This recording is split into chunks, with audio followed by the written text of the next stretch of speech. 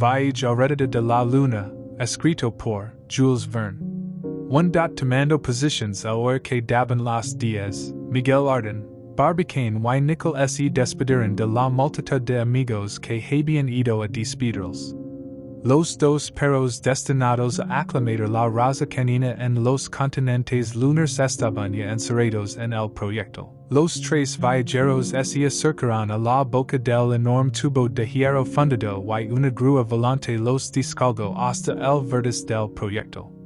Una abertura practicada en este punto les permitió entrar en el vagón de aluminio. No bien estuvieron fuera los aparejos de la grúa, se desmontaron apresuradamente los andamios que rodeaban la boca del Columbia.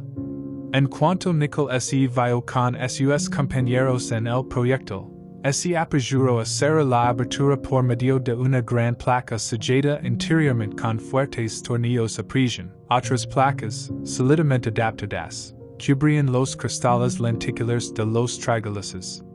Los viajeros, encerrados herméticamente en su prisión metálica, se hallaban sumidos en la más profunda oscuridad. Y ahora, queridos compañeros, dijo Miguel Arden, procedamos como si estuviéramos en nuestra casa.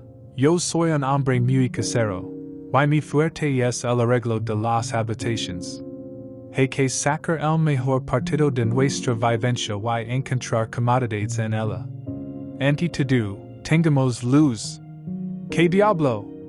El gas no se ha hecho para los topos. Y, al pronunciar estas palabras, el alegre mozo encendió un fósforo y lo acercó a la lave de un recipiente lleno de hidrógeno carbonado a elevada presión y en cantidad suficiente para suministrar luz y calor por espacio de 148 horas, o son 6 días con 6 noches. Se encendió el gas, y el proyectil, así iluminado, presentaba el aspecto de una habitación bastante decente, con las paredes cubiertas de un tapiz acolchado, de vents circulares alrededor y techo abovedado. Las armas, las herramientas, los instrumentos y demás objetos que contenía, iban sujetos al tapiz acolchado y podían sufrir sin riesgo el choque de la salida. Se habían tomado, en fin, todas las precauciones humanamente posibles para llevar a feliz término tan temeraria tentativa. Miguel Arden lo examinó y pareció muy satisfecho de su posición. Y es una cárcel, dijo, pero una cárcel que viaja, y, con tal de poder asomar la nariz a la ventana, no tendrá inconveniente en hacer el contrato de arrendamiento por 100 años. ¿Por qué te ríes, Barbicane? ¿Qué piensas? ¿Que esta prisión pueda ser nuestro sepulcro? Enhorabuena, pero yo no la cambiaría por el de Mahoma, que flota en el air y no se mueve. En tanto hablaba en estos términos, Miguel Arden, Barbicane y Nicol hacían los últimos preparativos. Eran, en el cronómetro de Nicol, las 10:20 minutos de la noche cuando los tres viajeros se encerraron definitivamente en el proyectil. Aquel cronómetro estaba puesto a la décima de segundo con el del ingeniero Murchison. Barbicane lo consultó. Amigo, dijo, son las 10:20. A las 10:47 Murchison lanzara la chispa eléctrica por el alambre que comunica con la carga del Columbia. Y en ese momento abandonaremos nuestro planeta. Nos quedan 27 minutos de permanencia en la Tierra. 26 minutos y 13 segundos, respondió metódico Nicol. Pues bien, exclamó Miguel Arden, en un tono alegre, en 26 minutos se pueden hacer muchas cosas. Se pueden discutir las más graves cuestiones de moral y de política y hasta resolverlas. 26 minutos bien empleados, valen mucho más que 26 años sin hacer nada. Unos cuantos segundos de Pascal o Newton son más preciosos que toda la existencia de esa multitud de imbéciles. ¿Y qué deduces de eso, charlatán sempiterno? Preguntó el prudente Barbicane. Deduzco que tenemos 26 minutos, respondió Arden. 24 solamente, rectificó Nicol. 24 tiempinas, querido capitán, dijo Arden. 24 minutos, durante los cuales se podría profundizar, Miguel, replicó Barbicane, durante la travesía que hemos de hacer tendremos tiempo de sobra para profundizar las cuestiones más arduas. Ahora ocupémonos en lo relativo a nuestra partida. ¿No estamos ya listos? Sin duda. Pero hay que tomar todavía algunas precauciones, a fin de atenuar en lo posible el efecto del primer choque. No tenemos esos almohadones de agua dispuestos entre las paredes móviles y suya elasticidad nos protegerá lo bastantes. Así, lo espero, Miguel, respondió Barbicane, pero no estoy del todo seguro. Ah, farsante, exclamó Miguel Arden. Aguardar el momento en que estemos encerrados para hacer esta lastimosa confesión. Yo quiero marcharme. ¿Y cómo? Preguntó Barbicane. En efecto, dijo Miguel Arden, y es difícil. Estamos en el tren y el silbato del conductor va a sonar, antes de 24 minutos. 20, dijo Nickel, los viajeros se miran unos a otros por algunos instantes. Después se pusieron a examinar los objetos encerrados con ellos. Todo está en su sitio, dijo Barbicane. Ahora hay que pensar cómo nos colocaremos para sufrir mejor el primer choque. La posición que adoptamos es cosa de gran importancia. Pues es necesario evitar en lo posible el que nos afluya la sangre a la cabeza. Y es verdad, confirmó Nickel. Entonces, dijo Miguel Arden, disponiéndose a hacer lo que decía, pongámonos cabeza abajo, como los payasos. No, repuso Barbicane. Veo más que nos tendemos de lado, así es como mejor resistiremos el choque. Debéis tener presente que en el momento de partir el proyectil, el jalarnos dentro de él viene a ser poco más o menos lo mismo que si estuviéramos situados delante. El poco más o menos, y es lo que me tranquiliza. ¿Aprobáis mi idea, Nickel? Preguntó Barbicane. Entramente, respondió el capitán. Todavía faltan 13 minutos y medio. Nickel no es hombre, dijo Miguel, es un cronómetro de segundos, con escape y 8 centros sobre. Pero sus compañeros no lo escuchaban, y tomaban sus últimas disposiciones con admirable sangre fría. Parecen dos viajeros metódicos, que se encuentran en un coche ordinario y procuran acomodarse lo mejor posible. No se comprende, en efecto, de qué materia están hechos esos corazones americanos, que no dan una pulsación más de lo corriente ante un peligro espantoso. Dentro del proyectil se habían instalado 3 camas blandas y solidamente aseguradas, como todo lo que había allí.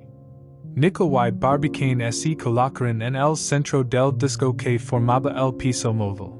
En ellas debían acostarse los viajeros pocos momentos antes de partir. Entretanto, Arden, que no podía estar quieto, daba vueltas a su estrecha prisión, como una fiera engelada, hablando con sus amigos o con los perros, Diana y Satellite, a los cuales, como se había dado nombres significativos y en armonía con la expedición de que formaban parte.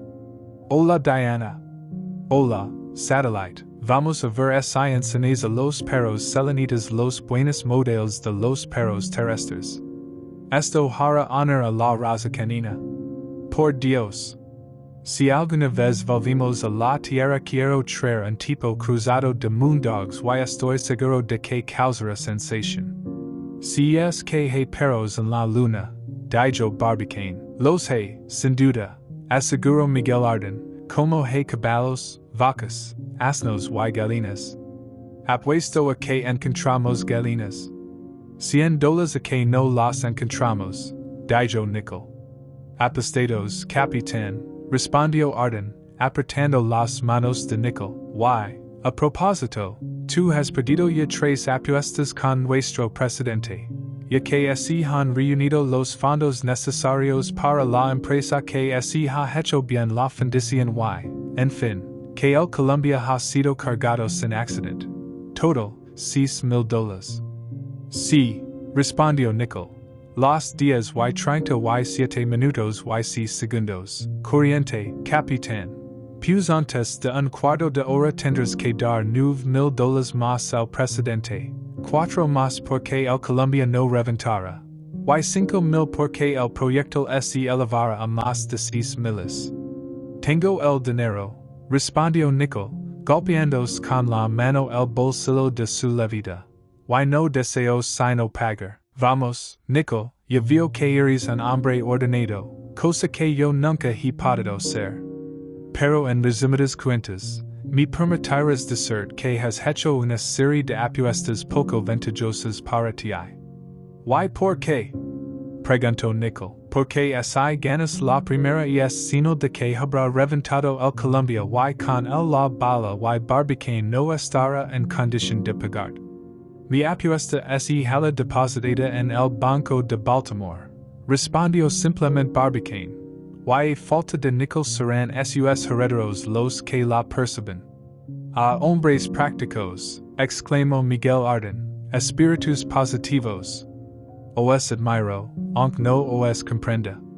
Los días y 42, exclamó Nickel. Solo faltan 5 minutos, respondió Barbicane. Sí, 5 pequeños minutos, replicó Miguel Arden. Y estamos encerrados en una bala, y en el fondo de un canon de 900 pies, y debajo de esa bala hay 400,000 libras de pólvora común. Y el amigo Murchison, con el cronómetro en la mano, la vista fija en la aguja y el dedo en el aparato eléctrico, cuenta los segundos y vía lanzarnos a los espacios interplanetarios. Basta, Miguel, basta. Dijo gravemente Barbicane. Preparémonos. Solo nos faltan unos cuantos instantes para el momento supremo. Vengan esas manos, amigos míos. Sí, exclamó Arden, más conmovido de lo que aparentaba. Y los 3 animosos compañeros se abrazaron estrechamente. Dios nos asista. Dijo el religioso Barbicane. Miguel Arden y Nickel se tendieron en las camas dispuestas en el centro del disco. Los días y 47, murmuró el capitán. 20 segundos todavía. Barbicane apagó rápidamente el gas y así, tendió junto a sus compañeros. Al momento reinó un silencio profundo, interrumpido únicamente por las pulsaciones del cronómetro que marcaba los segundos. De repente hubo un choque espantoso, y el proyecto, impulsado por 6,000 millones de litros de gas, producidos por la deflagración de la peroxilina, se elevó en el espacio. 2. La primera media hora que había sucedido, ¿cuál fue el efecto de la terrible sacudida? ¿Había tenido feliz resultado el ingenio de los constructores del proyecto? ¿Se había logrado amortiguar el choque por medio de muelles, de los obturadores, de las almohadillas de agua y los tabiques elásticos? ¿Se había conseguido dominar el terrible impulso de aquella velocidad inicial de 11,000 metros, suficiente para llegar a Paris o Nueva York en un segundo? Esto era, indudablemente, lo que así preguntaban los testigos de la asombrosa escena, olvidando por un momento el objetivo del voyage, para no pensar más que en los viajeros. Y si alguno de ellos, por ejemplo J.T. Maston hubiera podido mirar al interior del proyecto, que habría visto. Por el pronto, nada. La oscuridad era completa dentro del proyecto, cuyas paredes habían resistido perfectamente, sin producirse en ellas la más simple abertura, flexión o deformación. El magnífico proyecto no se había alterado en nada, a pesar de la intensa deflagración de la pólvora, en el fundido, como algunos temían, produciendo una lluvia de aluminio líquido. Respecto a los objetos que encerraba, alguno que otro había sido aplastado contra el suelo, pero la mayoría había resistido perfectamente el choque. Sus asidros se hallaban intactos. En el disco movable, que había descendido hasta el fondo, por haber cedido los tabiques elásticos y salida del agua, Yacen tres cuerpos sin movimiento, respiraban todavía Barbicane, Nickel y Miguel Arden, o aquel proyectil no era ya más que un sepulcro de metal que lavaba tres cadáveres a través del espacio? Pocos minutos después de la salida, uno de los tres cuerpos se movió, agitó los brazos, levantó la cabeza y, por fin, se puso de rodillas. Era Miguel Arden, el cual, después de palparse y lanzar un suspiro estrepitoso, dijo: Miguel Arden está completo, vamos a ver los demás. Y el decidido Francis quiso levantarse, pero no pudo tenerse en pie. Su cabeza vacilaba y sus ojos, inyectados en sangre, no veían. Parecía un hombre embriagado. ¡Demonio!, exclamó. Esto me hace el mismo efecto que dos botellas de cordón, pero me es menos agradable al paladar. Pasándose luego la mano por la frente y frotándose las sienes, gritó con fuerza: Nickel. Barbicane aguardó un rato con ansiedad y no obtuvo respuesta. Ni siquiera un suspiro que indicara que el corazón de sus amigos seguía latiendo. Volvió a llamarlos y continuó el mismo silencio. Caspita, dijo. Parece que han quedado de cabeza de un quinto piso. Vaya, añadió, con su imperturbable confianza, si un Francis ha podido ponerse de rodillas, dos americanos bien podrán ponerse en pie. Pero antituvimos lo que hacemos. Notaba Arden que iba recobrando la vida por momentos. Su sangre así calmaba y recobraba su circulación acostumbrada. Haciendo nuevos esfuerzos consiguió mantenerse en equilibrio. Así levantó, encendió una cerilla y, acercándola al mechero, lo encendió. Entonces pudo cerciorarse de que el recipiente no había sufrido desperfecto alguno. En el gas se había salido. Lo cual, además, ya se lo hubis revelado el olfato. Y tampoco habría podido encender la luz impumante en semejante caso, porque el gas, mezclado con el aire hubiera formado una mezcla detonante suya explosión habría acabado lo que tal vez había empezado a hacer la sacudida. Así que tuvo encendida la luz se acercó Arden a sus compañeros, cuyos cuerpos estaban uno sobre otro, como masas inertes. Nickel encima y Barbicane debajo. Arden cogió a Nickel, lo incorporó, lo recostó contra un diván y empezó a dar frigas vigorosamente. Por este medio practicado con inteligencia, consiguió reanimar al capitán, abrió los ojos, recobró instantáneamente su sangre fría, tomó la mano de Arden y, mirando luego en torno suyo preguntó: ¿Y Barbicane? ¿Ya lo legara el turno? Respondió tranquilamente Miguel Arden. He empezado por ti, que estabas encima, vamos ahora con el resucitar. Y así diciendo, Arden y Nickel levantaron el presidente del gun club, y lo colocaron en el diván. Barbicane no parecía haber sufrido más que sus compañeros. Así veía que había vertido sangre. Pero pronto Nickel se convenció de que aquella enorme hemorragia provenía de una herida en el hombro. Barbicane, sin embargo, tardó algún tiempo en volver en sí, lo cual no dejó de sobresaltar a sus compañeros, que continuaban dando frigas sin cesar. Sin embargo, respira, decía Nickel, acercando el oído al pecho del presidente. Sí, respondió Arden, respira como quien tiene costumbre de hacerlo todos los días.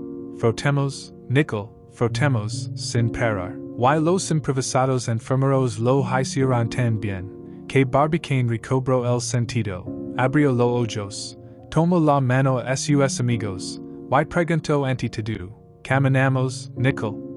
Nickel y Arden se miraron, recordando que no habían pensado en el proyectil, porque su primer cuidado había sido los viajeros y no el vehículo. ¿Dice bien? ¿Marchemos? Repitió Miguel Arden. ¿O reposamos tranquilamente sobre la tierra de la Florida? Le preguntó Nickel. ¿O en el fondo del Golfo de México? Añadió Miguel Arden. ¡Qué ocurrencia!, exclamó el presidente Barbicane.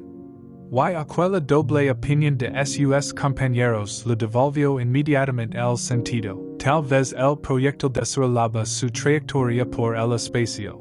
¿Acaso, después de una corta ascensión, hubiera vuelto a caer en tierra o en el Golfo de México, lo cual no era imposible dada la poca anchura de la península de la Florida? El caso era grave y el problema interesante.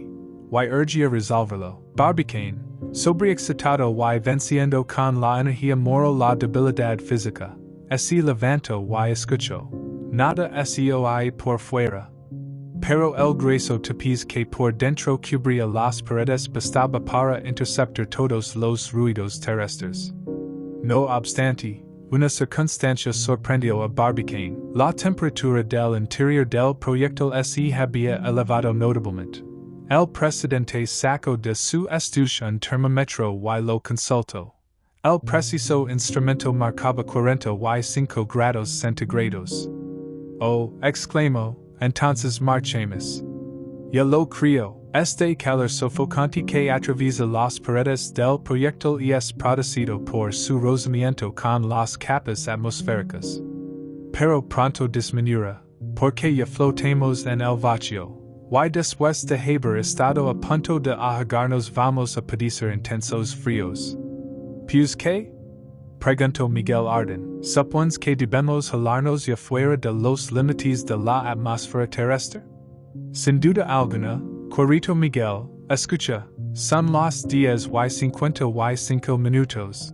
Hace aproximadamente 8 minutos que hemos partido. Ahora bien, esa nuestra velocidad inicial no hubiera disminuido por efecto del rozamiento.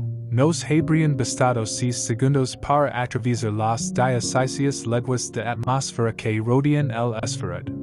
Muy bien, respondió Nickel, pero ¿en qué proporción calculáis que ha disminuido esa velocidad por efecto del rozamiento? En la proporción de un tercio, respondió Barbicane, que es una gran disminución, pero exacta, según mis cálculos. Así, pues, hemos tenido una velocidad inicial de 11,000 metros al salir de la atmósfera, y esa velocidad ha de haberse reducido a 7,332 metros. Pero si como quiera, hemos atravesado ya ese espacio, y en ese caso, dijo Miguel Arden, el amigo Nickel ha perdido sus dos apuestas. $4,000 por no haberse reventado el Columbia, y 5,000 porque el proyectil se ha elevado a una altura superior a 6,000. Con que, pega, Nickel, demostremos primero, replicó el capitán, y luego pagaremos. Y es muy posible que sean exactos los razonamientos de Barbicane y que yo haya perdido mis $9,000. Pero así me ocurre una nueva hipótesis que anulará la apuesta. ¿Qué hipótesis? Preguntó vivamente Barbicane. La de que, por una causa cualquiera, no haya ardido la pólvora y no hemos partido. Por Dios, amigo mío, exclamó Miguel Arden, vaya una hipótesis digna de haber nacido en tu cerebro. No puedes decir eso formalmente. Pues no hemos sido casi aplastados por la sacudida? ¿No te he hecho yo recobrar el conocimiento? ¿No está ahí patente la herida del hombro del presidente por el golpe que ha sufrido? Y es verdad, Miguel, replicó Nickel. Pero así me permitirá hacer una pregunta. Venga. ¿Has oído la detonación, que sin duda alguna habrá sido formidable? No, respondió Miguel Arden, sorprendido. Verdad es que no he oído la detonación. ¿Y vos, Barbicane, tampoco? ¿Y entonces? Dijo Nickel. Y es verdad, murmuró el presidente, ¿por qué no hemos oído la detonación? Los tres amigos se miraron, algo desconcertados, porque se presentaba un fenómeno inexplicable. El proyectil había partido, luego la detonación debía de haber sonado. Sepamos primero dónde estamos, dijo Barbicane. Y abramos las escotillas. Al punto se efectuó esa operación, sumamente sencilla. Las turcas que sujetaban los padores sobre las planchas externas de la derecha sitieron la prisión de una lave inglesa. Los padores fueron empujados hacia fuera y los agujeros que les daban paso fueron tapados con obturadores ferrados de caucho. Inmediatamente la placa exterior giró sobre su charnela como una ventanilla y apareció el cristal lenticular que cerraba la lumbrera. En la parte opuesta del proyectil había otra lumbrera idéntica y otras dos más en el vértice y en el fondo, con lo cual se podía observar en cuatro direcciones distintas el firmamento por los cristales laterales y más directamente la tierra y la luna por las aberturas superior y inferior. Barbicane y sus compañeros corrieron al instante hacia el cristal descubierto, por el cual no penetraba el más leve rayo luminoso.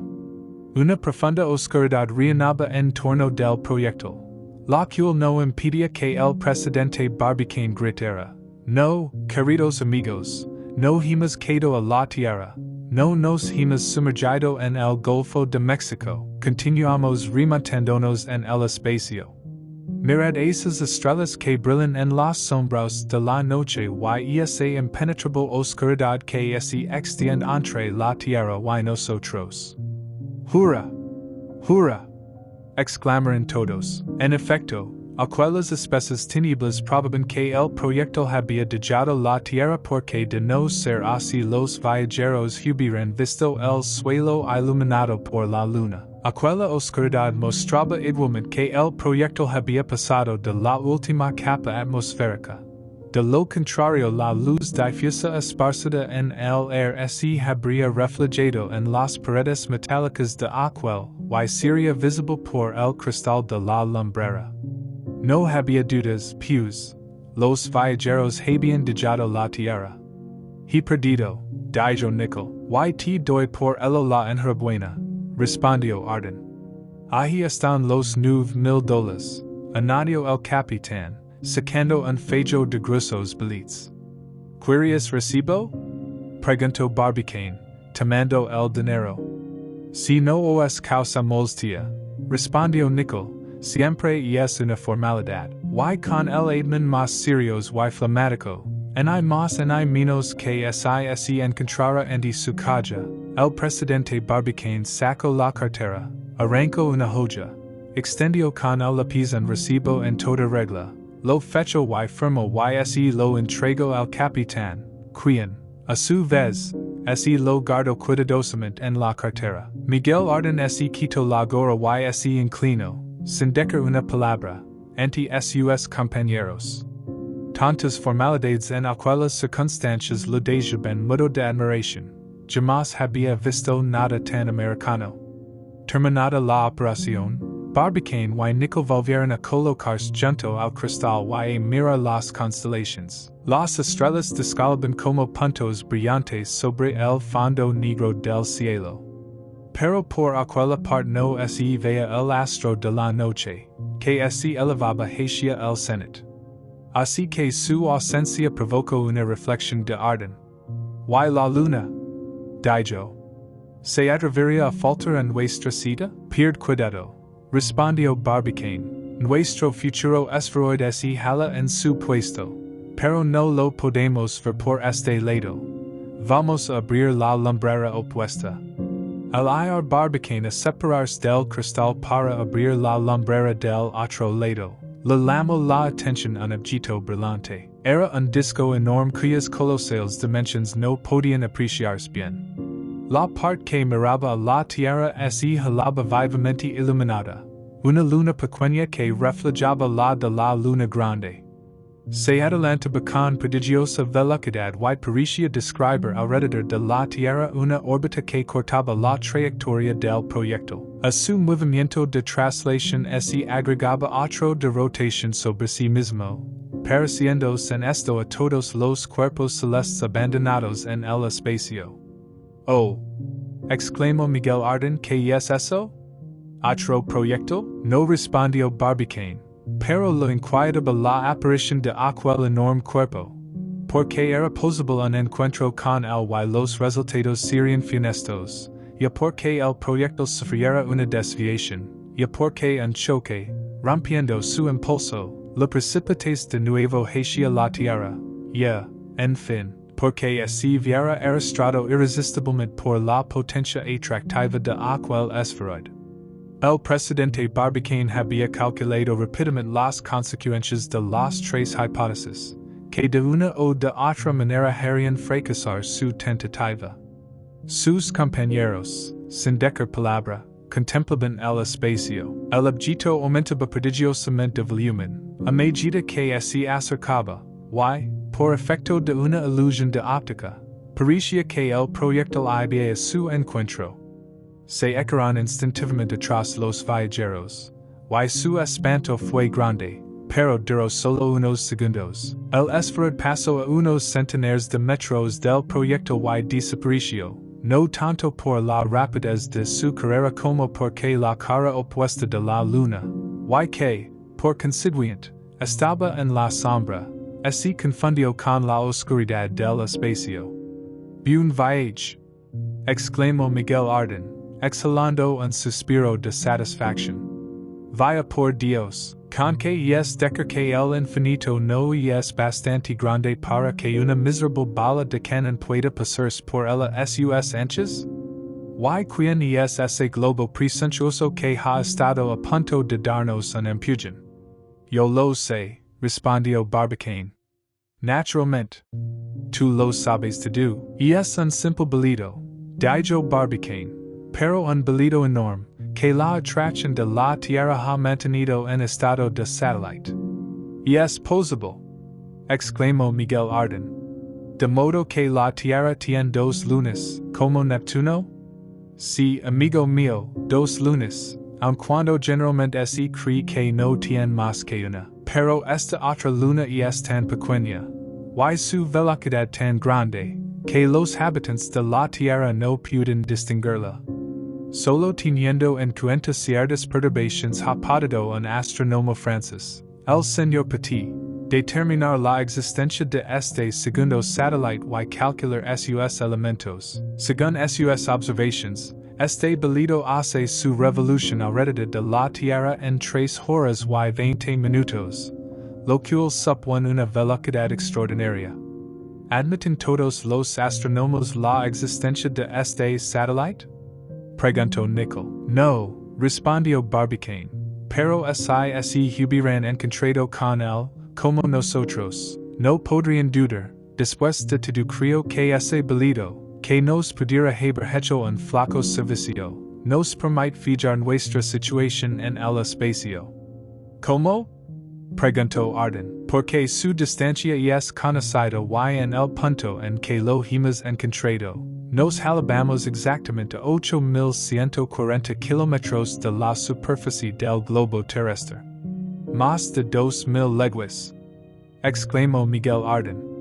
«Que atrás de esto a todos los trenes especiales de ese pobre globo que es la Tierra». «Yo lo creo», respondió Nicholl, consultando su cronómetro. «Son las once, y no hace por lo tanto más que 13 minutos que hemos salido del continente americano».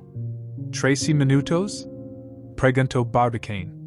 «Sí», respondió Nicholl, «y es nuestra velocidad inicial de 11 kilómetros fuera constante, andaríamos cerca de 10.000 leguas por hora». «Todo esto está muy bien, amigos míos», dijo el presidente, «pero siempre sigo en pie una cuestión. ¿Por qué no hemos oído la detonación del Columbia?». No encontrando respuesta que dar, la conversación se detuvo, y mientras reflexionaba, Barbicane se ocupó en levantar la tapa de la segunda lumbrera lateral. Su operación se efectuó felizmente, y a través del cristal descubierto penetraron los rayos de la luna en el interior del proyectil. Nicholl, como hombre económico, apagó el gas, que era enteramente inútil y cuyo resplandor estorbaba para observar los espacios interplanetarios. A las 6 el disco lunar brillaba en toda su pureza. Sus rayos, no enturbiados por la vaporosa atmósfera de nuestro globo, atravesaban el cristal y llenaban el interior del proyectil con sus plateados reflejos. La negra cortina del firmamento duplicaba el brillo de la luna, la cual, en aquel vacío de iter, impropio para la difusión, no eclipsaba las estrellas vecinas, el cielo, visto de aquel modo, presentaba un aspecto enteramente nuevo, que los ojos humanos no podían sospechar. Inútil es decir el entonces con que los audaces viajeros contemplarían el astro de la noche, termino presente de su viaje, el satélite de la Tierra, en su movimiento de traslación, se acercaba insensiblemente al cenit, punto matemático a donde debían llegar unas 86 horas después. Sus montañas, sus llanuras, toda su superficie se presentaba lo mismo que si observéis desde un punto cualquiera de la Tierra. Pero su luz se desarrollaba en el vacío con una gran intensidad. El disco resplandecía como un espejo de platino. Los viajeros se habían olvidado ya de la Tierra, que tenían a sus pies. El capitán Nickel fue el primero que llamó la atención sobre el globo abandonado. Y es verdad, respondió Miguel Arden, no somos ingratos con él, puesto que dejamos nuestro país, que son para el nuestras posteras miradas.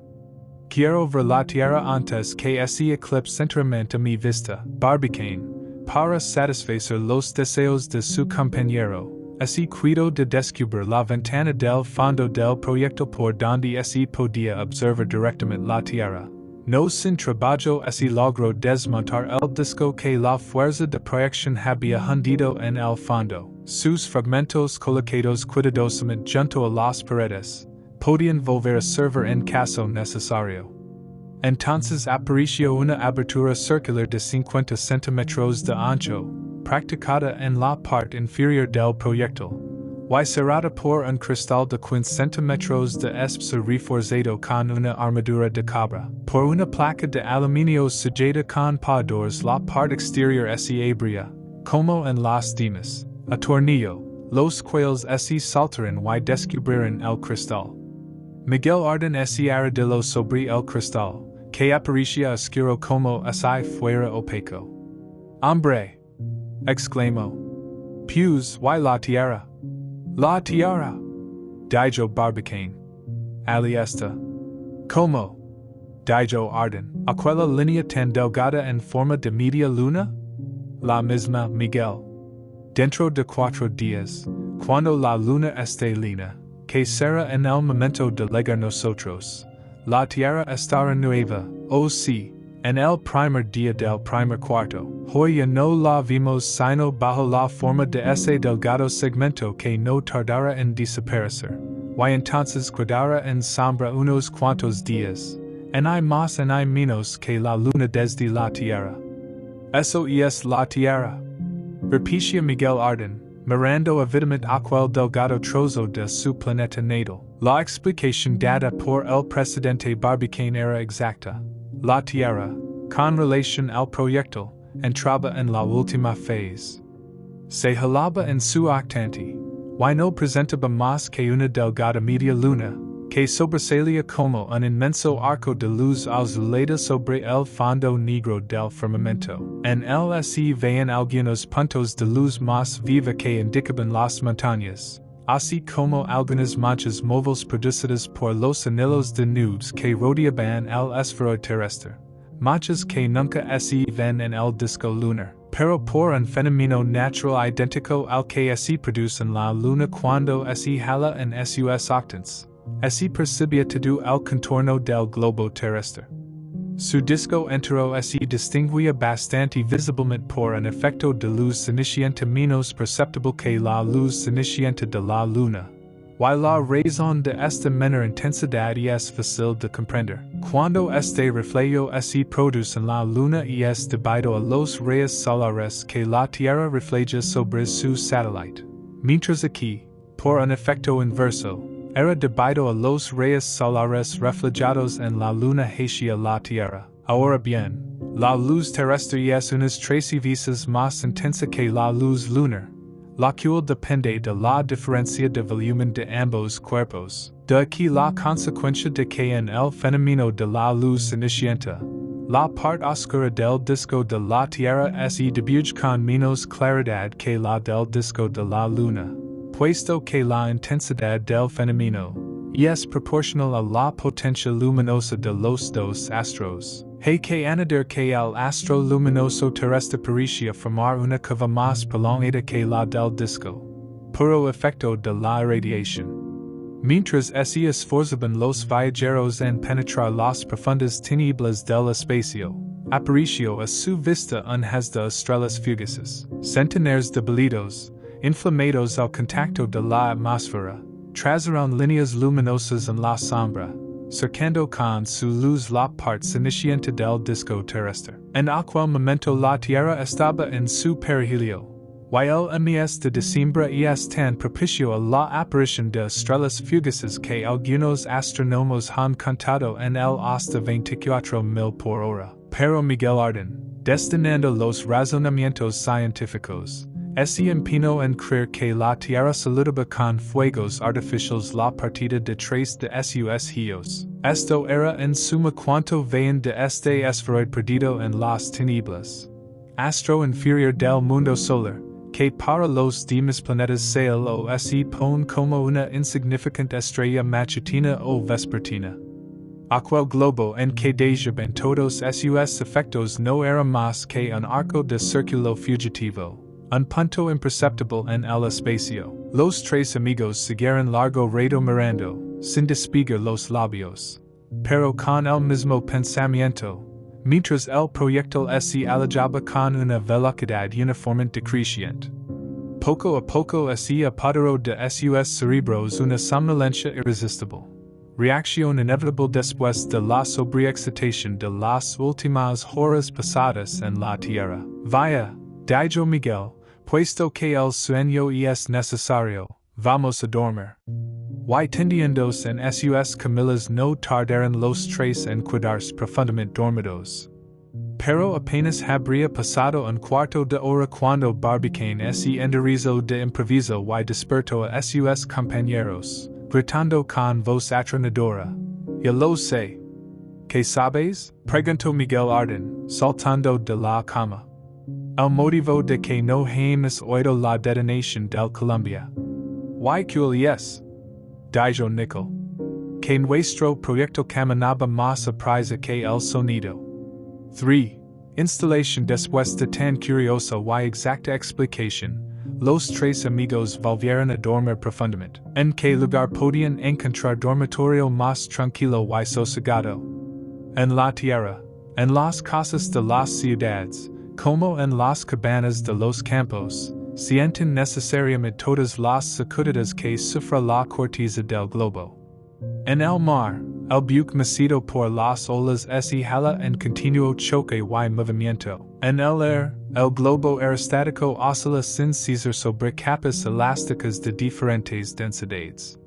Solo aquel proyectil flotando en el vacío absoluto, en medio de un absoluto silencio, podía ofrecer reposo a sus huéspedes. Por lo tanto, el sueño de los viajeros se hubiera prolongado indefinidamente, a no despertarlos un ruido inesperado a eso de las 7 de la mañana del día 2. Aquel ruido era un ladrido perfectamente claro. Los perros. Son los perros, exclamó Miguel Arden, incorporándose al punto. Tienen hambre, dijo Nickel. Naturalmente, respondió Miguel. Nos habíamos olvidado de ellos.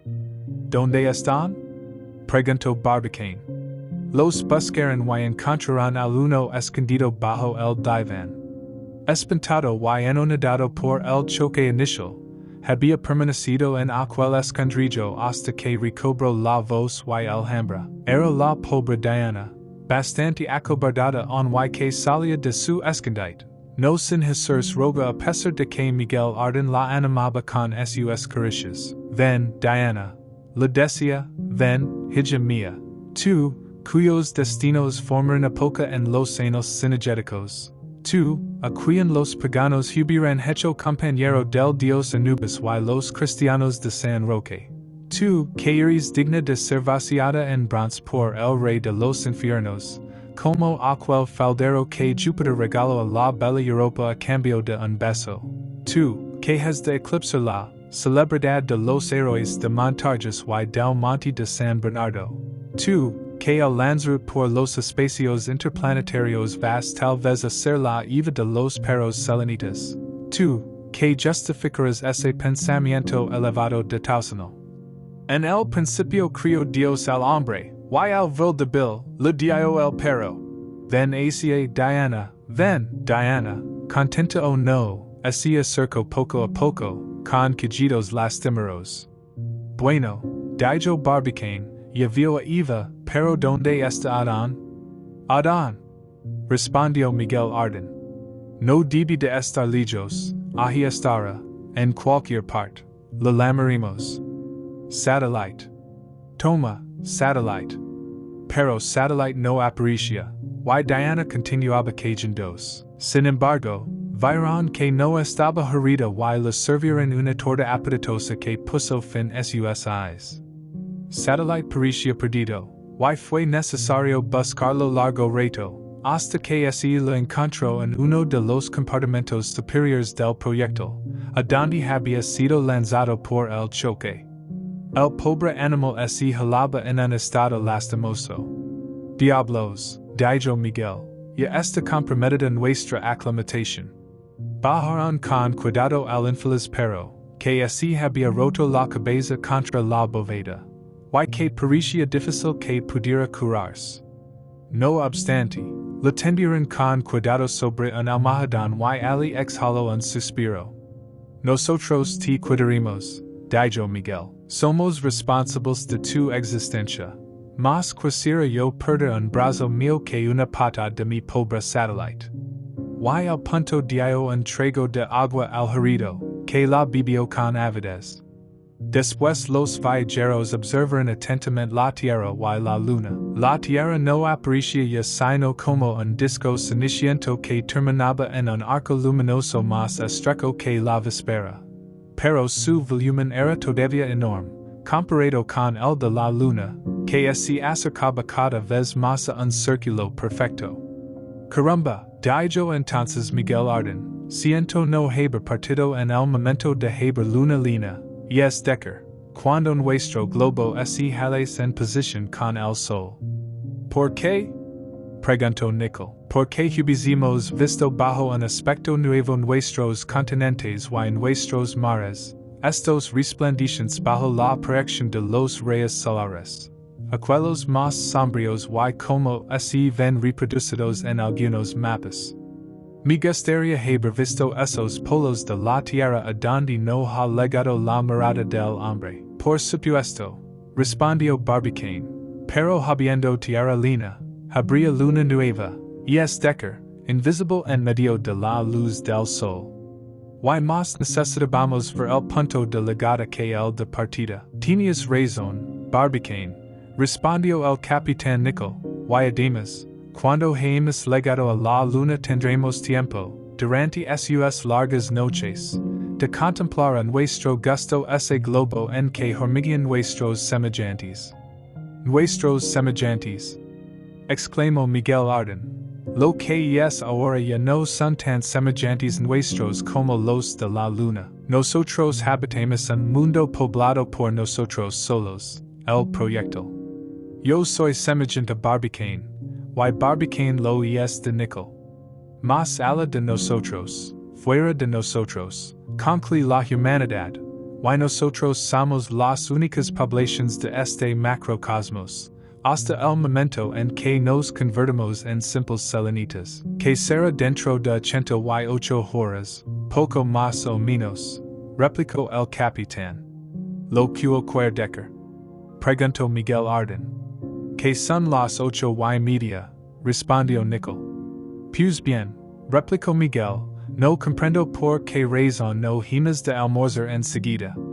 Y es preciso conservarnos. En efecto, los habitantes de aquel nuevo astro no podían vivir en él sin comer y su estómago sufría las imperiosas leyes del hambre. Miguel Arden como Francis se erigió en jefe de la cocina, cargo importante que no necesito competencia. El gas produjo el calor sufficient para las operaciones culinarias. Y el arca de las provisions ofreció los elementos del festín. Empezó la comida por 3 tazas de excelente caldo, que así preparó disolviendo en agua caliente unas cuantas de las exquisitas pastillas de liebig, preparadas con los mejores trozos de los rumiantes de las pampas. El caldo de vaca sucedieron algunos pedazos de bistec comprimidos en la prensa hidráulica, tan tiernos, tan suculentos como si salieran de las cocinas del Café Ingles. Miguel, que era hombre de imaginación, aseguró que echaban sangre, diversas legumbres en conserva y más frescas que en su tiempo. Según afirmaba también Miguel, siguieron el plato de carne, y terminó la comida con té y tostadas de manteca a la americana. El té, que pareció exquisito, era de primero y regalo del emperador de Rusia, que había enviado unas cuantas cajas a los viajeros. Por último, Arden descorcó una botella de Nuts, que por casualidad había en el departamento de las provisions, y los 3 amigos bebieron brindando por la unión de la tierra y su satélite. Y cual si no bastes la compañía de aquel excelente vino que había sido destilado en las laderas de Borgona, el sol quiso honrar también el festín con su presencia. El proyectil salía, en aquel momento, del cono de sombra proyectado por el globo terrestre y los rayos del astro brillante fueron a dar directamente en el disco inferior del proyectil. El sol, exclamó Miguel Arden. Sin duda, respondió Barbicane, yo lo esperaba. Sin embargo, dijo Miguel, el cono de sombra que la Tierra proyectaba en el espacio no se extiende más allá de la Luna, sí, mucho más allá. Si no se tiene en cuenta la refracción atmosférica, dijo Barbicane, pero cuando la Luna está envuelta en esta sombra y es porque los centros de los 3 astros, Sol, Tierra y Luna, están en línea recta.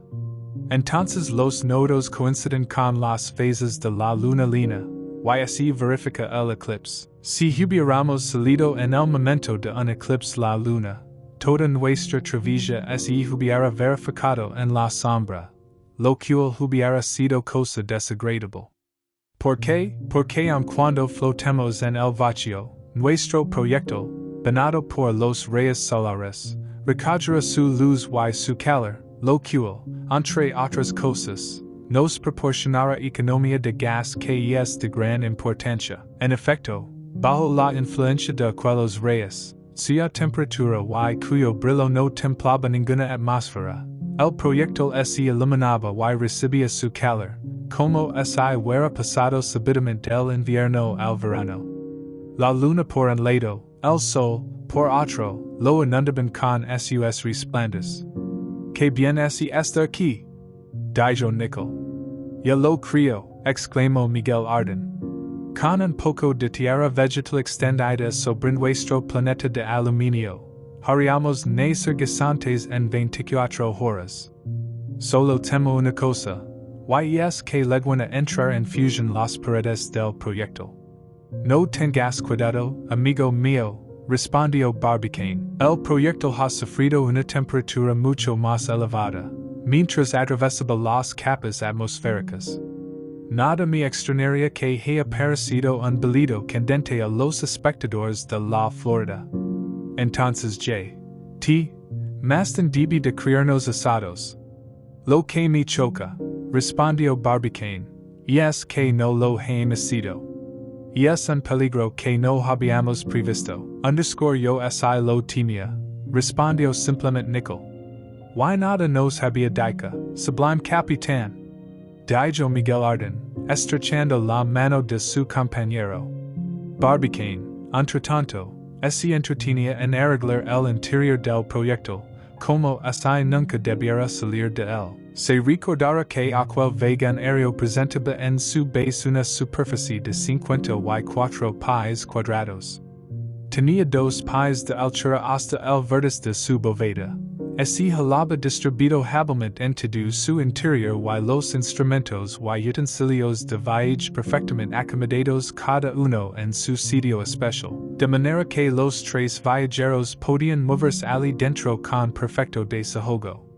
El grueso cristal fijo en una parte del fondo podía sostener, sin peligro, un gran peso. Así Barbicane y sus compañeros andaban sobre el como sobre un suelo sólido. A todo esto, el sol, que lo atacaba con sus rayos directos, iluminando por bajo el interior, producía efectos de luz muy singulares. Comenzaron por examinar el depósito de agua y la caja de los víveres. Estos dos recipientes se hallaban en buen estado, sin haber sufrido desperfecto alguno, merced a las disposiciones tomadas para amortiguar el choque. Los víveres eran abundantes y podrían alimentar a los viajeros durante todo un año. Barbicane había corrido precaverse para el caso de que el proyecto liga a un punto de la luna completamente estéril. En cuanto al y la provisión de Guardian, que ligaba a 50 galones, había solo para 2 meses. Pero a juzgar por las últimas observaciones de los astrónomos, la luna conservaba una atmósfera baja, densa, pesada, a lo menos en los valles profundos, y allí no podía menos de haber arroyos y manantiales. Así, pues, en la travesía en el primer año de su permanencia en el continente lunar debían sufrir hambre en sed los atrevidos exploradores. Quedaba la cuestión del aire en el interior del proyecto, pero también estaba resuelta. El aparato de Reset y Regnault, destinado a producir oxígeno, era alimentado por clorado de potasio y había para 2 meses.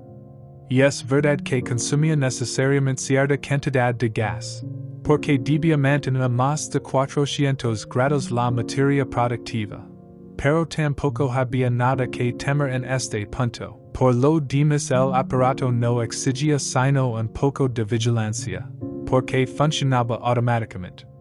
A aquella elevada temperatura el clorato de potasio se transformaba en cloruro potásico y abandonaba todo su oxígeno, y descomponiendo 18 libras de clorato de potasio se obtendrían las 7 libras de oxígeno necesarias para el consumo diario de los viajeros del proyecto.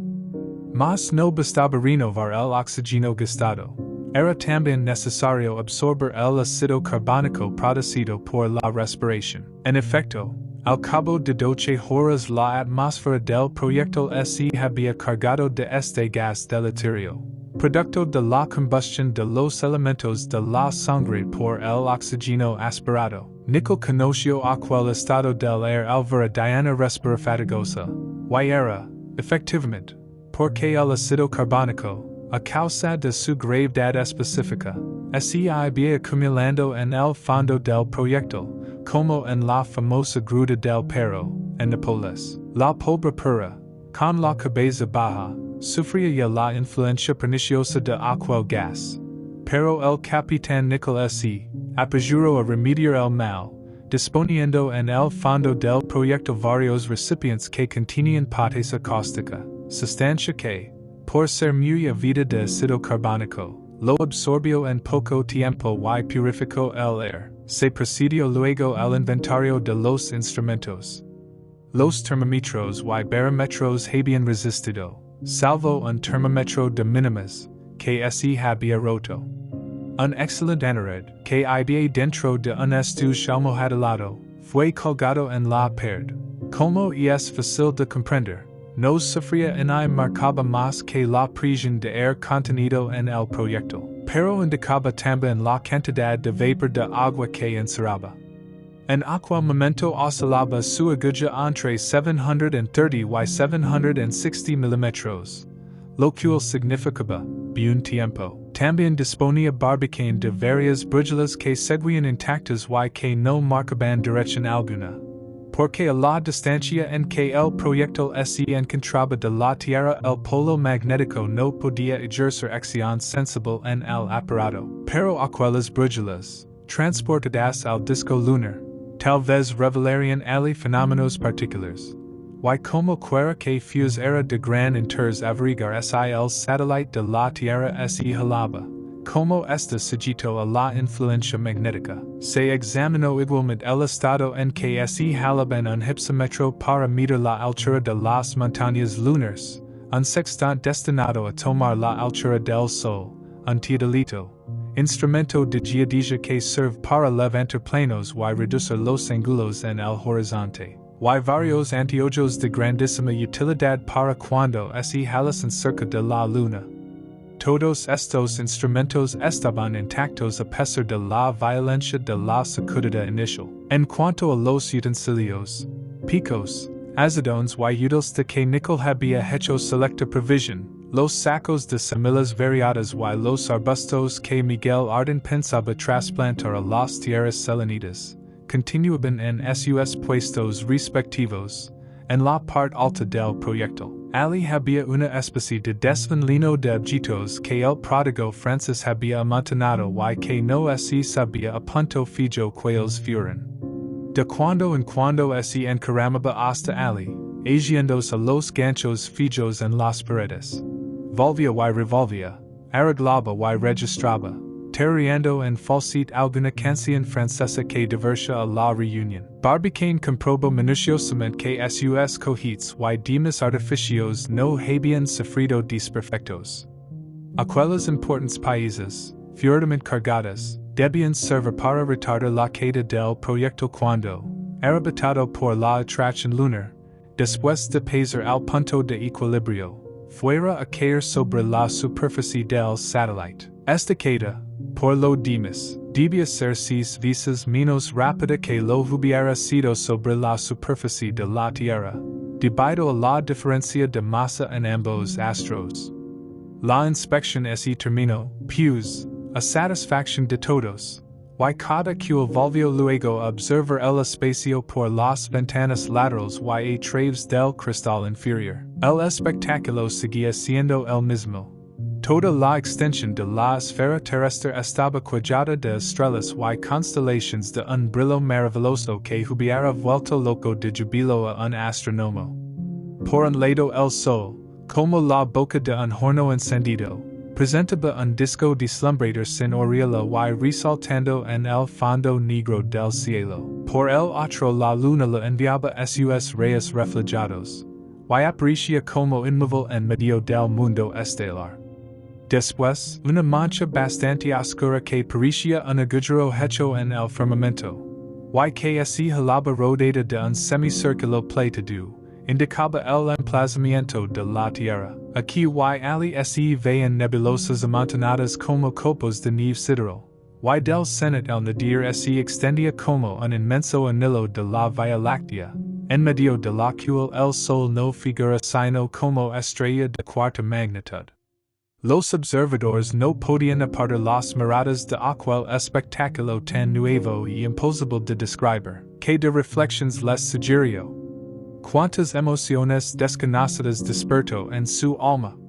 Barbicane quiso comenzar la relación de su viaje bajo el efecto de aquellas impresiones, y anotó hora por hora todos los hechos que marcaban el principio de su empresa, escribiendo tranquilamente con letra grande y estilo un poco comercial. Mientras tanto, el calculator Nicol revisaba sus fórmulas de trayecto y manejaba las cifras con sin igual destreza. Miguel Arden charlaba, ora con Barbicane, que apenas respondía, ora con Nicol, que ni siquiera lo oía, o con Diana que no entendía sus proyectos, y por fin consigo mismo, preguntándose y respondiéndose, yendo, viniendo, ocupándose en mil menudencias, ya inclinado sobre el cristal del fondo, ya encaramado en alto del proyectil, y siempre canturreando entre dientes.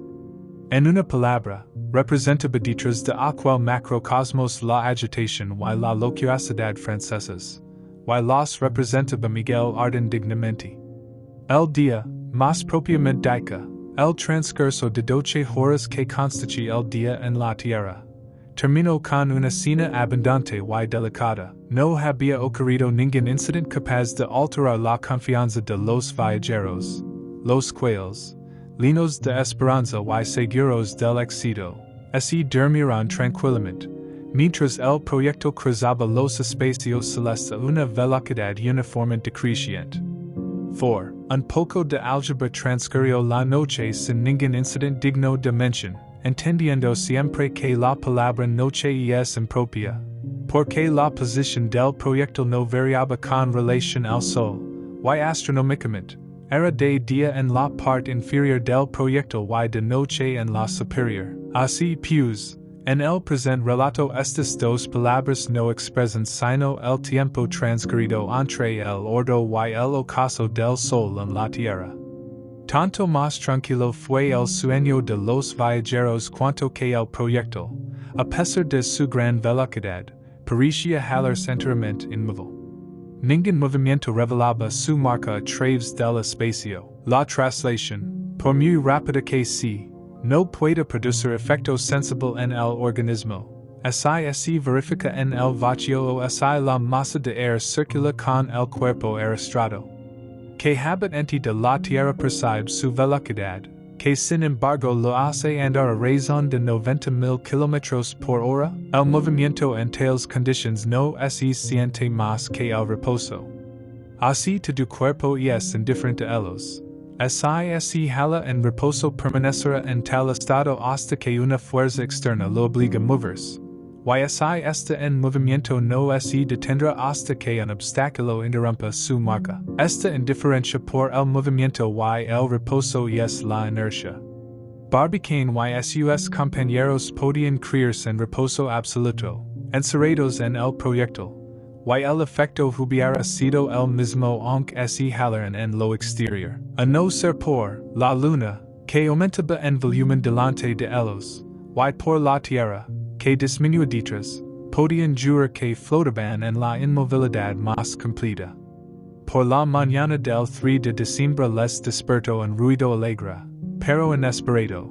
Era el canto de un gallo que resonó dentro del vagón. Miguel Arden, que fue el primero en despertarse, trepó hasta lo alto del proyectil, y cerrando una calle que estaba entreabierta, dijo en voz baja, ¿Quieres calar? Este animal viene a hacer fracasar mis proyectos. Entretanto, Nickel y Barbicane se habían despertado también. ¿Qué es eso? ¿Un gallo aquí? Se preguntó Nickel. No, amigos míos, respondió Miguel, soy yo que he querido despertarlos con ese canto campestre. Y lanzó un sonoro quiquiriqui digno del más arrogant gallo. Los dos americanos no pudieron menos de reír. Vaya una habilidad, dijo Nickel, mirando a su compañero con air perspicaz. Sí, respondió Miguel, y es una broma muy usual en mi país.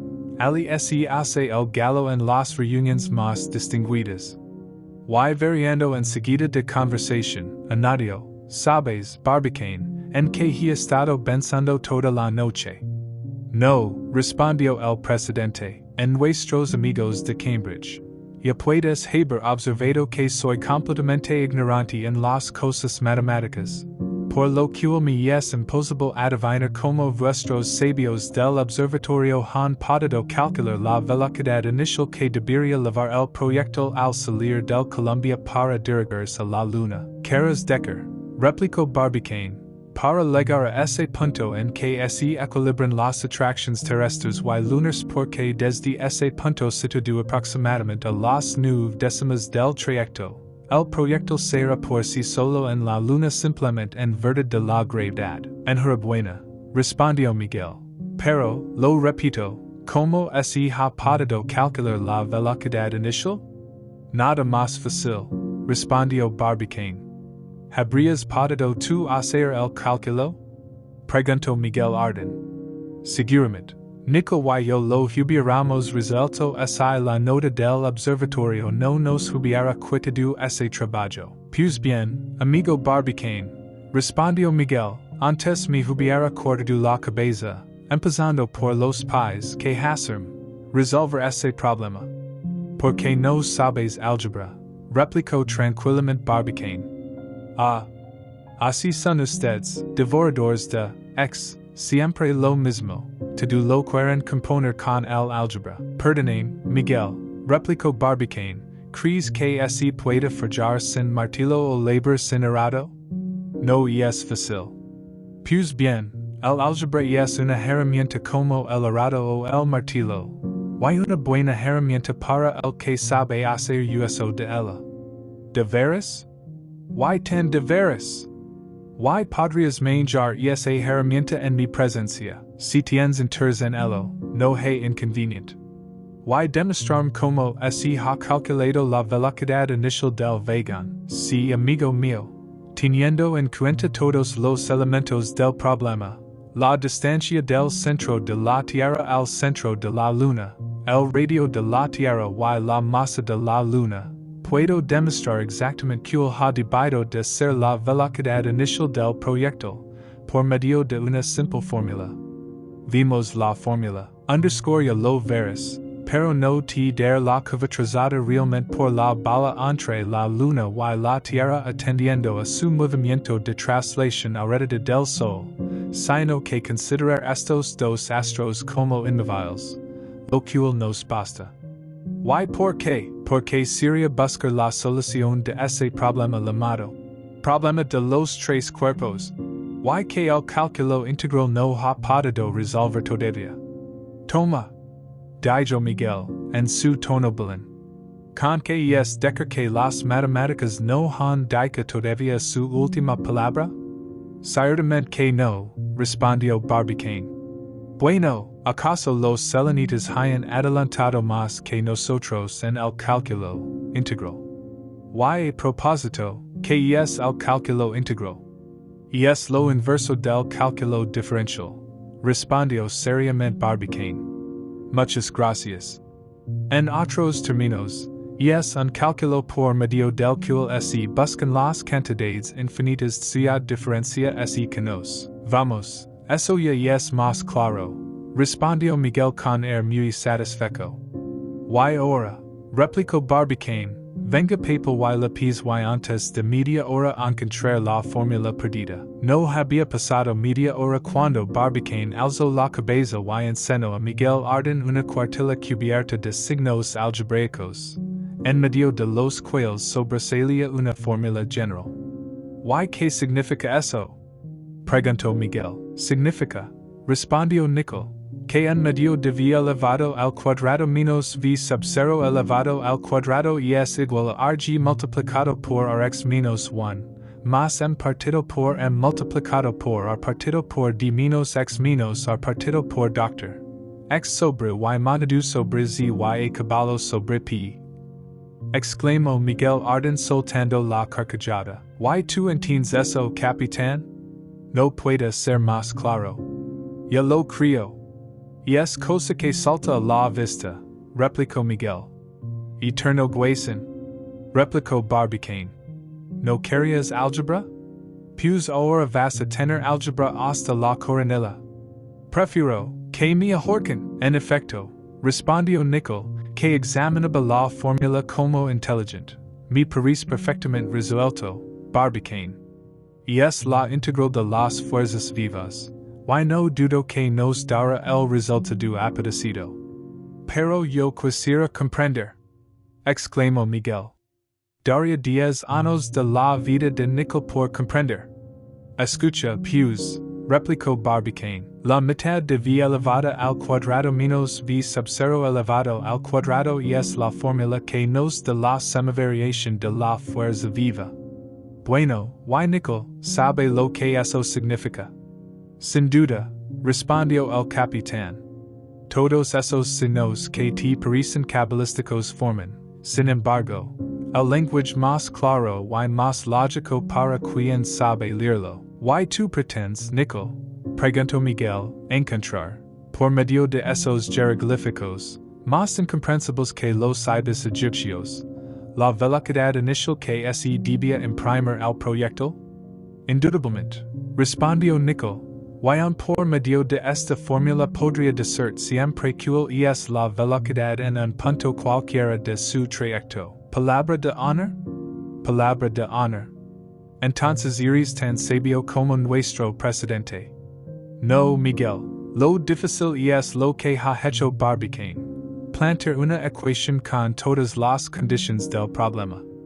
El resto no es más que un problema de aritmética y no exige más conocimientos que los de las cuatro reglas.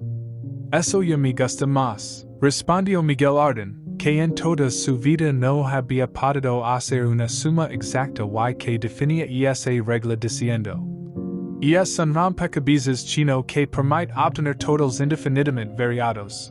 Por su parte, Barbicane aseguraba que Nicol, fijándose en ello, habría obtenido también la fórmula. No lo sé, decía Nicol, porque cuanto más la estudio, mejor planteado mi parece. Ahora escucha, dijo Barbicane a su ignorante compañero, y te convencerás de que todas estas letras tienen una significación. Ya escucho, dijo Miguel, con air resignado. Dijo Barbicane, es la distancia del centro de la Tierra al centro de la Luna. Porque hay que tomar los centros para calcular las atracciones. Comprendo. Es el radio de la Tierra. Radio, corriente, es la masa de la Tierra y la masa de la Luna. Porque, en efecto, es preciso tomar en cuenta la masa de los cuerpos atraentes supuesto que la atracción es proporcional a las masas. Entendido. G representa la gravedad, la velocidad que adquiere en un segundo cualquier cuerpo que sigue a la superficie de la Tierra. ¿Está claro esto? Como el agua. Respondió Miguel. Ahora representa por la x la distancia variable que separa el proyectil del centro de la Tierra. Y por la v la velocidad que eleva dicha proyectil a aquella distancia. Muy bien. Finalmente, la expresión v sub 0 que figura en la ecuación anterior es la velocidad que posee el proyectil al salir de la atmósfera. En efecto, dijo Nicol, en ese punto es donde hay que calcular la velocidad puesto que ya sabemos que la velocidad al partir vale una vez y media la velocidad al salir de la atmósfera. Yo no comprendo, dijo Miguel. Pues es muy sencillo, replicó Barbicane. No tanto como parece, así defendió Miguel.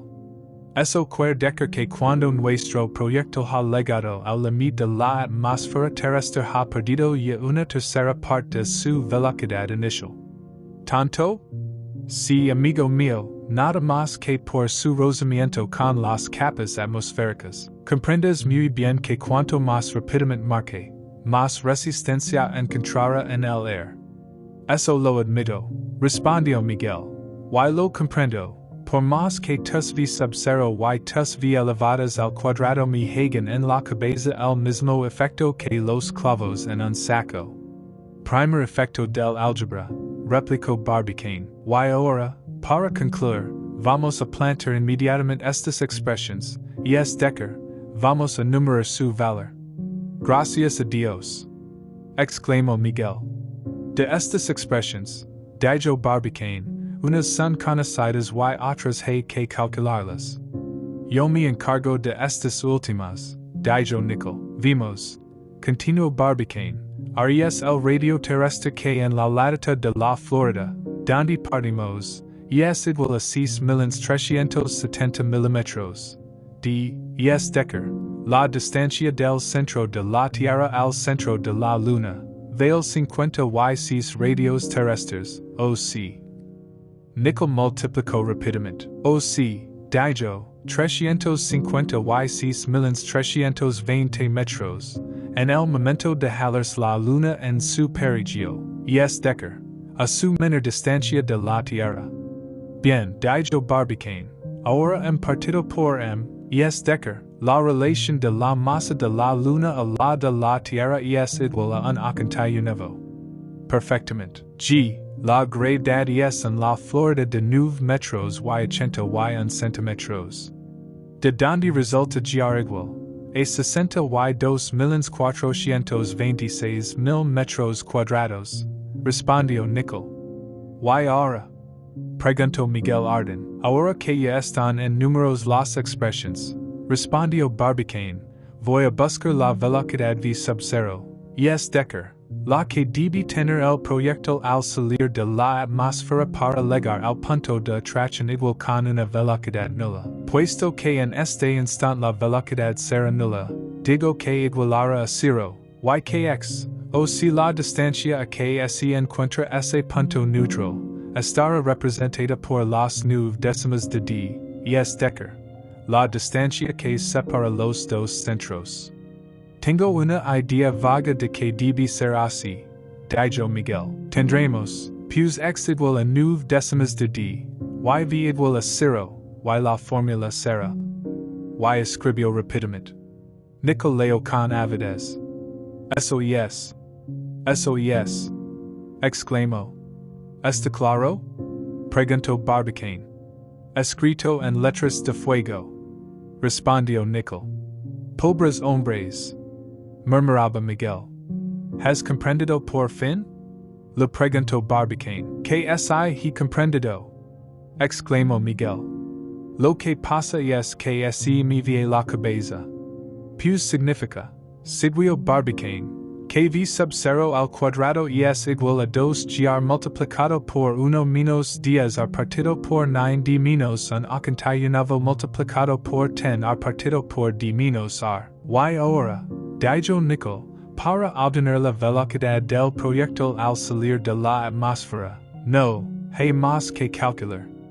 Y el capitán, como acostumbrado a toda clase de dificultades, se puso a hacer números con asombrosa rapidez. Barbicane lo seguía con la vista mientras Miguel Arden se apretaba las sienes con las manos para librarse de la jaqueca. ¿Qué resultado? Preguntó Barbicane, después de unos cuantos minutos de silencio.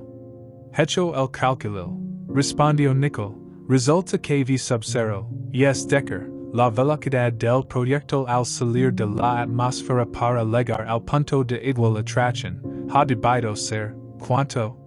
1050 y en metros en el primer segundo. ¿Cómo? Dijo Barbicane, dando un salto.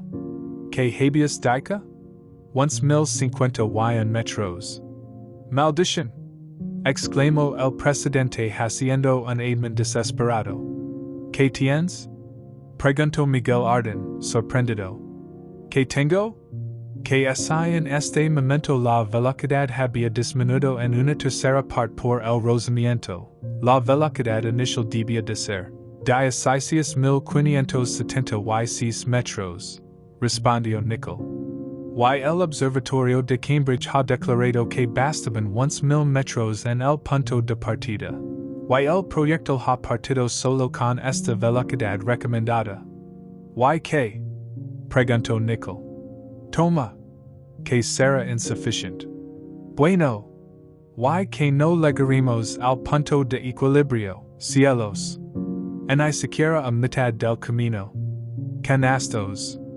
Exclamó Miguel Arden, saltando como si el proyectil estuviese a punto de chocar con el globo terrestre. ¿Y queremos otra vez a la Tierra? 5. Los fríos del espacio. Esta revelación cayó como una bomba. ¿Quién había de esperar semejante error de cálculo? Barbicane no quería creerlo. Nicol revisó sus números y comprobó que eran exactos. En cuanto a la fórmula que los había determinado, no se podía dudar de su exactitud. Y hecha la comprobación, se demostró de un modo indudable que para llegar al punto de equilibrio se necesitaba una velocidad inicial de 16.576 metros en el primer segundo. Los tres amigos se miran, silenciosos. Nadie pensaba en almorzar. Barbicane, con los dientes apretados, contraídas las cejas y los puños crispados convulsivamente, observaba al través del cristal. Nicol, cruzado de brazos, repasaba sus cálculos. Miguel Arden murmuraba, ¿ves lo que son los sabios? Siempre hacen lo mismo, daría 20 pesos por caer sobre el observatorio de Cambridge y aplastar en él a todos esos emborronadores de papel. De repente el capitán hizo una reflexión que se dirigía a Barbicane. Sin embargo, dijo, son las 7 de la mañana. Hace 32 horas que hemos partido. Himas requerido más de la mitad de nuestro trayecto y no quimos, que yo sepa, Barbicane no respondió. Pero después de echar una mirada rápida al capitán, tomó un compás que le servía para medir la distancia angular del globo terrestre. Luego, por un cristal inferior, hizo una observación muy exacta, en atención a la inmovilidad aparente del proyectil, levantándose entonces y secándose el sudor que le banaba la frente, trazó algunas cifras en el papel. Nickel comprendía que el precedente quería deducir de la medida del diámetro terrestre la distancia del proyectil a la Tierra, y la miraba con viva ansiedad. No, gruñó Barbicane, al cabo de algunos instantes, no quimos. Nos halamos a más de 50,000 leguas de la Tierra. Hemos pasado ya del punto en que debía detenerse el proyectil. Si su velocidad no hubiera sido más que de 11,000 metros en el momento de salir. Seguimos sabiendo, y es indudable, respondió Nickel, y de ahí debemos deducir que nuestra velocidad inicial, bajo el impulso de las 400,000 libras de algodón pólvora, ha excedido de los 8,000 metros necesarios. Ahora comprendo cómo hemos encontrado a los 13 minutos el segundo satélite que gravita a 2,000 leguas de la Tierra. Y esa explicación es tanto más fundada, añadió Barbicane, cuanto que al arrojar el agua contenida entre los tabiques elásticos, el proyectil se ha encontrado repentinamente liberado de un peso enorme. Justo, dijo Nickel. Ah, mi buen Nickel, exclamó Barbicane. Nos hemos salvado. Pues bien, respondió tranquilamente Miguel Arden, si nos hemos salvado, almorcimos. En efecto, Nickel no se engañaba, la velocidad inicial había sido afortunadamente superior a la indicada por el Observatorio de Cambridge, pero lo cierto es que el Observatorio de Cambridge se había equivocado. Los viajeros, repuestos de aquel falso motivo de alarma, se sentaron a la mesa y almorzaron alegremente. Si comieron mucho, no hablaron menos. La confianza era mayor aunque antes del incident del álgebra. ¿Por qué no hemos de seguir adelante? Decía Miguel Arden. ¿Por qué no hemos de llegar? Nos hemos lanzado. No tenemos obstáculos delante. El camino está expedito, sin piedras en que tropezar. Marchemos con más libertad que el barco por el mar y el globo por el aire. Pues bien, hay un barco liga a donde quiera y un globo sub tanto como le París. Porque nuestro proyectil no ha de llegar al punto a donde ha sido dirigido. Llegará, aseguró Barbicane. Aunque solo fuera por honrar al pueblo americano, añadió Miguel Arden, al único pueblo capaz de llevar a feliz término una empresa semejante, al único capaz de producir un precedente. Barbicane. Ah, se me ocurre una idea. Ahora que estamos descuidados, ¿qué va a ser de nosotros? Vamos a aberrarnos soberanamente. Barbicane y Nickel hicieron un admin negativo.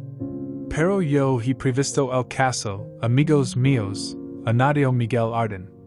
No hay más que hablar. Tengo a vuestra disposición ajedrez, damas, naipes y dominó. Solo me falta una mesa de billar. ¿Cómo? Preguntó Barbicane. ¿Has traído todos esos trastos? ¿Cómo lo oyes? Respondió Miguel. Y no tan solo para distraernos, sino también con la sana intención de regalarlos a los cafetines selenitas. Amigo mío, dijo Barbicane, si la luna está habitada, sus habitantes han aparecido muchos miles de años antes que los de la Tierra. Porque no se puede dudar de que aquel astro es más viejo que el nuestro. Por consiguiente, si los selenitas existen desde hace centenares de miles de años, si su cerebro se hala organizado como el cerebro humano, y es indudable que han inventado ya no solamente cuanto hemos inventado nosotros, sino lo que inventaremos en muchos siglos. Así que nada podremos enseñarles, mientras que ellos podrán enseñarnos mucho. ¿Cómo? Respondió Miguel. ¿Crees que habrán tenido ya artistas como Phidias, Miguel Ángel o Rafael? Sí. Y poetas como Homero, Virgilio, Milton, Lamartine y Victor Hugo. Estoy seguro. Filósofos como Platón, Aristóteles, Descartes y Kant. No lo dudo. Sabios como Archimedes, Euclides, Pascal y Newton. Lo juraría. Cómicos como Arno y fotógrafos como Nadar. Me atrevo a apostarlo. Entonces, amigo Barbicane, ¿si están tan adelantados como nosotros o más estos selenitas? ¿Por qué no han pretendido comunicar con la Tierra? ¿Por qué no han lanzado un proyecto lunar hasta las regiones terrestres? ¿Y quién te dice que no lo hayan hecho? Respondió muy seriamente Barbicane. En efecto, añadió Nickel, les era más fácil que a nosotros, y por dos razones. La primera porque la atracción es 6 veces menor en la superficie de la Luna que en la de la Tierra, lo cual permite un proyecto elevarse más fácilmente. Y la segunda, porque bastaba enviar ese proyecto a 8,000 leguas en lugar de 80,000, lo cual no exigía más que una fuerza de proyección 10 veces menor que la empleada por nosotros. Entonces, insistió Miguel, lo repito, ¿por qué no lo ha hecho? Y yo, replicó Barbicane, repito también, ¿quién dice que no lo hayan hecho? ¿Cuándo? Hace muchos miles de años, antes de aparecer el hombre sobre la tierra. ¿Y dónde está el proyecto? Yo quiero ver ese proyecto, amigo mío, respondió Barbicane. El mar cubra las 5/6 partes de nuestro globo, lo cual son, por lo menos, 5 buenas razones para suponer que el proyecto lunar fue lanzado. Puede hallarse estas horas en el fondo del Atlántico o del Pacífico, a no ser que se sepultara en alguna hendidura en la época en que la corteza terrestre no se había formado del todo. Correcto Barbicane, respondió Miguel Arden, para todo tienes respuestas y me inclino ante tu sabiduría. Sin embargo, hay una hipótesis que me halagaría más que las otras, y es que los selenitas, a pesar de ser más viejos que nosotros, son más prudentes, y no hayan inventado la pólvora. En aquel momento, Diana se mezcló en la conversación, lanzando un sonoro ladrido. La pobre pedía su almuerzo. Dijo Miguel Arden, con las discusiones nos olvidemos de Diana y de Satellite. Al instante ofrecieron una excelente torta a la pura, que la devoró con gran apetito. Ahora pienso, amigo Barbicane, decía Miguel, que debiéramos haber hecho de este proyecto una segunda arca de no y llevar a la luna una pareja de cada especie de animales domésticos.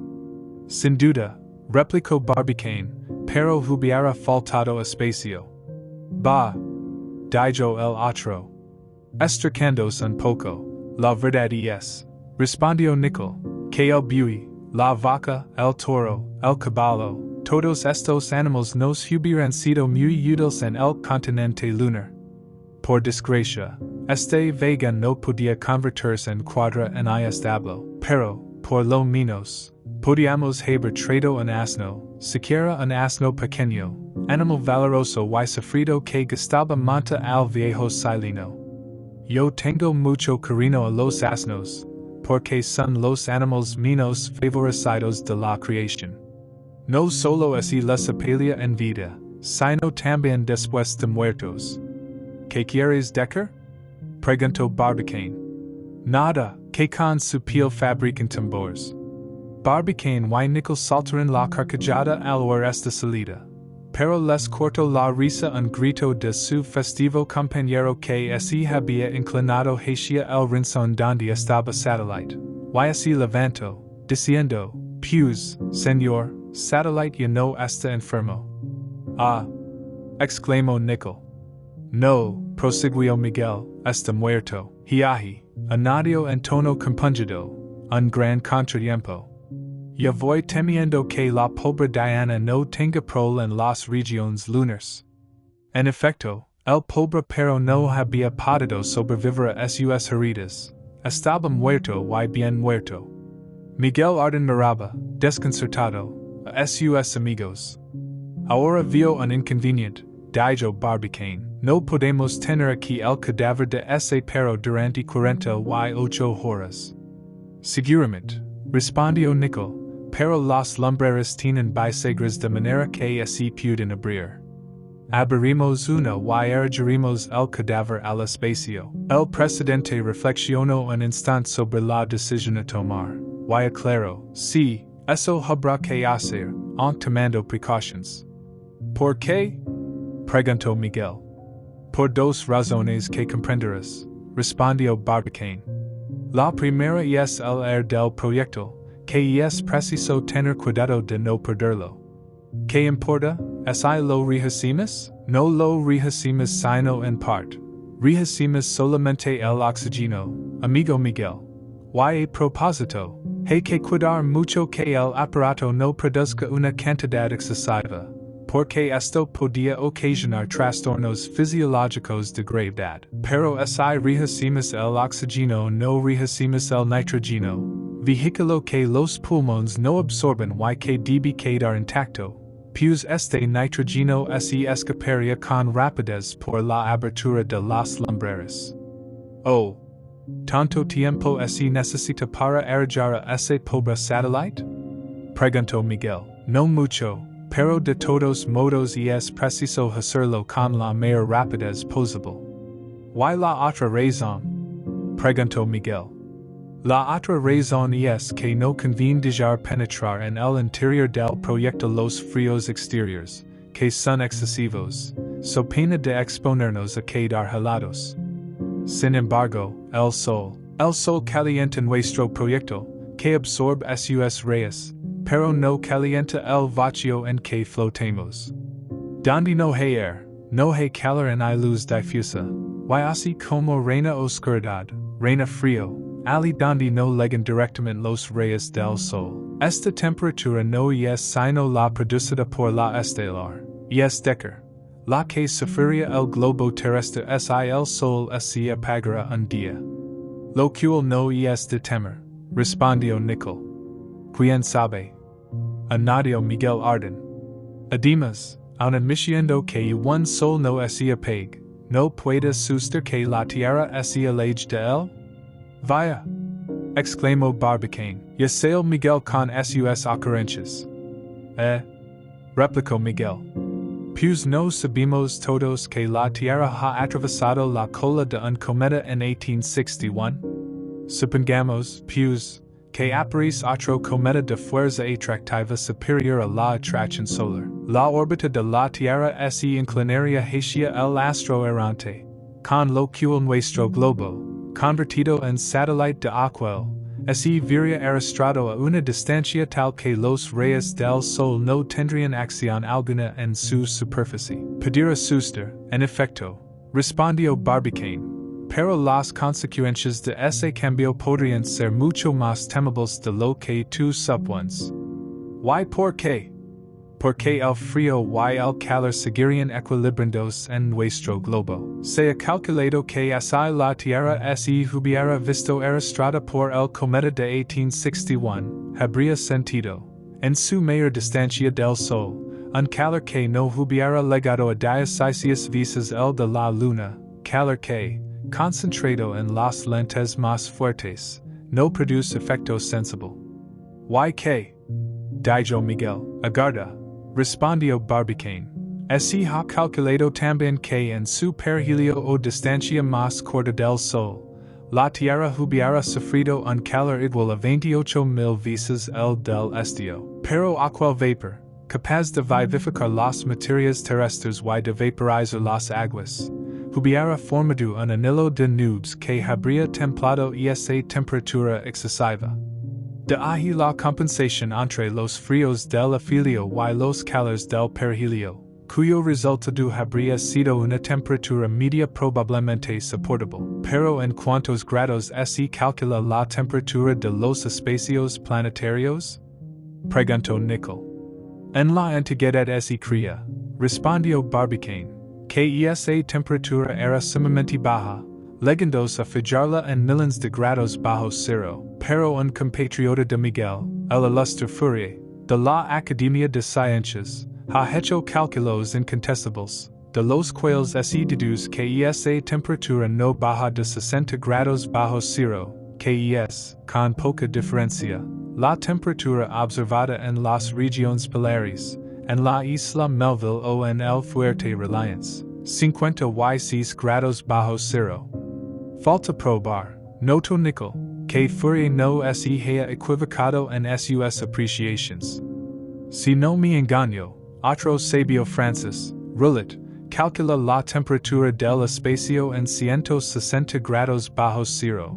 Esto es lo que nosotros comprobaremos. Mas no ahora, respondió Barbicane, porque los rayos solares, que atacan directamente nuestro termómetro, nos darían una temperatura muy elevada.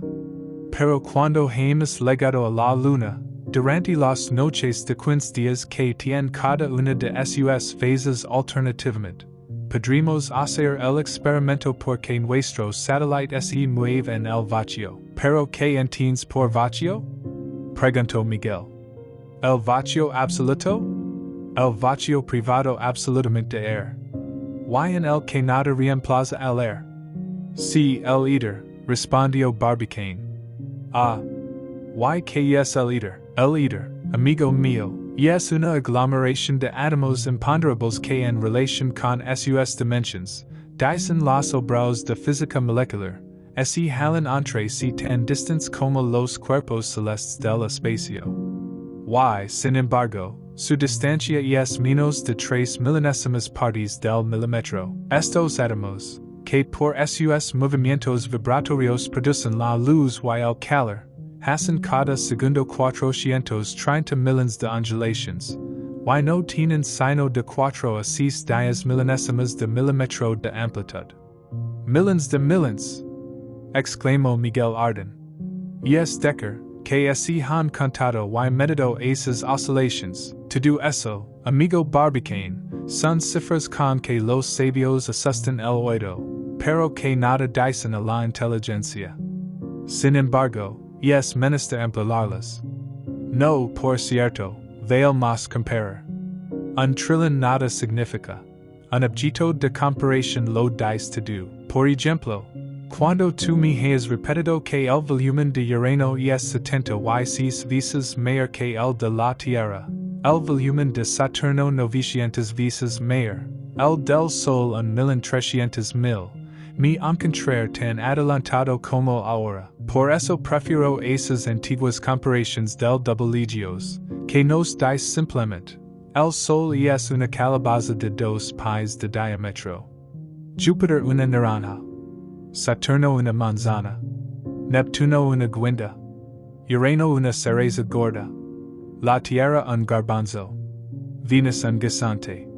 Marte una cabeza de alfiler gordo. Mercurio un grano de mostaza. Y Juno, Ceres, Vesta y Pallas simples granos de harina.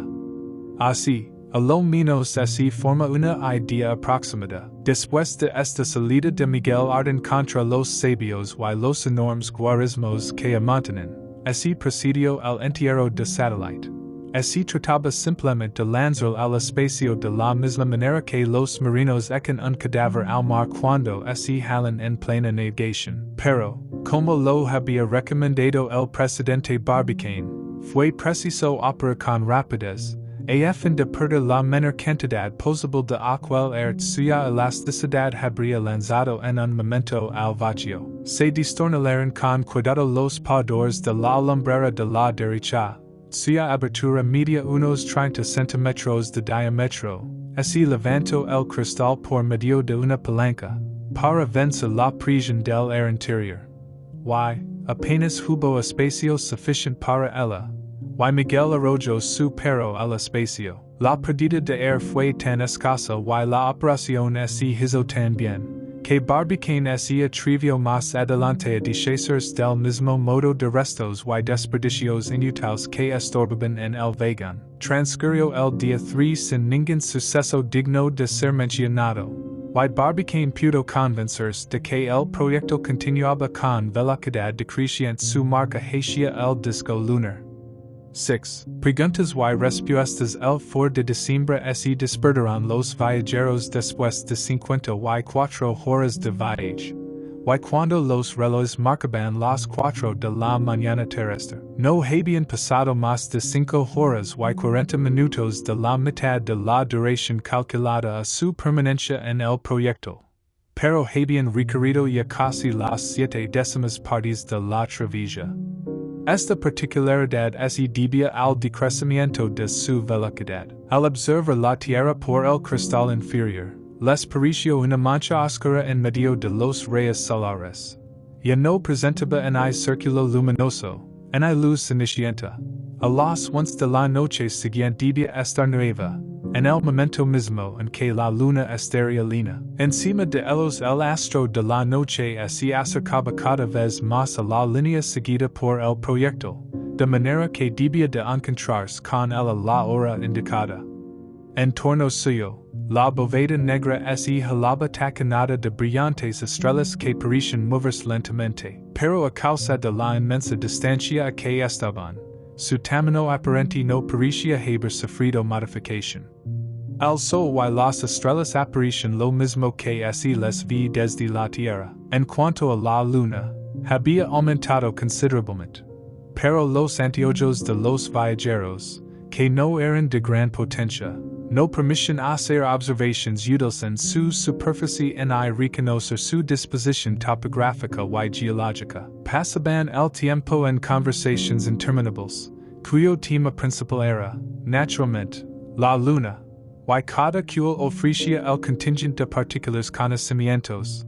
Barbicane y Nickel siempre seriosos. Miguel Arden siempre con sus raras bromas. Mientras almorzaban se le ocurrió a este último una pregunta acerca del proyecto que provocó una curiosa respuesta de Barbicane digna de referirse. Suponiendo que el proyecto se hubiera visto detenido súbitamente cuando se jalaba todavía animado de su velocidad inicial, pretendía Miguel Arden saber qué consecuencia hubiera tenido aquella repentina detención. Pero yo no sé, respondió Barbicane, ¿cómo podría detenerse el proyecto? Supongámoslo, respondió Miguel. Pero si no se puede suponer, replicó el práctico Barbicane, a no ser faltando la fuerza impulsiva, y entonces su velocidad habría disminuido poco a poco, y no de repente. Supongamos que hubiera tropezado con algún cuerpo en el espacio.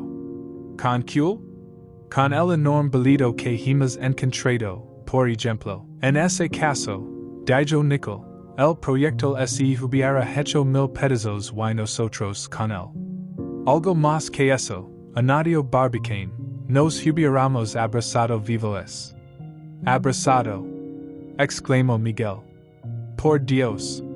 Casi siento que no haya ocurrido el caso, para verlo. Ya lo hubieras visto, respondió Barbicane. Hoy se sabe que el calor no es más que una modificación del movimiento.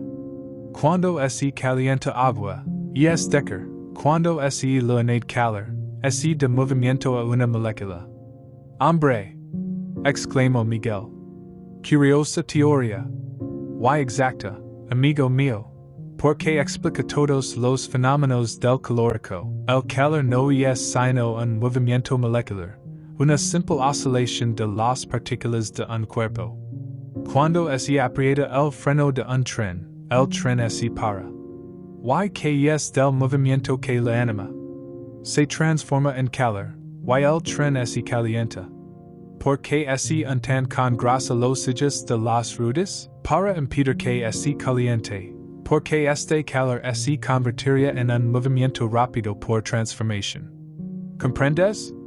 Sí, comprendo, repuso Miguel. Perfectamente.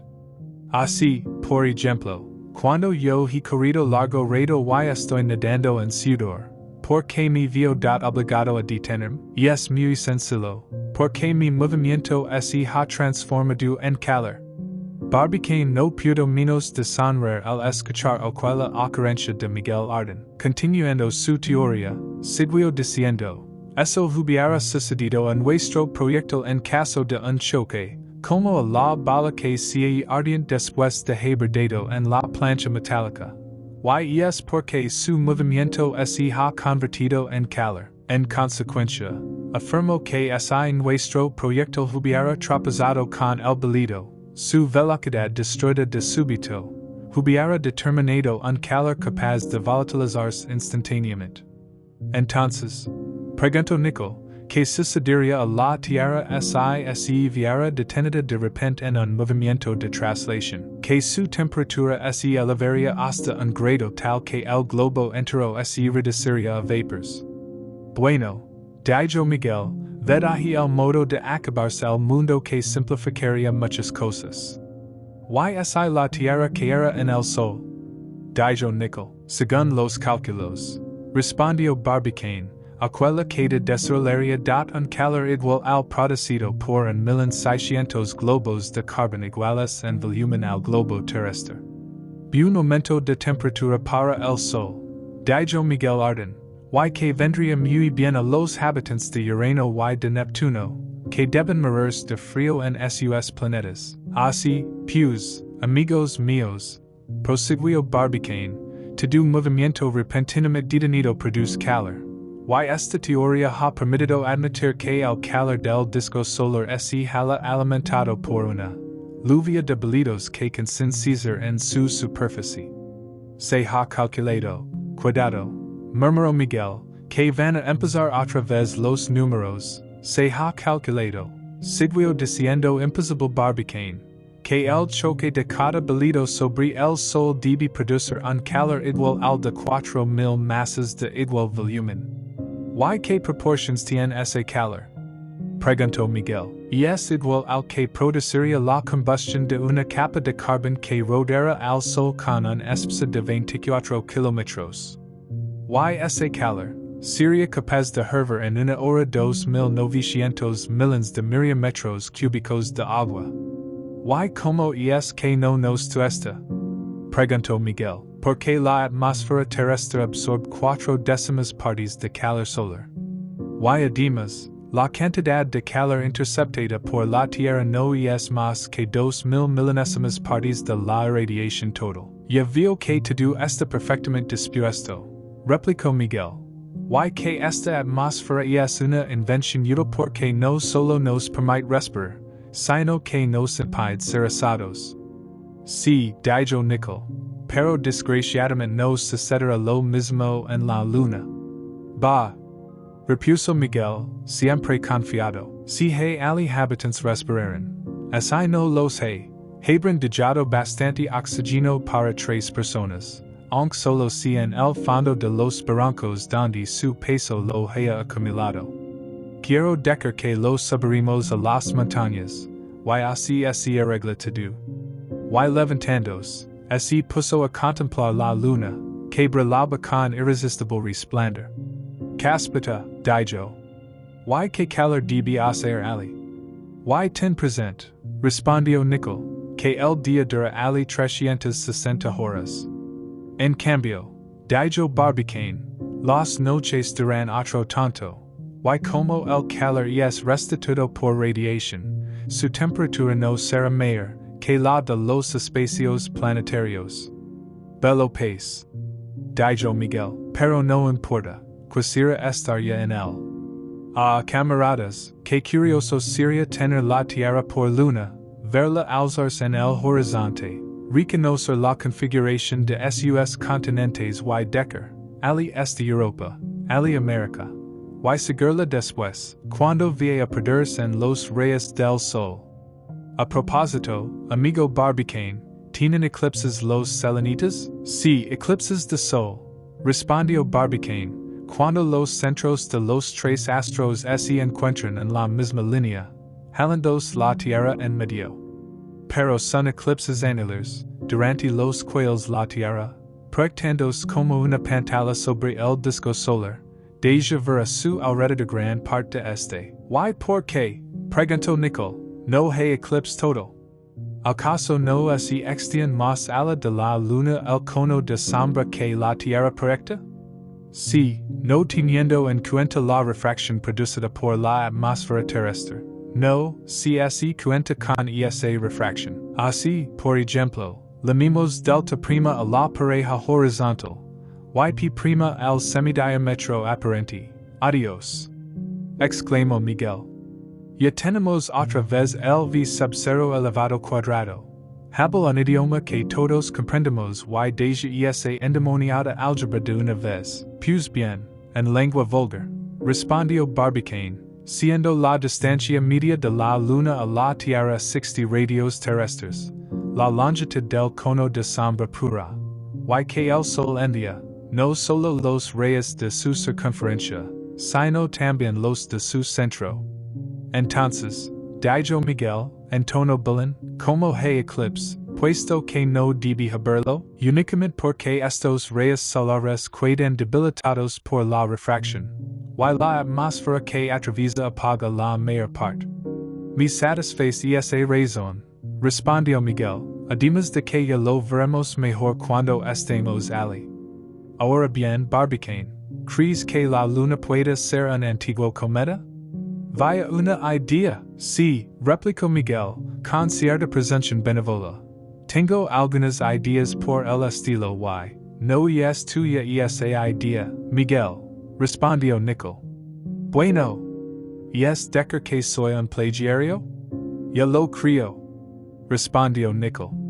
Según antiguas tradiciones, los de Arcadia aseguraban que sus antepasados habían habitado la tierra antes que hubiese luna, y de ahí han deducido algunos sabios que nuestro satélite fue en otros tiempos un cometa cuya órbita pasaba tan cerca de la tierra que una vez el astro errante fue capturado por la atracción terrestre, y mantenido en la órbita que desde entonces recorre. ¿Y qué hay de cierto en esa hipótesis? Preguntó Miguel. Absolutamente nada, respondió Barbicane. Y la prueba es que la una no ha conservado restos de la envoltura gaseosa que acompaña siempre a los cometas, pero, replicó Nickel, no ha podido suceder que la luna, antes de ser satélite de la Tierra, y en el momento de hallarse en su perihilio, pasase tan cerca del Sol que dejara en él por evaporación todas esas sustancias gaseosas? No sería imposible, amigo Nickel, pero no es probable. ¿Por qué? El por qué, no te lo podré decir a punto fijo. Ah, exclamó Miguel. ¿Cuántos centenares de libros así podrían escribir con todo lo que no así sabe? Hablando de otra cosa que ahora es? Los tres, respondió Nickel. Que deprisa pasa el tiempo en las conversaciones de sabios como nosotros. Exclamó Miguel Arden, que instruido me voy volviendo, poco a poco me convierto en un pozo de ciencia. Y mientras así hablaba así encaramo hasta la bóveda del proyectil, para observar mejor la luna, según decía. Entretanto, sus compañeros examinaban el espacio por el cristal inferior, sin advertir nada digno de notarse. Cuando Miguel bajó de sus alturas se acercó a la lumbrera lateral y, de repente, profirió una exclamación de sorpresa. ¿Qué pasa? Preguntó Barbicane. El presidente se acercó al cristal y vio una especie de saco aplanado que flotaba delante a pocos metros del proyectil. Parecía que estaba inmóvil como este, y, por consiguiente, debía suponerse que se jalaba animado del mismo movimiento ascensional. ¿Qué bulto será esa? Decía Miguel Arden. Será algún corpúsculo de esos que vagan por el espacio, retenido por la atracción de nuestro proyecto y que irá acompañar hasta la luna. Lo que no comprendo, respondió Nickel, es como el peso específico de ese cuerpo, que seguramente es muy inferior al del proyectil, le permite sostenerse a su mismo nivel. Correcto Nickel, respondió Barbicane, después de reflexionar un instante. No sé qué objeto es esa, pero sé perfectamente por qué se mantiene al lado del proyectil. ¿Por qué? Pues simplemente, correcto capitán, porque flotemos en el vacío, donde los cuerpos que no se mueven, que es lo mismo, con velocidad igual cualesquiera que sea su forma y volumen. El aire es el que por su resistencia da origen a las diferencias de peso. Cuando por medio de la máquina neumática se hace el vacío en un tubo, los objetos que se han puesto dentro, pajas o plomos, que todos con igual rapidez. Aquí, en el espacio, la misma causa produce idéntico efecto. Y es verdad, dijo Nicol, todo cuanto erigimos fuera del proyecto lo acompañará en su viaje a la luna. Ah, que tantos somos, exclamó Miguel. ¿Por qué nos aplicas ese calificativo? Preguntó Barbicane. Porque podíamos haber llenado el proyecto de objetos útiles, como libros, instrumentos, herramientas, etc. Lo hubiéramos echado fuera, y todo nos hubiera seguido. Pero ahora es me ocurre otra cosa, no podríamos salir nosotros también y lanzarnos al espacio por una de las lumbreras. Que placer tan nuevo debe ser encontrar suspendido en el éter, mucho más cómodamente que en ave, que necesita bater las alas para moverse. Y es verdad, dijo Barbicane, pero como nos arreglaríamos para respirar? Maldito que falta en tan buena ocasión, y no faltara, amigo Miguel, como tu densidad es inferior a la del proyecto, te quedarás atrás en un momento. De modo que esto es un círculo vicioso? Todo lo vicioso que quieres. Y es forzoso permanecer encerrados en el vagón. No hay más remedio. Ah, exclamó Miguel, con un gran grito. ¿Qué te pasa? Preguntó Nicol. Ya sé lo que es ese supuesto bulto.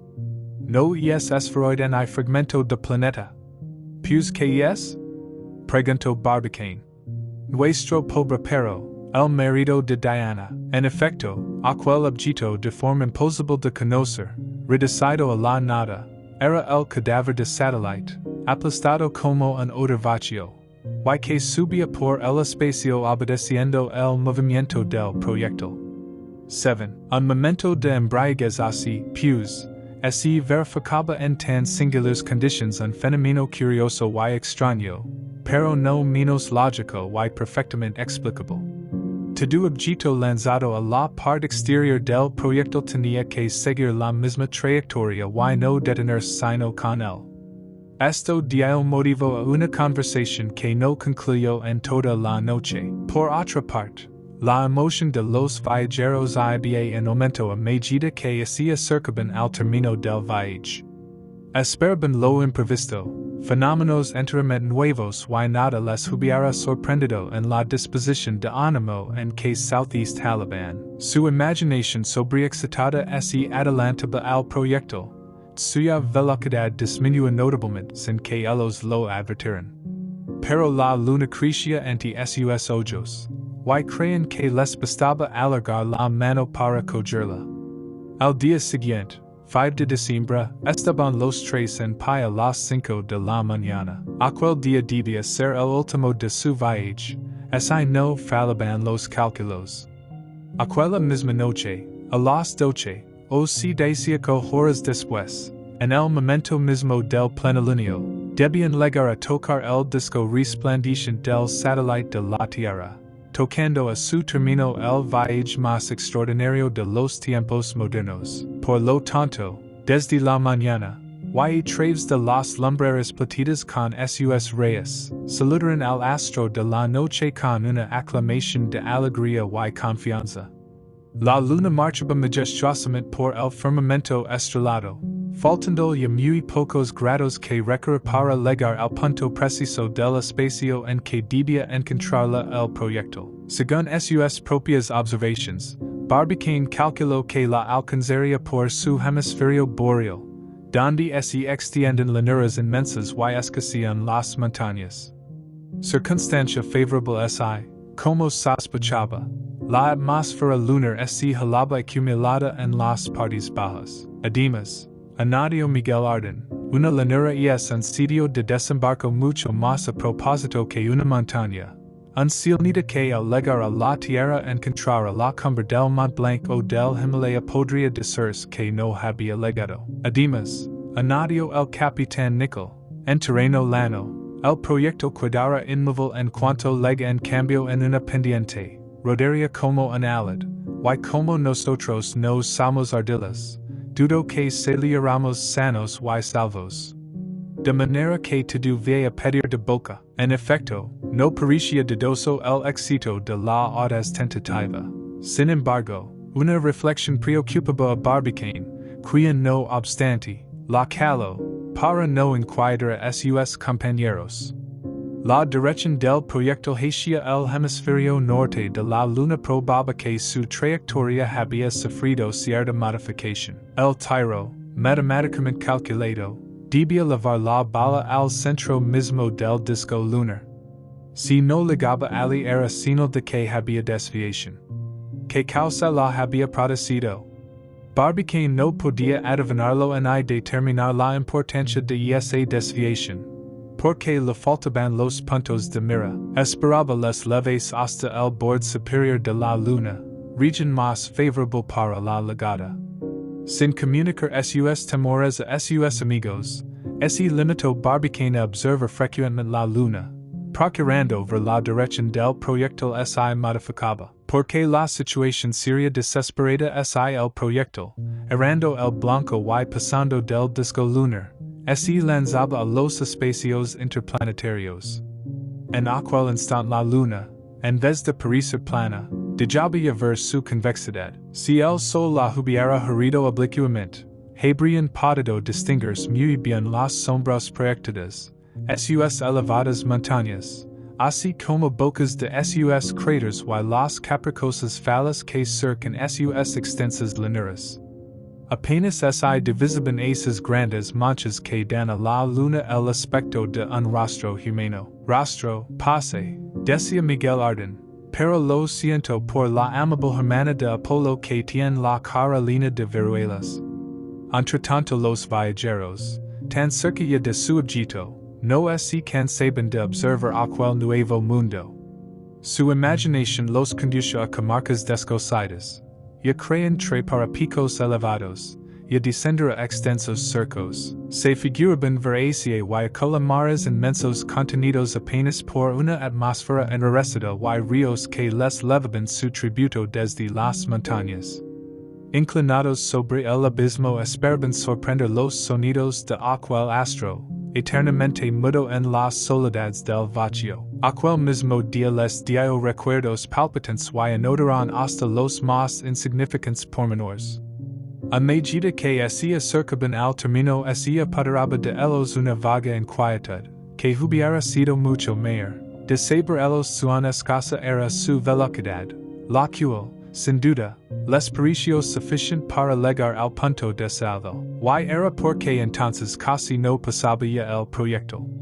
Su peso disminuyó continuamente y debía reducirse a la nada en aquella línea en que, neutralizando las dos atracciones, terrestres lunar, habían de producir efectos sorprendentes. Sin embargo, y a pesar de sus cuidados, Miguel Arden no se olvidó de preparar el almuerzo con su habitual punctualidad. Comieron con buen apetito aquel excelente caldo preparado a la llama del gas y aquellas carnes en conserva, rociadas con buenos tragos de vino de Francia. A propósito de esto dijo Miguel que los venados lunares, calentados al sol ardiente, debían de producir vinos generosos, dado que existieran, por supuesto. De todos modos el provisor Francis no se había olvidado de llevar entre sus paquetes unas cuantas de aquellas preciosas cepas de Medoc y de la Côte d'Or, que pensaba aclimatar en la luna. El aparato de reset y Regnault seguía funcionando con su exquisita precisión.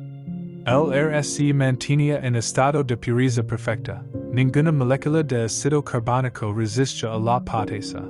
Y en cuanto al oxígeno, decía el capitán Nickel, era seguramente de primera calidad. El poco vapor de agua encerrado en el proyectil templaba la sequedad del air y muchas habitaciones de Paris, Londres y Nueva York y muchos teatros no se encontraban en tan buenas condiciones higiénicas. Mas para que el aparato funcionase con regularidad, era preciso cuidar de que se mantuviera en buen estado.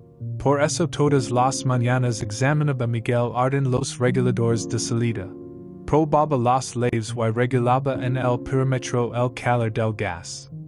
Todo marchaba bien hasta entonces y los viajeros, imitando al digno J. T. Maston, empezaron a adquirir cierta redondas, que los hubiera puesto desconocidos al cabo de unos cuantos meses de encierro. En una palabra, Haitian lo que los palos cuando están engelados, engordaban, mirando por los lumbreras, diviso barbicane el espectro del perro y los diversos objetos arrojados fuera del proyectil, que les acompañaban obstinadamente. Diana exhalaba melancólicos olidos al ver los restos de satellite, que permanecen tan inmóviles como si descansara en tierra. Saben, amigos míos, decía Miguel Arden, que si uno de nosotros hubiera sucumbido al golpe de la salida los demás se hubieran visto apurados para enterrarlo, o más bien, enterrarlo, puesto que aquí él ida reemplaza a la tierra. Su cadáver acusador nos habría seguido por el espacio como un remordimiento. Triste cosa seria, dijo Nicol. Ah, respondió Miguel. Lo que yo siento es no poder dar un paseo por fuera.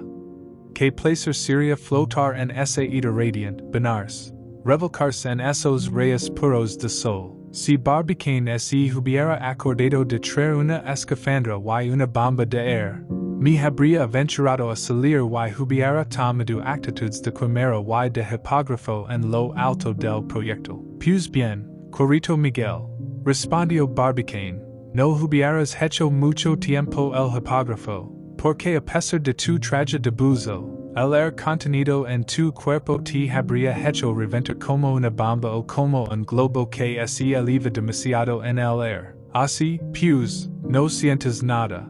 Y ten present que mientras flotemos en el vacío has de privarte de tu paseo sentimental fuera del proyectil. Miguel Arden se dejó convencer hasta cierto punto, conviniendo que la cosa era difícil, pero no imposible, palabra que jamás pronunciaba. Se varió la conversación, pero sin que esta decaera.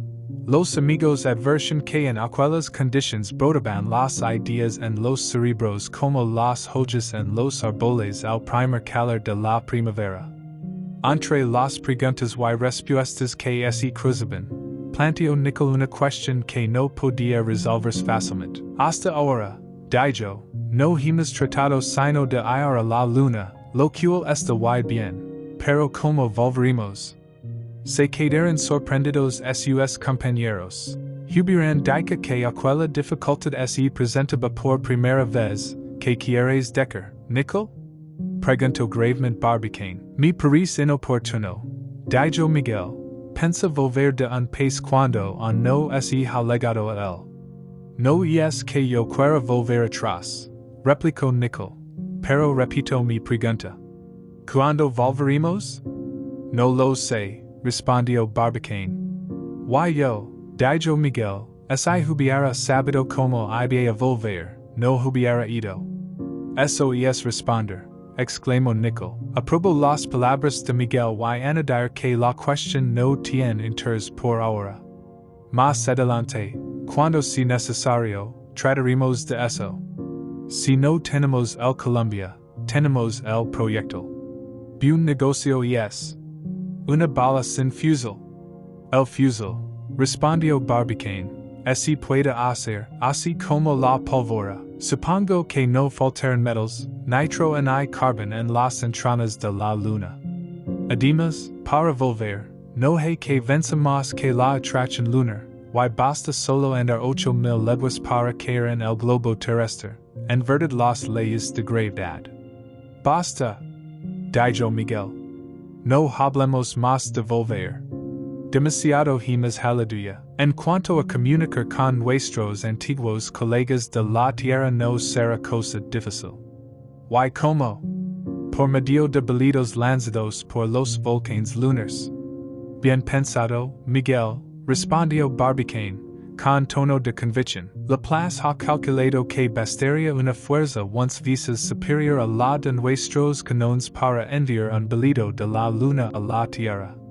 Ahora bien, hay volcán que no tenga una potencia impulsiva superior a esta. Magnífico, exclamó Miguel. Bien hay unos factores cómodos y que costarán nada. como vamos a vernos de la administración de correos, pero ahora es mediocre. ¿Qué es mediocre? Una idea soberbia.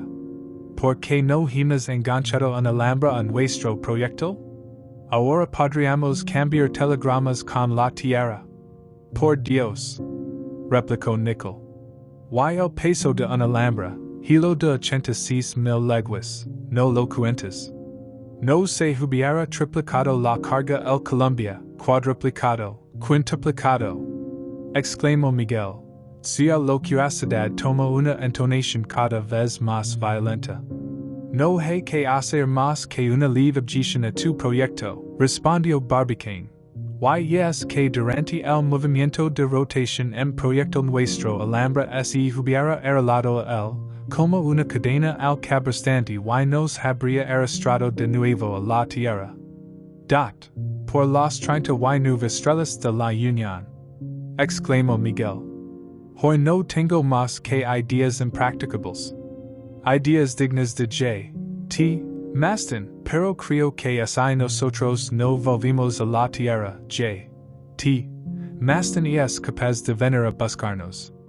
Oh, sí, vendría, replicó Barbicane.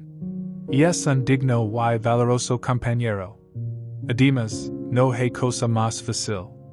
¿No está el Colombia ahí abierto en el suelo de la Florida? ¿Faltan algodón y ácido nítrico para fabricar el peróxido? ¿No ha de volver la luna a pesar por el cenit de la Florida? En el transcurso de 18 años no ocupará el mismo sitio que ocupa hoy? Sí, repitió Miguel, sí, Maston vendría. Y con el nuestros amigos Elphiston y Blonesberry, todos los individuos del Gun Club. Y serían bien recibidos. Y más adelante se establecerán trenes proyectos entre la Tierra y la Luna. Viva J.T. Maston.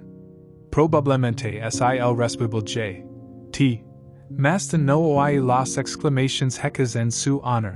Por lo menos les zumbaban los oídos.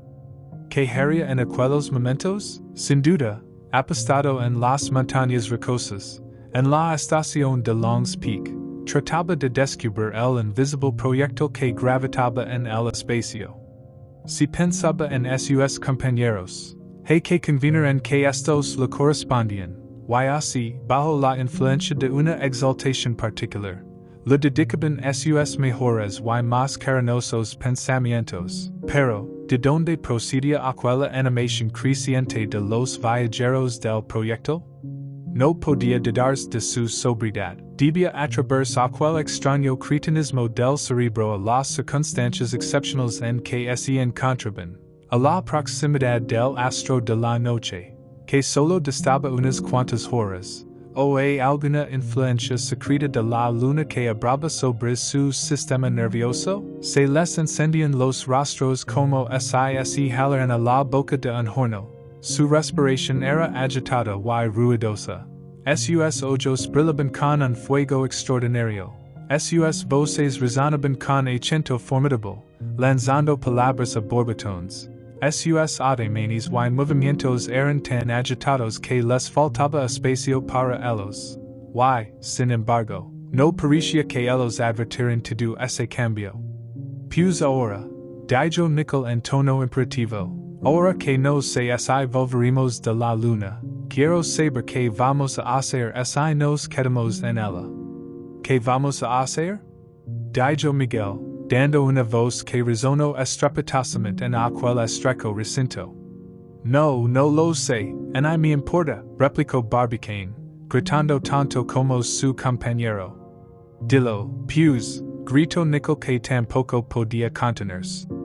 Lo dire si me antoja, repuso Miguel, haciendo con violencia el brazo su compañero. Pues es menester que se te antoje, dijo Barbicane, echando lamas por es ojos y alzando la mano. Tú has sido el que nos ha arrastrado a este peligroso viaje y queremos saber para qué. Sí, dijo el capitán. Ya que no sé a dónde voy, quiero saber a qué voy. ¿A qué? Repitió Miguel dando un salto de un metro. ¿A qué? A tomar posesión de la luna en nombre de los Estados Unidos. A añadir un estado más a los 39 de la Unión. A colonizar las regiones lunares. A cultivarlas. A poblarlas. A transportar ellas todas las maravillas del arte. De las ciencias y de la industria. A civilizar a los selenitas. SIS que no están más civilizados que nosotros. Y a constituirlos en república si no tienen ya esta forma de gobierno. Y si no hay selenitas, replicó Nicol, que bajo la influencia de aquella embriaguez inexplicable si volvía turco y pendenciero. ¿Quién dice que no hay selenitas? Exclamó Miguel, en tono de amenaza. Yo! Gritó Nicol. Capitán, dijo Miguel, no repitas esa insolencia, o te la hago tragar con los dientes. Los dos adversarios iban a lanzarse uno contra otro, y aquella discusión se iba a convertir en peli, cuando Barbicane se plantó entre ambos de un salto. Deténganse, destacados. Dijo volviendo a sus compañeros de espaldas uno al otro. Si no hay selenitas nos pasaremos sin ellos. Sí, respondió Miguel, que no era más testarudo. No nos hacen falta los selenitas. Abajo los selenitas. Para nosotros el imperio de la luna, dijo Nicol. Nosotros tres constituiremos la república. Yo ser el congreso. Gritó Miguel. Y yo el senado. Añadió Nicol. Y Barbicane el presidente. Vociferó Miguel. Nada de presidente nombrado por la nación. Respondió Barbicane. Pues bien, le nombrará el congreso. Exclamó Miguel. Y como soy el congreso le nombró por unanimidad. Jura. Jura. Jura por el presidente Barbicane. Exclamó Nicol levado por su entusiasmo creciente. Hip. Hip. Hip. Gritó Miguel. Y al momento, el presidente y el senado entonaron con voz terrible el popular Yankee Doodle, mientras el congreso hacía resonar los veranales oes de la Marsellesa. Comenzó un baile desordenado con ademanes descompuestos, patadas y cabriolas propias de dementes. Diana tomó parte en la fiesta, hablando y saltando hacia la bóveda del proyectil. Se oyeron entonces fuertes aletazos, gritos penetrantes de gallos y de galinas. 5 o 6 de estas salieron volando y tropezando por las paredes, como murciélagos a la luz del día. Y luego, los tres compañeros de viaje, cuyos pulmones parecían desorganizados bajo una influencia desconocida, embriagados o más bien abrasados por el aire que les incendiaba el aparato respiratorio, cayeron sin movimiento al fondo del proyectil. 8. A 78,114 leguas que había ocurrido, a que era debida aquella singular embriaguez, cuyas consecuencias podían ser tan funestas a causa de una simple ligereza de Miguel, que felizmente pudo Nicol remediar a tiempo? Tras un verdadero demeo que duró pocos minutos, el capitán fue el primero en recobrar el conocimiento, aunque había almorzado 2 horas antes. Sentia un hambre terrible que le atormentaba como si no hubiera comido en 2 días. Su estómago, como su cerebro, se hallaba extraordinariamente excitado. Se levantó, pues, y pidió a Miguel una comida suplementaria, pero Miguel, que estaba como un tronco, no respondió. Entonces Nicol quiso preparar alguna taza de té para tomar tostados. Y lo primero que hizo fue encender un fósforo. Y cuál no sería su sorpresa al ver que la llama de la cerilla produjo una luz insufrible a la vista y que, aplicada al mechero de gas, lanzó unos resplandores como los del sol mismo. Al punto se le ocurrió una idea que explicaba juntamente la intensidad de la luz y las perturbaciones fisiológicas que habían sufrido y la sobreexcitación de sus facultades morales y pasionales. Y es el oxígeno, exclamó, y acercándose al aparato, vio que la lave dejaba salir en excesiva abundancia aquel gas incoloro, inodoro y insípido, eminentemente vital, pero que, en estado puro, produce los más graves perturbaciones en el organismo. En un momento de distracción, Miguel había dejado enteramente abierta la llave del aparato. Se aperturó Nicola contener aquel escape de oxígeno que saturaba la atmósfera y que podía ocasionarles la muerte, no por asfixia, sino por combustión. Una hora después, el aire, menos cargado, permitió a los pulmones respirar en su estado normal. Poco a poco volvieron de su embriaguez los tres hombres, pero tuvieron que dormir la barraca de oxígeno como duerme la del vino el beato. Al enterarse Miguel de la responsabilidad que le cabía en aquel suceso, no manifestó arrepentimiento. Al contrario, aquella embriaguez inesperada rompía un poco de monotonía del viaje. Muchas tonterías se dijeron bajo su influencia, pero todas estaban ya olvidadas. Y además, añadió el joven Francis, no me pesa haber saboreado un poco ese gas embriagador. Sepan, amigos míos, que podría fundarse un establecimiento curioso, con gabinete de oxígeno, donde las personas de organismo débil podrían dar mayor actividad a su vida durante algunas horas. Supongan una reunión en que el aire se hale saturado de este fluido heroico. Teatros en que la administración lo mandes preparar en gran cantidad.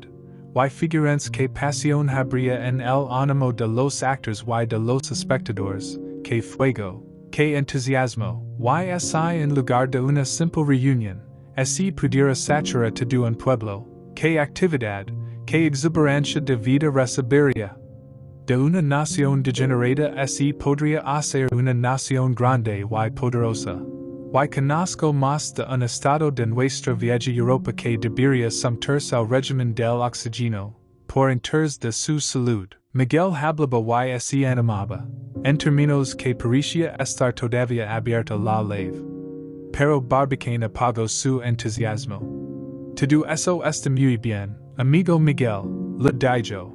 Pero no nos dirás de dónde vienen esas galinas que se han mezclado en nuestro concierto? ¿Esas galinas? Sí, y en efecto, media docena de galinas y un gallo magnífico andaban de un lado para otro, revoloteando y cacareando. Ah, torpes! Exclamó Miguel. El oxígeno las ha sublevado. ¿Pero qué vas a hacer con esas galinas? Preguntó Barbicane.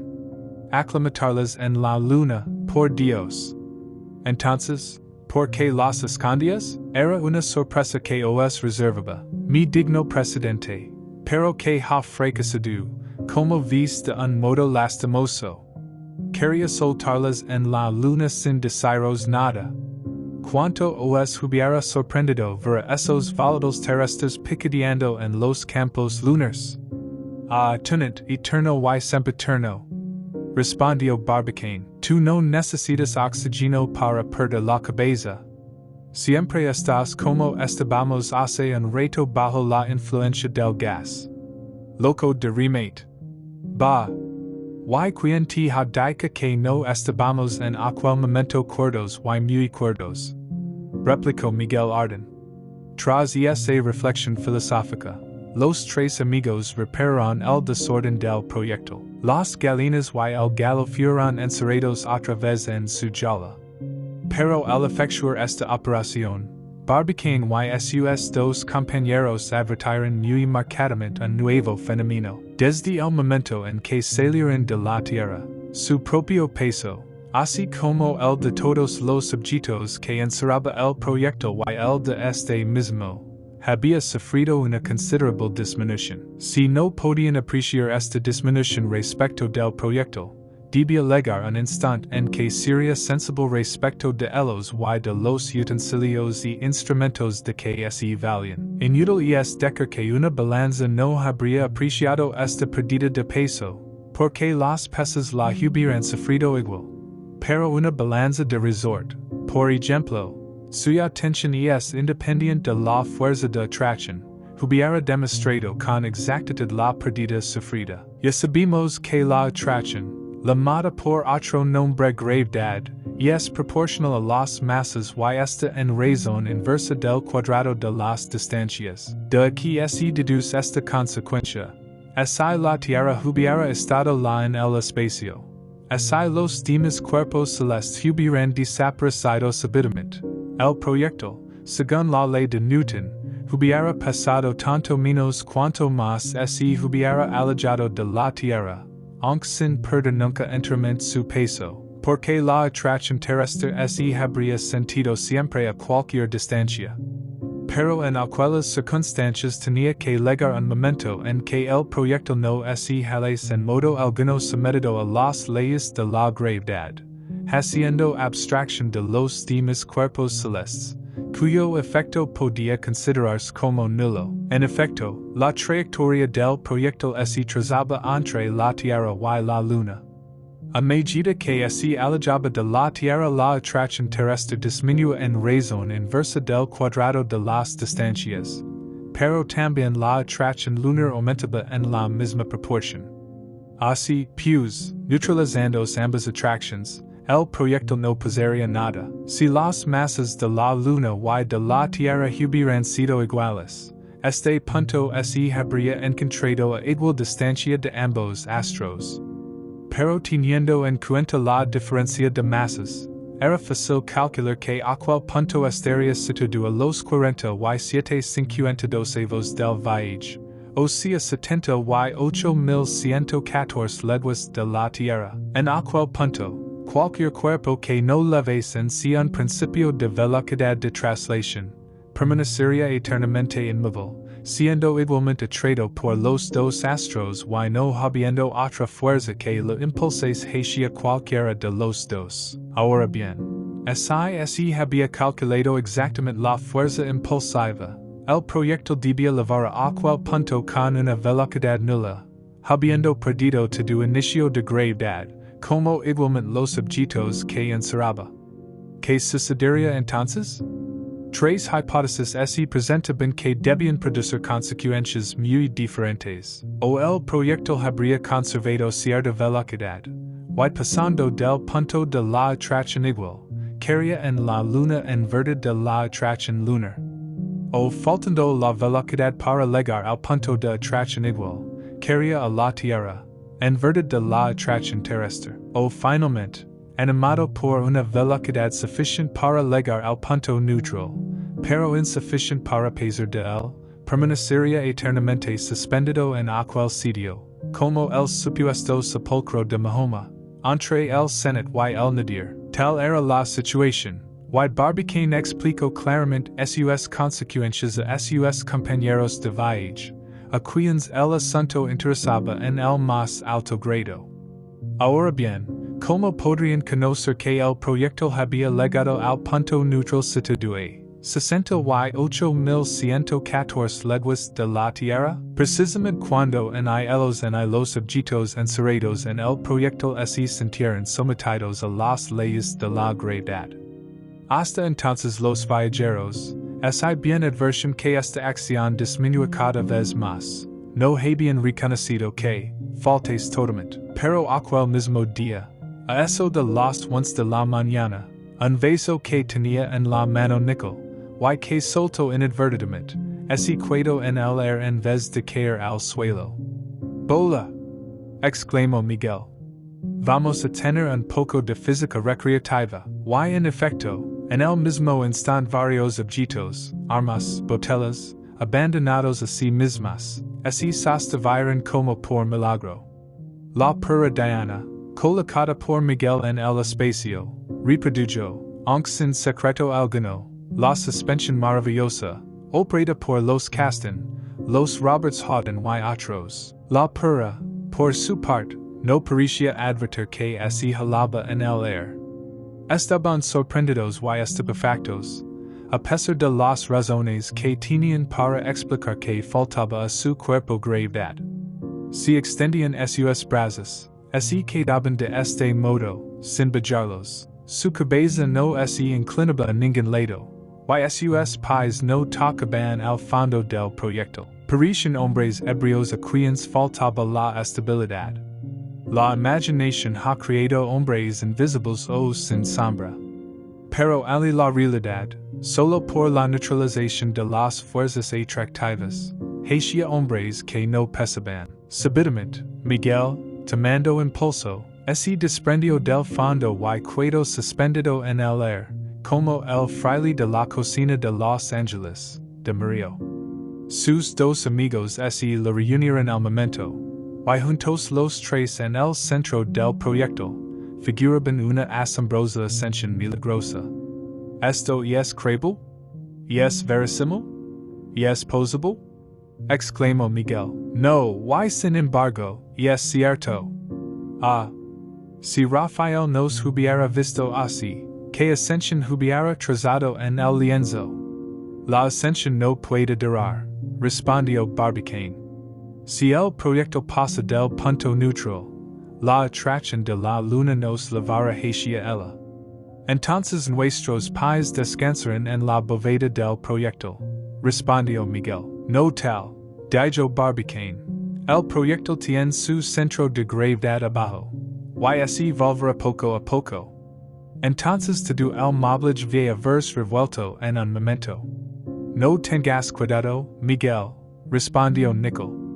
No habrá trastorno alguno, ningún objeto se moverá, porque la evolución del proyecto se hará insensiblemente. En efecto, añadió Barbicane, y cuando haya pasado el punto de atracción igual, su fondo, relativamente más pesado lo arrastrará en dirección perpendicular a la luna. Pero para que este fenómeno se produzca, es menester que hayamos pasado la línea neutral. Pasar la línea neutral, exclamó Miguel. Entonces hagamos como los marinos cuando pasan el Ecuador, movimos nuestro paso. Con un ligero movimiento de lado, se acercó Miguel a la pared, tomó ali una botella y vasos, los colocó en el espacio, delante de sus compañeros, y bebiendo alegremente, saludaron a la línea con una triple inclinación. Aquella influencia de la atracción duró una hora escasa. Los viajeros se sintieron poco a poco atraídos al fondo del proyecto, mientras el extremo superior de este, según las observaciones de Barbicane, se apartaba poco a poco de la dirección de la luna, y por un movimiento inverso, se acercaba a la parte inferior. La atracción lunar reemplazaba, pues, a la atracción terrestre. Por consiguiente empezaba la caída hacia la luna, casi insensible todavía, puesto que no debía ser más que un milímetro y un tercio en el primer segundo, o son 590 milésimas de línea. Poco a poco iba aumentándose la fuerza atractiva, la caída sería más marcada. El proyecto presentaría su cono superior a la Tierra y caería con una velocidad creciente hasta la superficie del continente unida. El objeto, pues, iba a conseguir así, sin que nada pudiera impedir el buen éxito de empresa. Y así Nicholl y Miguel Arden participaban de la alegría de Barbicane. Hablaron luego de todos aquellos fenómenos que les maravillaban uno tras otro, y especialmente aquella neutralización de las leyes de la gravedad. Miguel Arden, siempre entusiasta, quería deducir de ellos consecuencias que no eran sino puro capricho. Ah, mis de nos amigos. Que progreso tan grande es y pudimos librarnos tan fácilmente de esa gravedad, de esa cadena que nos sujeta a ella. Sería la libertad del prisionero. No más cansancio de brazos y de piernas, y es verdad que para volar en la superficie de la tierra, para sostenerse en el aire por el solo ejercicio de los músculos, se necesita una fuerza 150 veces superior a la que poseemos.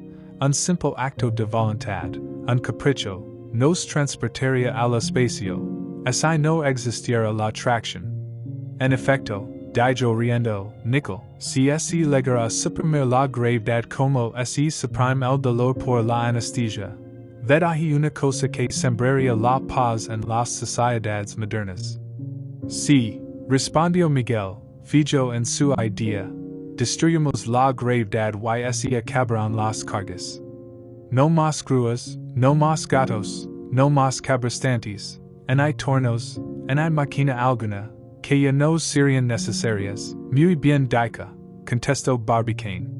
Pero si se primera la grave ningún objeto permanecería en su sitio, ni tu sombrero en tu cabeza, ni yucasa, cuyas piedras se mantienen juntas por su peso. Chapter 8.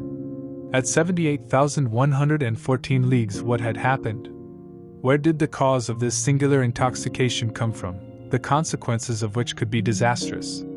A simple carelessness of Michel, which fortunately Nicholl was able to remedy in time. After a real pallor that lasted a few minutes, the captain, returning first to life, regained his intellectual faculties.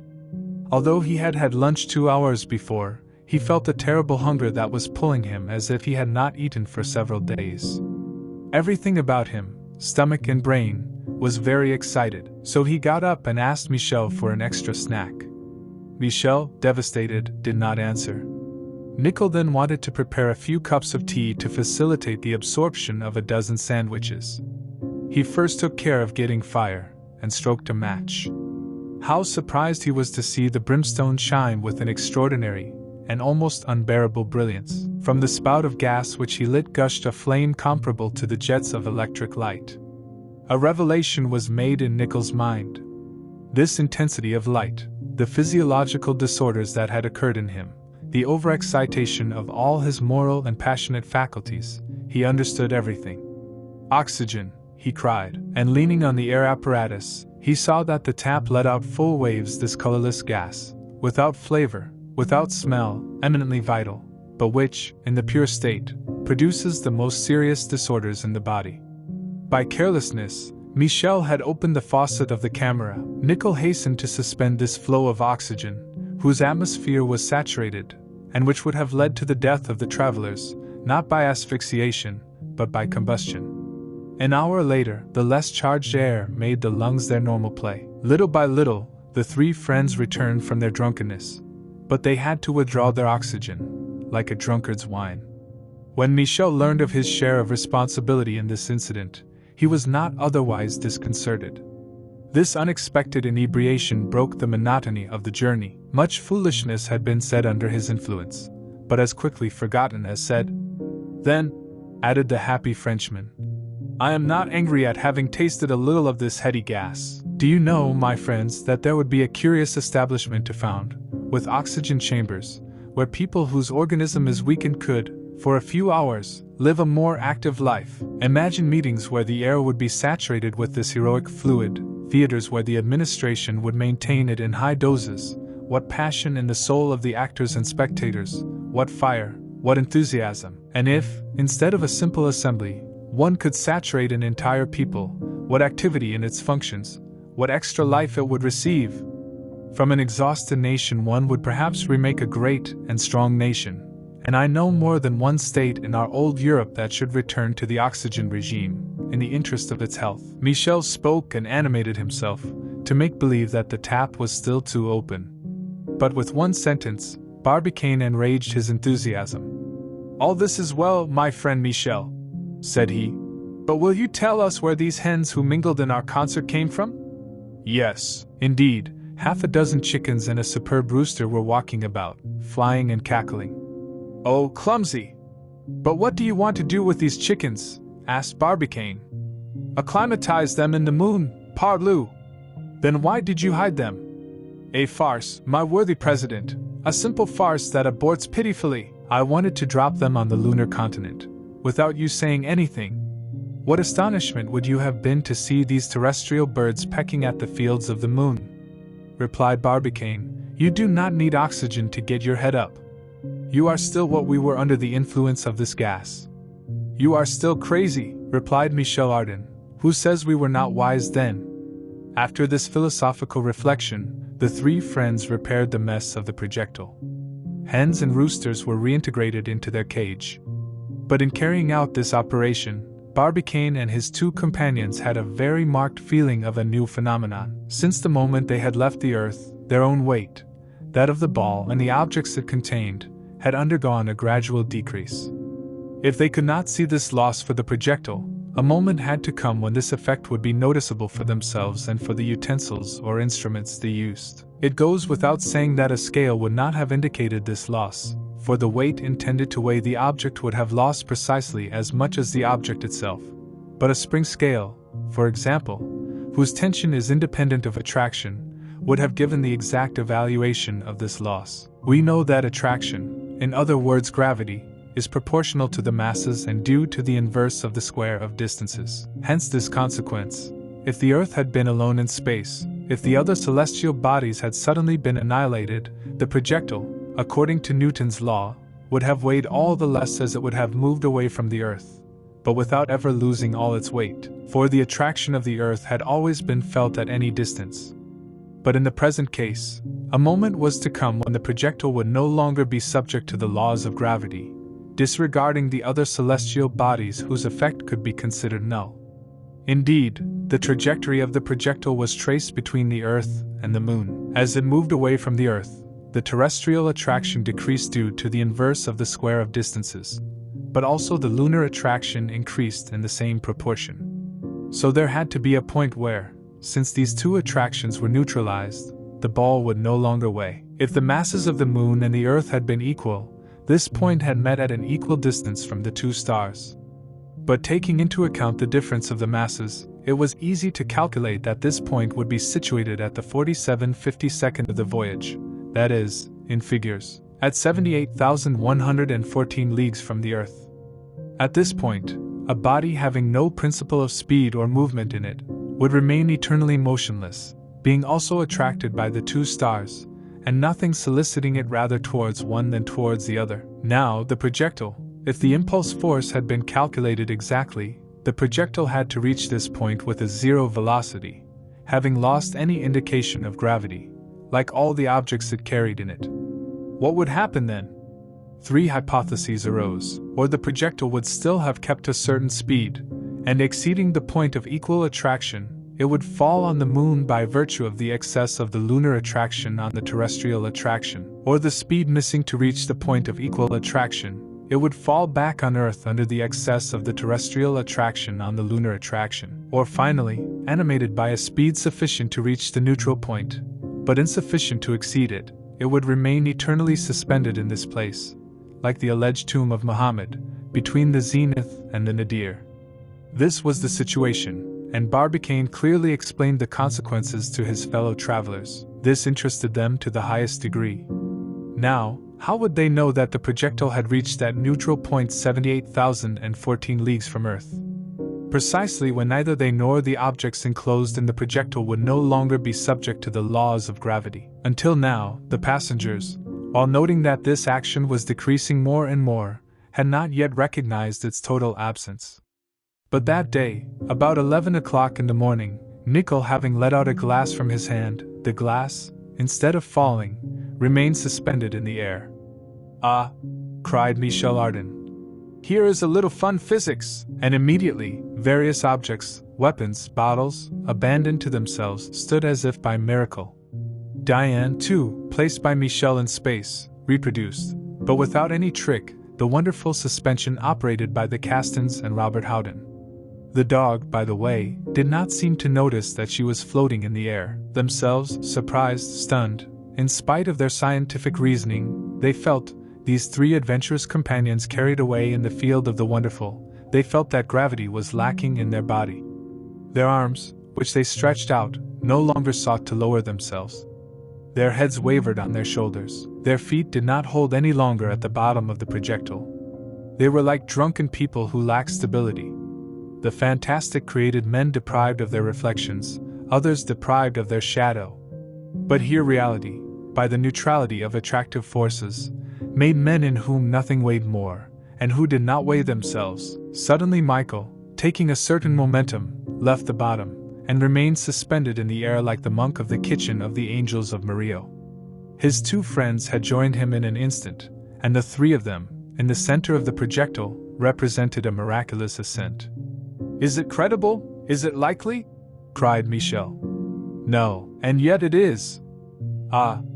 If Raphael had seen us thus, what an assumption he would have thrown on his canvas," said Barbicane. If the projectile passes the neutral point, the lunar attraction will draw us to the moon. Our feet will then rest on the vault of the projectile, replied Michel. No, said Barbicane, because the projectile, whose center of gravity is very low, will turn over little by little. So our whole arrangement is going to be turned upside down, that's the word. Rest assured, Michel, replied Nicholl. No upheaval is to be feared. No object will move, as the evolution of the projectile will only be insensitive. Indeed, continued Barbicane, and when he has crossed the point of equal attraction, his nerve, relatively heavier, will lead him along a perpendicular to the moon. But for this to happen, we must have crossed the neutral line. Crossed the neutral line, cried Michel. So let's do as the sailors who passed the equator. Let's irrigate our passage. A slight sideways movement brought Michel back to the padded wall. There he took a bottle and glasses, placed them in space, in front of his companions, and toasting joyfully, they saluted the line of a triple hurrah. This influence of the attractions lasted barely an hour. The travelers felt callously brought to the bottom, and Barbicane thought he noticed that the conical tip of the projectile was a little off the normal directed towards the moon. By a reverse motion, the nerve approached it. The lunar attraction therefore outweighed the terrestrial attraction. The fall to the moon began, almost insensible still. It was to be only a millimeter a third in the first second, that is, 540 thousandths of a line. But gradually the attractive force would increase, the fall would be more accentuated. The projectile, driven by the pellet, would present its cone superior to the Earth and would fall with increasing speed to the surface of the Selenite continent. The goal would be achieved. Now nothing could prevent the success of the enterprise, and Nicholl and Michel Ardan shared Barbicane's joy. Then they talked about all these phenomena that amazed them in turn. This neutralization of the laws of gravity above all, they did not dry up about it. Michel Ardan, always enthusiastic, wanted to draw consequences that were only pure fantasy. Ah, my worthy friends, he cried, what progress if we could thus get rid, on Earth, of this gravity, of this chain that banks you to it. It would be the prisoner became free. No more fatigue, either arms nor legs. And if it is true that to fly on the surface of the Earth, to support oneself in the air by the simple play of muscles, it takes a force 150 times greater than that which we possess, a simple act of the will, a caprice would transport us into space, if the attraction did not exist. Indeed, said Nicholl, laughing, if gravity could be suppressed as pain was suppressed by anesthesia, this would change the face of modern societies. Yes, cried Michel, full of his subject, let us destroy gravity, and no more burdens. So no more cranes, jacks, capstans, cranks, and other things that shouldn't be there. Well said, replied Barbicane. But if nothing weighed more, nothing would hold more, no more your hat on your head, worthy Michel, than your house whose stones adhere only by their weight. No boats, whose stability on the waters is only a consequence of gravity, not even an ocean, whose waves would no longer be balanced by the terrestrial attraction. Finally, no atmosphere, the molecules of which would no longer be retained, would disperse in space, replied Michel. Nothing like these positive people to bring you back to reality. But console yourself, Michel, continued Barbicane, for if no star exists from which the laws of gravity are banished, you will at least visit one where gravity is much less than on Earth. The moon? Yes, the moon, on whose surface objects weigh 6 times less than on the surface of the Earth, a phenomenon that is very easy to see. And we shall see it? Asked Michel. Of course, since 200 kilograms weigh only 30 on the surface of the moon. And our muscular strength will not diminish there? Not at all. Instead of rising a meter while jumping, you will rise to 18 feet high. But we will be Hercules in the moon, exclaimed Michel. All the more so, replied Nicholl, that if the size of the Selenites is proportional to the mass of their globe, they will be barely 1 foot high. Des Lilliputians, replied Michel. So I will play the role of Gulliver. We will realize the fable of the giants. This is the advantage of leaving his planet and running the solar world, said Barbicane. If you want to play the Gulliver only visits the lower planets, such as Mercury, Venus or Mars, whose mass is a little less than that of Earth. But do not venture into the great planets, Jupiter, Saturn, Uranus, Neptune, for there the roles would be switched, and you would become Lilliputian. And in the sun? In the sun, if its density is 4 times less than that of the Earth, its volume is 1,324,000 times greater, and the attraction there is 27 times greater than on the surface of our globe. All things considered, the inhabitants should be on average 200 feet high. I would be nothing more than a pygmy, a myrmidon. Gulliver among the giants, said Nicholl. Just, replied Barbicane. And it would not be useless to carry some artillery to defend oneself. Good. Barbicane replied, your meatballs would have no effect in the sun, and they would fall to the ground after a few meters. That is strong, replied Barbicane. The attraction is so considerable on this enormous star, that an object weighing 70 kilograms on Earth would weigh 1,930 on the surface of the sun. Your hat, 10 kilograms. Your cigar, half a pound. Finally, if you fell on the solar continent, your weight would be such, about 2,500 kilos, that you would not be able to rise. Devil, said Michel. Then we should have a small portable crane. Well, my friends, let's settle for the moon for today. There, at least, we will make a big figure. Later, we will see if we have to go to this sun, where we cannot drink without a capstan to raise his glass to his mouth. Chapter 9. Consequences of a deviation. Barbicane had no more concern, except on the outcome of the voyage, at least on the impulse force of the projectile. Its virtual speed was beyond the neutral line, so it wouldn't come back to Earth. So it would not stop at the point of attraction. Only one hypothesis remained to be realized: the arrival of the ball to its goal under the action of the lunar attraction. In reality, it was a fall of 8,296 leagues, on a star, it is true, where gravity is to be evaluated only to the sixth of the terrestrial gravity. A formidable fall, however, and against which all precautions wanted to be taken without delay. These precautions were of 2 kinds. One had to cushion the blow when the projectile hit the lunar ground. The other had to delay its fall and, consequently, make it less violent. To cushion the blow, it was unfortunate that Barbicane was no longer able to use the means that had so usefully attenuated the shock of departure, that is to say, the water used as a spring and the breaking partitions. The partitions still existed, but water was lacking, for the reserve could not be used for this purpose, a precious reserve for the event that, during the first days, the liquid element would be lacking on the lunar ground. Moreover, this reservation would have been very insufficient to make it stand out. The layer of water stored in the original projectile, on which the sealed disc rested, occupied no less than 3 feet in height over an area of 54 square feet. It measured in volume 6 cubic meters and weight 5,750 kilograms. However, the vessels did not contain the 5th part. It was therefore necessary to give up this powerful means of cushioning the arrival shock. Fortunately, Barbicane, not content with using water, had provided the movable disc with strong spring buffers, intended to lessen the impact against the base after the crushing of the horizontal partitions. These buffers still existed. It was enough to adjust them and put back the moving disc. All these parts, easy to handle, since their weight was barely sensitive, could be reassembled quickly. This was done.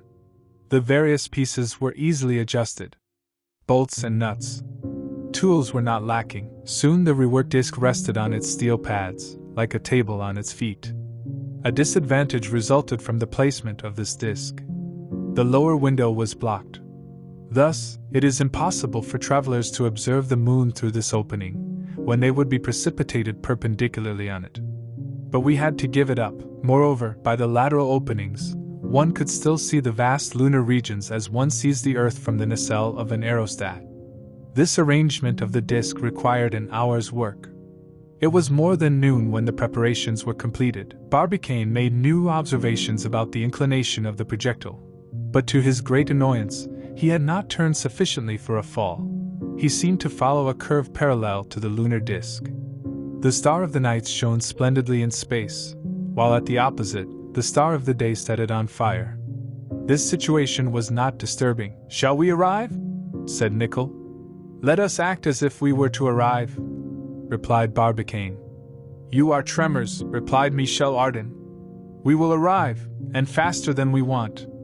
This response brought Barbicane back to his preparatory work, and he took care of the arrangement of the machines intended to delay the fall. We remember the scene of the meeting held in Tampa Town, Florida, when Captain Nicholl posed as Barbicane's enemy and Michel Ardan's opponent. To Captain Nicholl, arguing that the projectile would break like glass, Michel replied that it would delay its fall by means of suitably arranged rockets. Indeed, powerful artifices, taking their point of support on the base and fusing outside, could, by producing a backward movement, halt in a certain proportion the speed of the ball. These rockets had to burn in the void, it is true, but they would not lack oxygen, because they supplied it themselves, like the lunar volcanoes, whose explosion was never prevented by the lack of atmosphere around the moon. Barbicane had therefore equipped himself with devices enclosed in small steel cannons tapped, which could be screwed into the base of the projectile. Internally, these cannons were flush with the bottom. Externally, they protruded half a foot. There were 20 of them. There was an opening in the disc to light the wick, which was provided for everyone. The whole effect took place outside. The fusing mixtures had been forced in advance into each barrel. It was therefore enough to remove the metal shutters engaged in the base, and to replace them by these guns which adjusted rigorously in their place. This new work was completed at about 3 o'clock, and, all these precautions taken, it is only a matter of waiting. However, the projectile was visibly approaching the moon. He evidently suffered his influence to a certain extent, but his own speed also drew him along an oblique line. Of these two influences, the result was a line that would perhaps become a tangent. But it was certain that the projectile did not normally fall on the surface of the moon, because its lower part, even because of its weight, should have been turned towards it. Barbicane's worries redoubled to see his ball resist the influences of gravity. It was the unknown that opened before him, the unknown through the interstellar spaces. He, the scientist, thought he had foreseen the 3 possible hypotheses: the return to the Earth, the return to the moon, stagnation on the neutral line.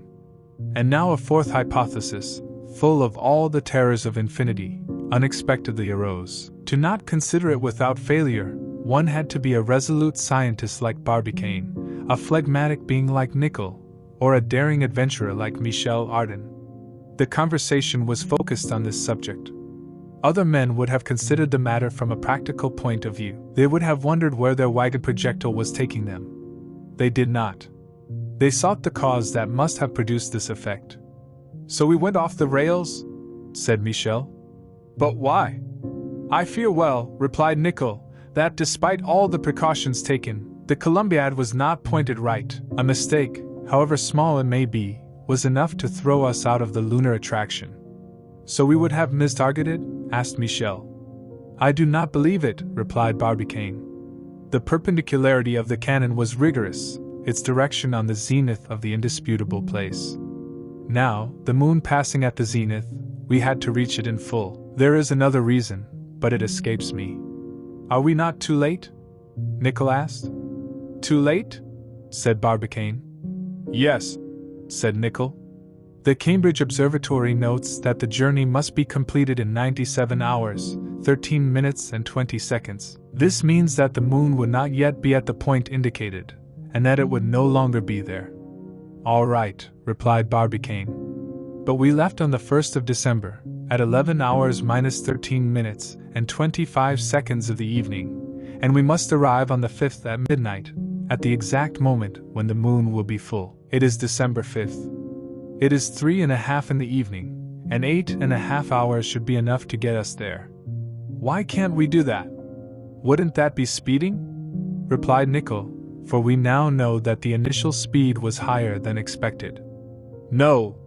100 times no," replied Barbicane. "An excess of speed, if the direction of the projectile had been good, would not have prevented us from reaching the moon. No. There was deviation. We have been diverted." "By whom?" "By what?" asked Nicholl. "I cannot say," replied Barbicane. "Well, Barbicane," said Michel, "do you want to know my opinion on this question of where this deviation comes from?" "Speak." "I wouldn't give $50 to find out. We're off course, that's the point. Where are we going? I don't care. We'll see." "What the heck, since we are drawn into space, we will end up falling into some center of attraction." This indifference of Michel Ardan could not satisfy Barbicane. Not that he worried about the future, but why his projectile had deviated is what he wanted to know at all costs. However, the cannonball continued to move laterally to the moon, and with it the procession of objects thrown out. Barbicane was even able to see, by landmarks raised on the moon whose distance was less than 2,000 leagues, that its speed became uniform. New proof that there was no fall. The impulse force still outweighed the lunar attraction, but the trajectory of the projectile certainly brought it closer to the lunar disk, and one could hope that at a closer distance, the action of gravity would predominate and definitively cause a fall. The three friends, having nothing better to do, continued their observations. However, they could not yet determine the satellite's topographic layout. All these reliefs were leveled under the projection of the sun's rays. They looked through the side windows until 8 o'clock in the evening. The moon had then grown so large in their eyes that it masked half of the firmament. The sun on one side, the star of the nights on the other, flooded the projectile with light. At this moment Barbicane thought he could estimate only 700 leagues from their goal. The speed of the projectile seemed to him to be 200 meters per second, or about 170 leagues per hour. The pellet's base tended to turn towards the moon under the influence of the centripetal force. But as the centrifugal force always prevailed, it became probable that the rectilinear trajectory would change into some curve of which the nature could not be determined. Barbicane was always looking for a solution to his insoluble problem. Hours passed without result. The projectile was visibly approaching the moon, but it was also visible that it would not reach it.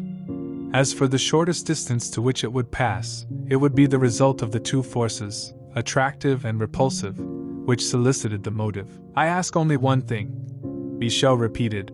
"To pass close enough to the moon to penetrate its secrets."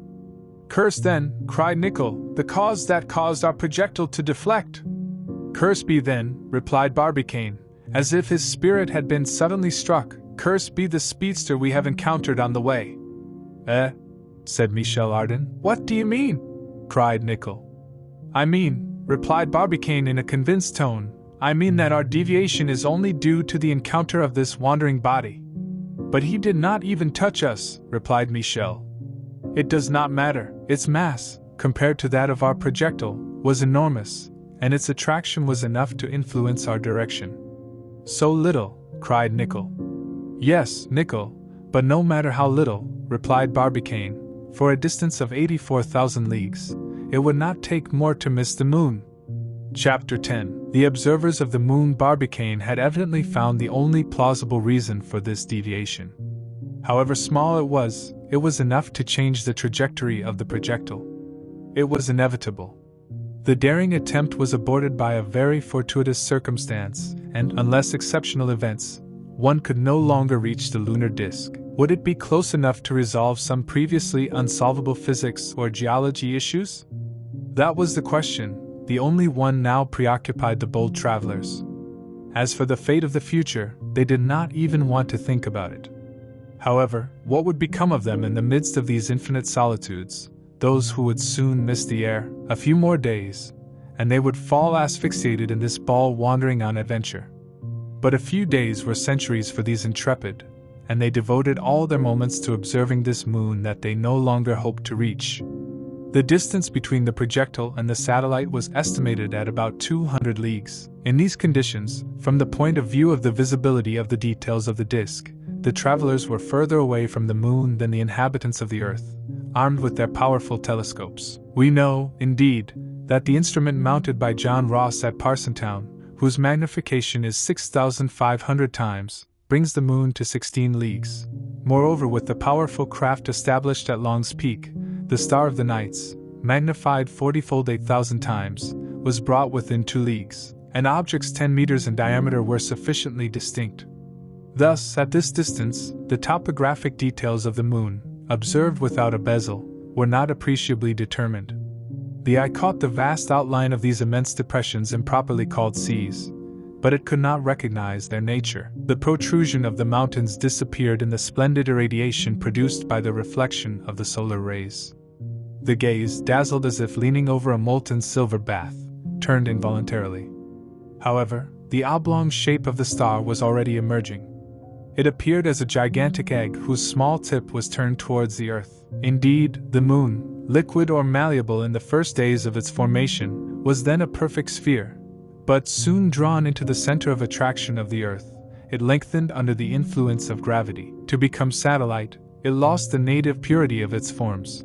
Its center of gravity shifted forward from the center of the figure, and from this arrangement, some scientists drew the consequence that air and water had been able to take refuge on this opposite surface of the Moon that is never seen from the Earth. This alteration of the primitive forms of the satellite was only noticeable for a few moments.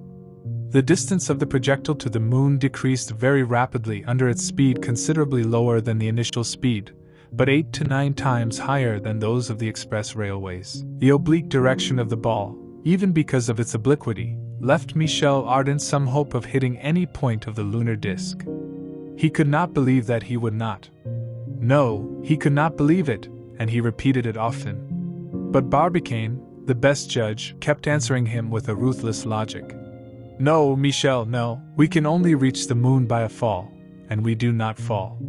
The centripetal force keeps us under lunar influence, but the centrifugal force keeps us away irresistibly.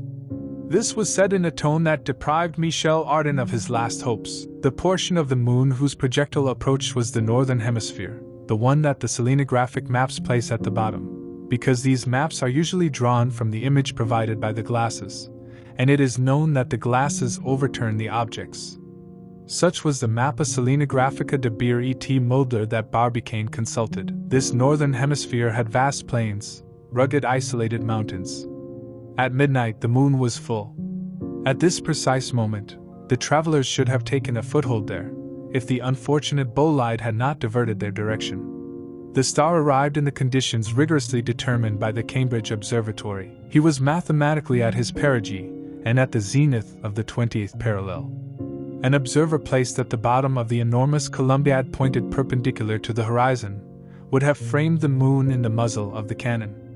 A straight line representing the axis of the room would have crossed in its center the star of the night. Needless to say, during the night of December 5th to 6th, the travelers did not take a moment of rest. Could they have closed their eyes, so close to this new world? No. All their feelings were concentrated in a single thought. See, representatives of the Earth, of past and present humanity that they summed up in them. It was through their eyes that the human race looked at these lunar regions and penetrated the secrets of its satellite. A certain emotion held them in the heart, and they went silently from one window to another. Their observations, reproduced by Barbicane, were rigorously determined. To make them, they had glasses. To control them, they had maps. The first observer of the Moon was Galileo.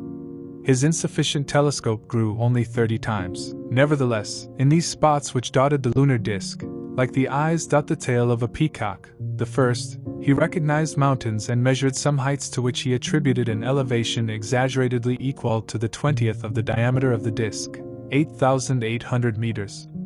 Galileo did not map his observations. A few years later, an astronomer from Danzig, Hyginus, reduced the heights of Galilee to only 1/26th of the lunar diameter by processes that were only exact twice a month in the first and second quadratures. Exaggeration in reverse. But it is to this scientist that we owe the first map of the Moon. The light and rounded spots form circular mountains, and the dark spots indicate vast seas that are actually only plains.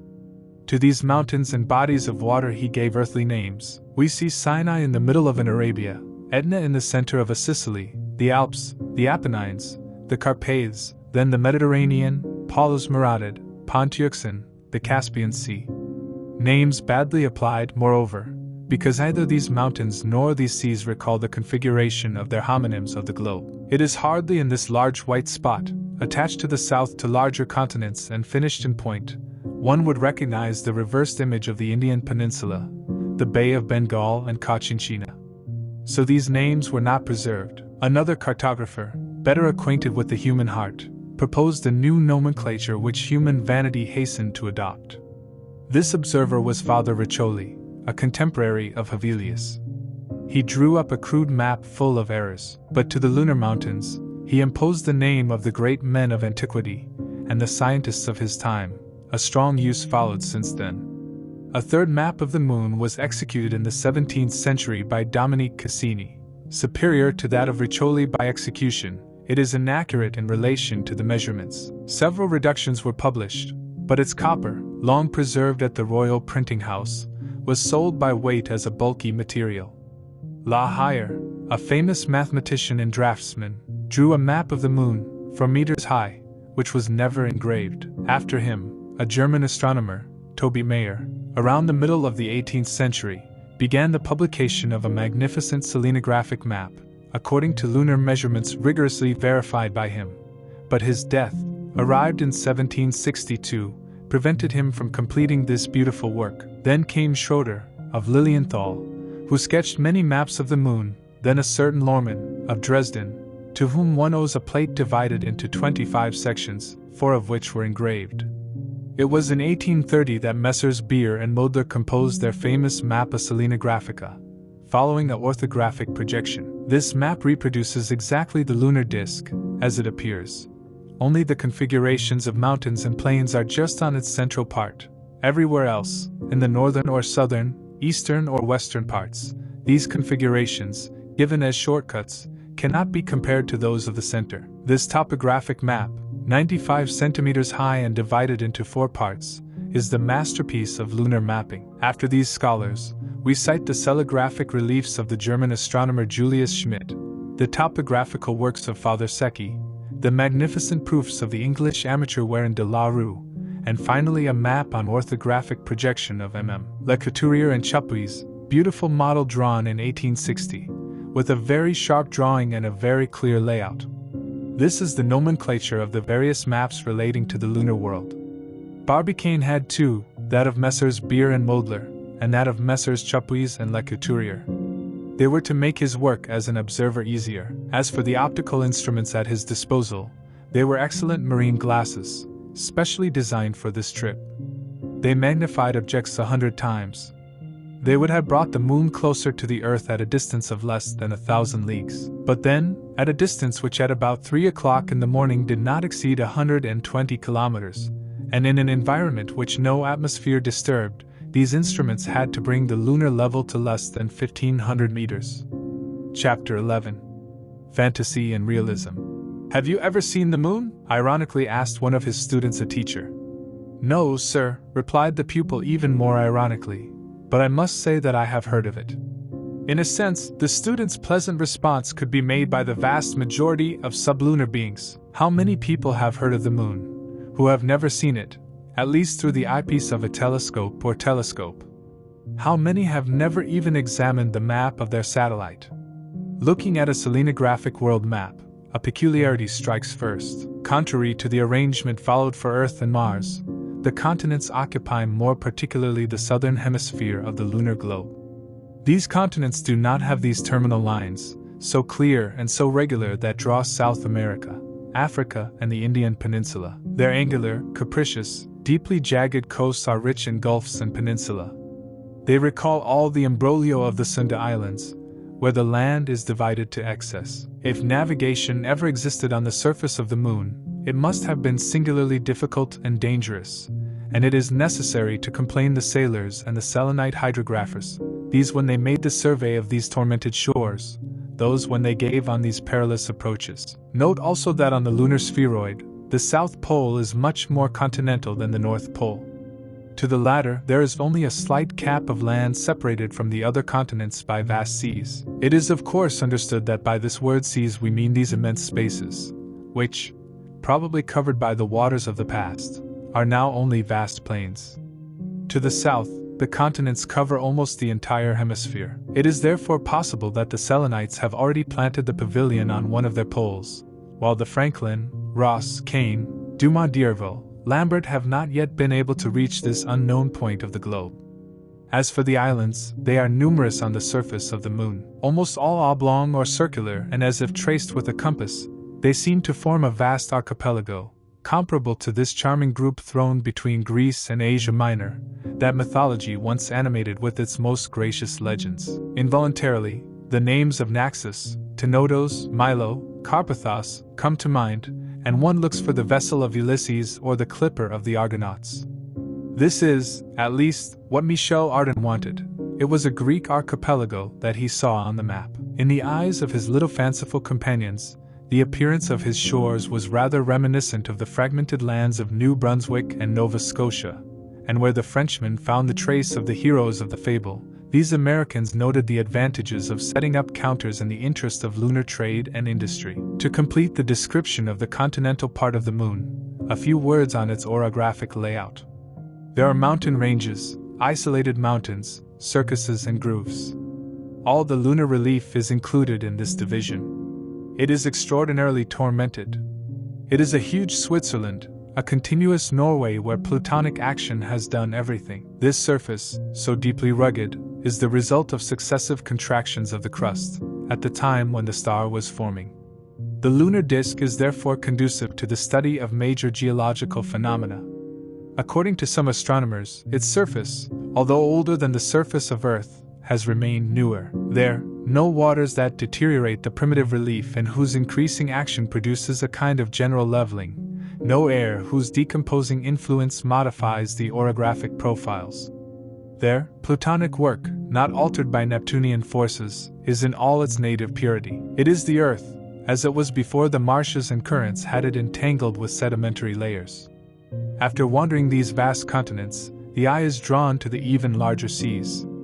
Not only do they resemble the shape, location, and appearance of the Earth's oceans, but also, on Earth, these seas occupy most of the globe. And yet they are not liquid spaces, but plains whose nature the travelers hope to soon determine. Astronomers, we must admit, have decorated these so-called seas with at least bizarre names that science has respected so far. Michel Ardan was right when he compared this world map to a map of the tender, drawn by a Scudery or a Cyrano de Bergerac. But, he added, it is no longer the map of sentiment as it was in the 17th century. It is the map of life, clearly divided into two parts, one female, the other male. To women, the right hemisphere, to men, the left hemisphere. And when he spoke thus, Michael shrugged his companions. Barbicane and Nicholl considered the lunar map from a completely different point of view than their fanciful friend. However, their fanciful friend was somewhat right. Let us judge. In this left hemisphere lies the Sea of Clouds, where human reason will so often drown. Not far appears the rainy sea, fed by all the worries of existence.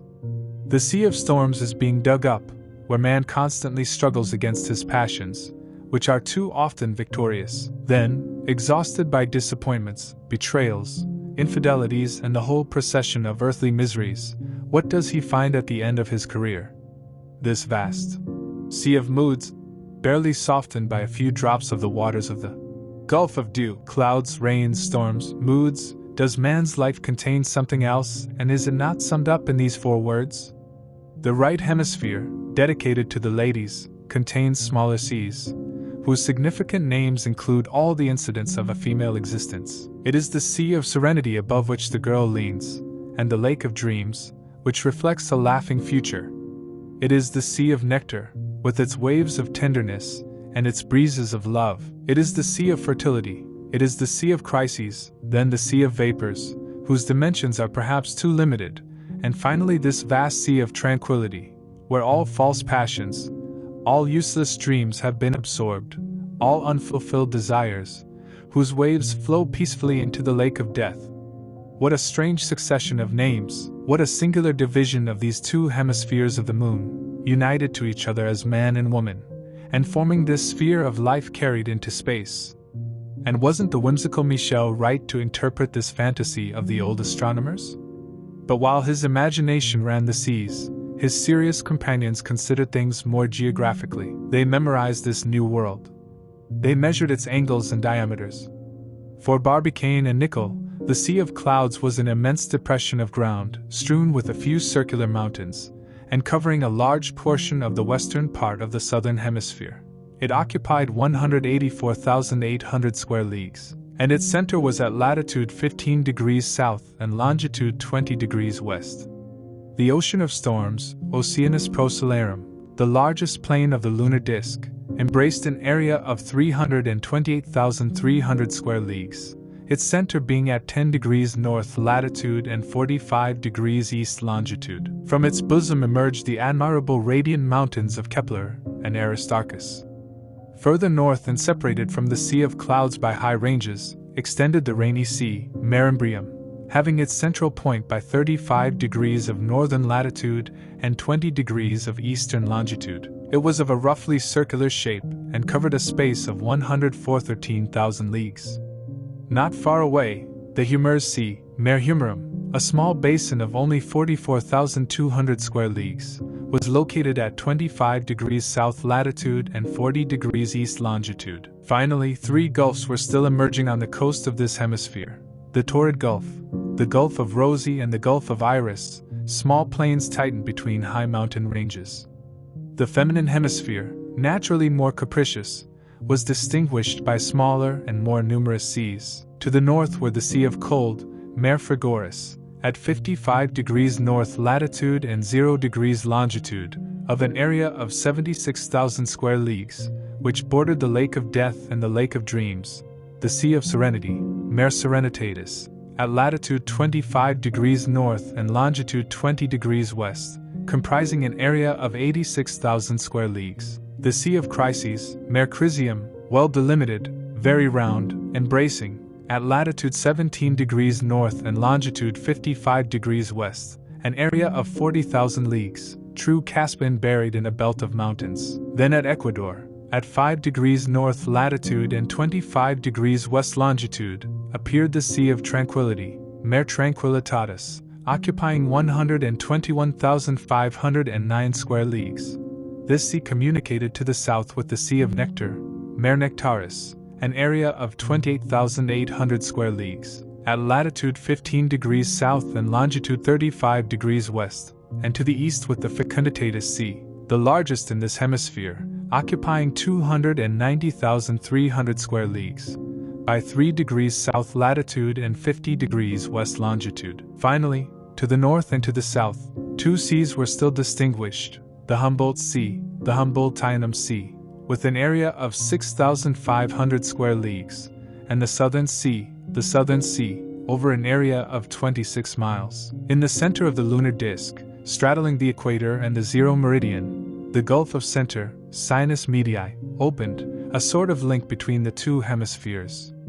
Thus decomposed in the eyes of Nicholl and Barbicane the always visible surface of the Earth's satellite. When they added up these various measures, they found that the surface of this hemisphere was 4,738,160 square leagues, 3,317,600 leagues for volcanoes, the mountain ranges, the circuses, the islands, in a word, all that seemed to form the solid part of the Moon, and 1,400,400 leagues for the seas, lakes, marshes, all that seemed to form the liquid part, which, moreover, was perfectly indifferent to the worthy Michel. This hemisphere, as we can see, is 13.5 times smaller than the Earth's hemisphere.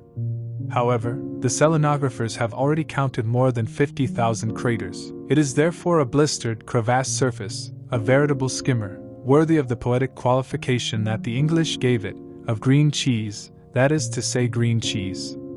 Michel Ardan leapt when Barbicane uttered this derogatory name. "This, then," he cried, "is how the Anglo-Saxons in the 19th century treat the beautiful Diana, the blonde Phoebe, the kind Isis, the charming Astarte, the Queen of Nights, the daughter of Latona and Jupiter, the younger sister of the radiant Apollo." Chapter 12. The direction followed by the projectile, it has already been observed, led it towards the northern hemisphere of the Moon. The passengers were far from this central point which they should have struck, if their trajectory had not undergone an irremediable deviation.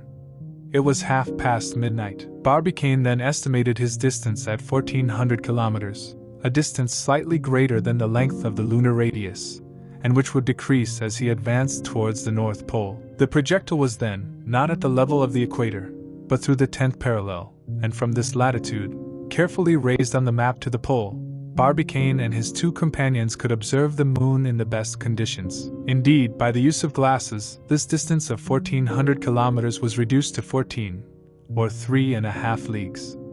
The Rocky Mountain telescope brought the Moon closer, but the Earth's atmosphere significantly reduced its optical power. Thus Barbicane, stationed in his projectile, his lorgnette in his eyes, perceived certain elusive details to observers of the Earth. "My friends," said the president in a deep voice. "I don't know where we're going. I don't know if we'll ever see the globe again. Nevertheless, let us proceed as if this work were ever to be of use to our fellow men. Let us be free of all concern. We are astronomers. This ball is a cabinet of the Cambridge Observatory, transported into space. Let's observe." That said, the work was begun with extreme precision, and it faithfully reproduced the various aspects of the moon at varying distances that the projectile occupied in relation to this star. At the same time that the ball was at the height of the 10th parallel north, it seemed to strictly follow the 20th degree of east longitude. Here is an important remark about the map used for observations.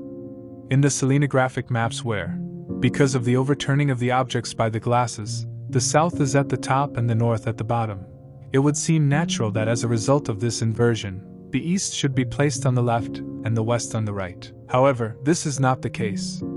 If the map had been turned around and presented the moon as it appears, the east would be left and the west right, contrary to what exists in the terrestrial maps. Here is the reason for this anomaly. Observers in the northern hemisphere, in Europe, if you will, see the moon in the south relative to them. When they observe it, they turn their backs to the north, which is the opposite of the position they occupy when considering a land map. Since they turn their backs to the north, the east is to their left and the west to their right. For observers located in the southern hemisphere, in Patagonia, for example, the west of the moon would be perfectly to their left and the east to their right, since the south is behind them. This is the reason for this apparent reversal of the two cardinal points, and this must be taken into account in following President Barbicane's observations. Helped by the Mappa Selenographica of Beer and Modler, the travelers could without hesitation recognize the portion of the disk framed in the field of their glasses. "What do we see now?" asked Michel. "The northern part of the Sea of Clouds," replied Barbicane. "We are too far apart to recognize its nature.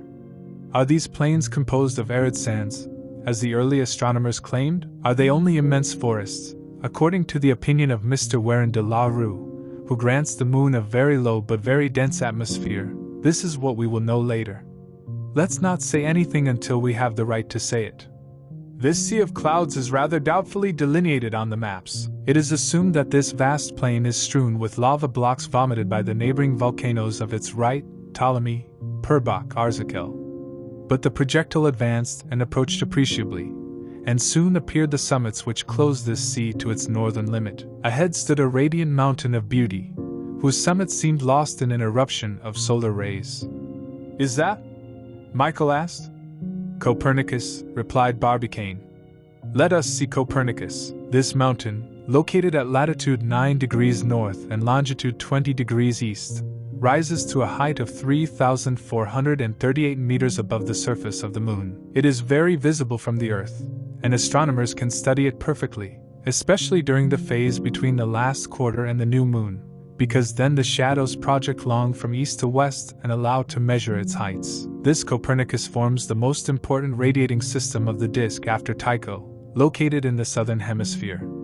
It rises in isolation, like a gigantic lighthouse on this portion of the Sea of Clouds that borders the Sea of Storms, and it illuminates under its splendid radiance two oceans at once. It was a spectacle without equal, that of these long luminous trails, so dazzling in the full moon, and which exceed in the north the neighboring chains, will extinguish even in the Sea of Rains.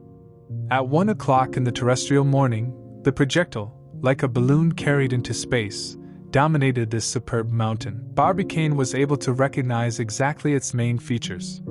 Copernicus is included in the series of first-order annular mountains, in the division of large circuses.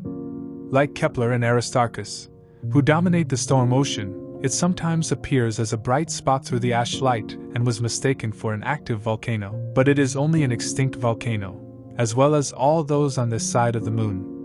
Its circumvallation had a diameter of about 22 leagues.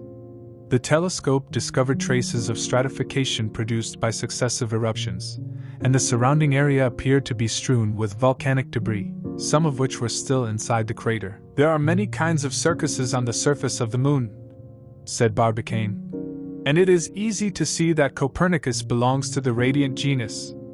If we were closer, we would see the cones that bristle inside, and which were once so many ignivomes' mouths. A curious and without exception arrangement on the lunar disk is that the inner surface of these circuses is noticeably below the outer plane, contrary to the shape of the terrestrial craters.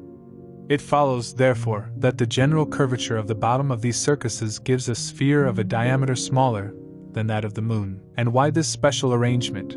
Asked Nicholl. We do not know, replied Barbicane. What splendid radiance, repeated Michel. I can hardly imagine a better show. What will you say then, replied Barbicane, if the chance of our journey leads us to the southern hemisphere? Well, I'll say it's even more beautiful, replied Michel Ardan. At the moment, the projectile dominated the circus perpendicularly. The circumvallation of Copernicus formed an almost perfect circle, and its very steep ramparts stood out clearly. There was even a double ring chamber.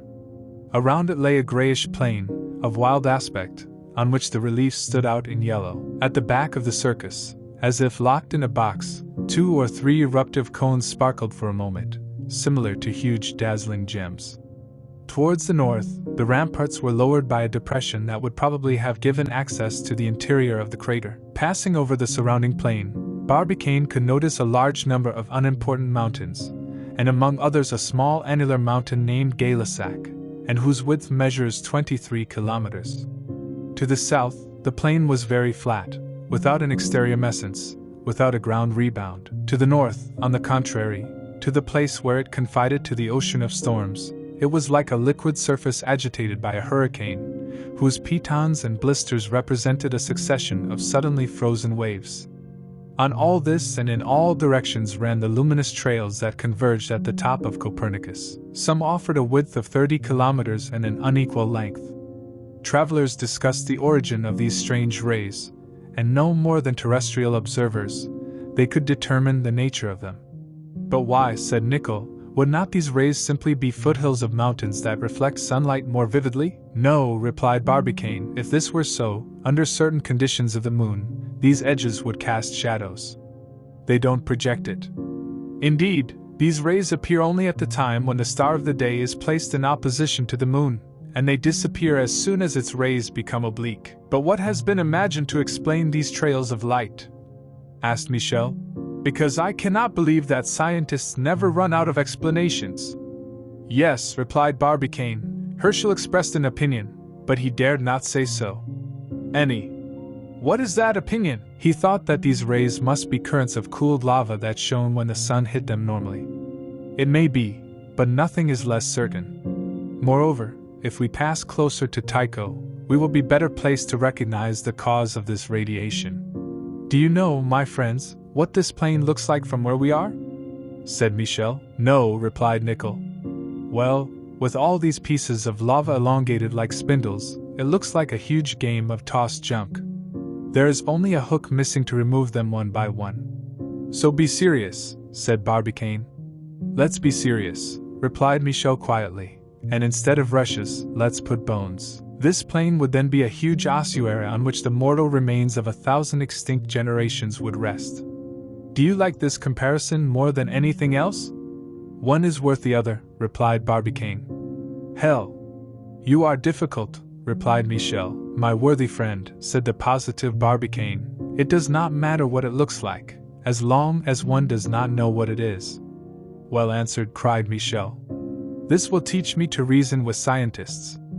However, the projectile advanced with an almost uniform speed extending the lunar disk. Travelers, it is easy to imagine, did not think of taking a moment's rest. Every minute moved the landscape that was fleeing before their eyes. About 1:30 in the morning, they saw the peaks of another mountain.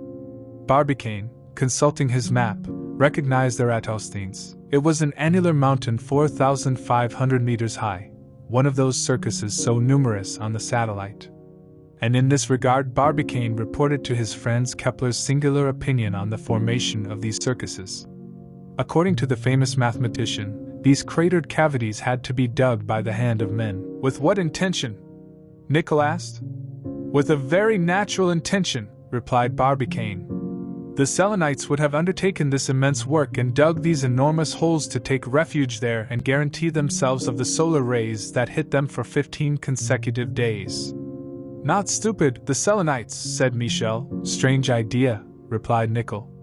But it is probable that Kepler did not know the true dimensions of these circuses, for digging them would have been a work of giants, impassable for Selenites.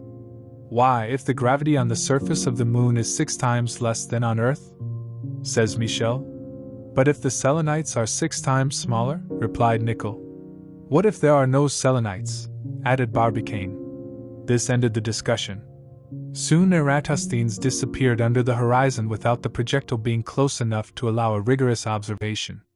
This mountain separated the Apennines from the Carpathes. In the lunar orography, a few mountain ranges have been distinguished which are mainly distributed over the northern hemisphere.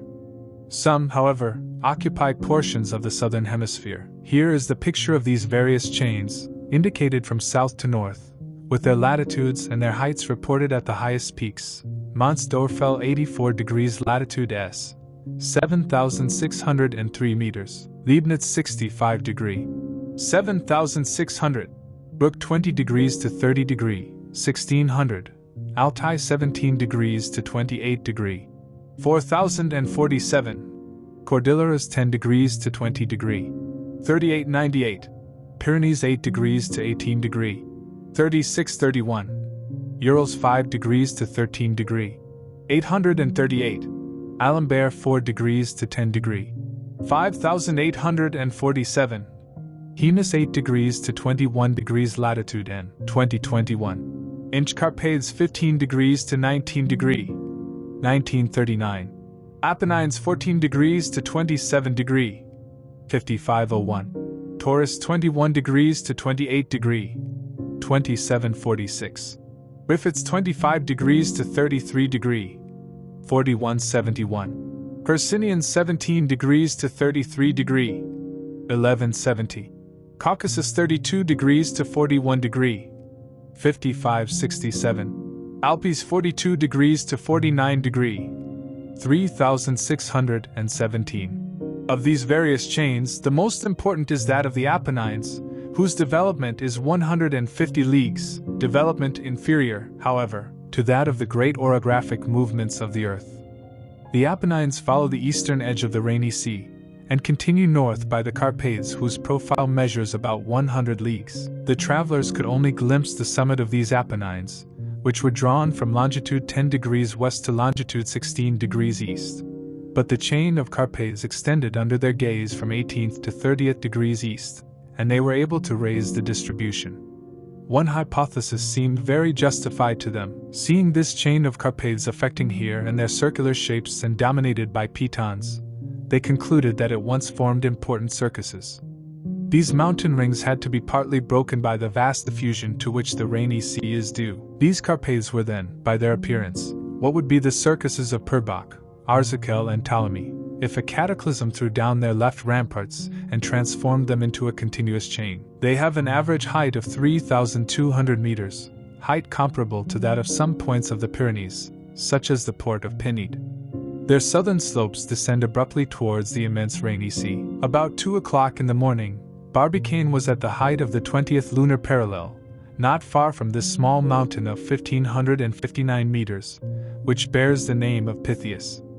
The distance of the projectile to the moon was only 1,200 kilometers, reduced to 3 leagues by means of the glasses. The mare Imbrium extended before the eyes of the travelers, like an immense depression whose details were still little seizable. Near them, on the left, stood Mount Lambert, whose altitude is estimated at 1,813 meters, and further, on the limit of the ocean of storms, by 23 degrees latitude north and 29 degrees longitude east, shone the radiant mountain of Euler. This mount, raised only 1,815 meters above the lunar surface, had been the object of an interesting work of the astronomer Schroeder. This scientist, seeking to recognize the origin of the mountains of the moon, had wondered if the volume of the crater was still substantially equal to the volume of the ramparts that formed it. Now, this relation generally existed, and Schroeder concluded that a single eruption of volcanic matter had sufficed to form these ramparts, because successive eruptions had altered this relation. Mount Euler alone denied this general law,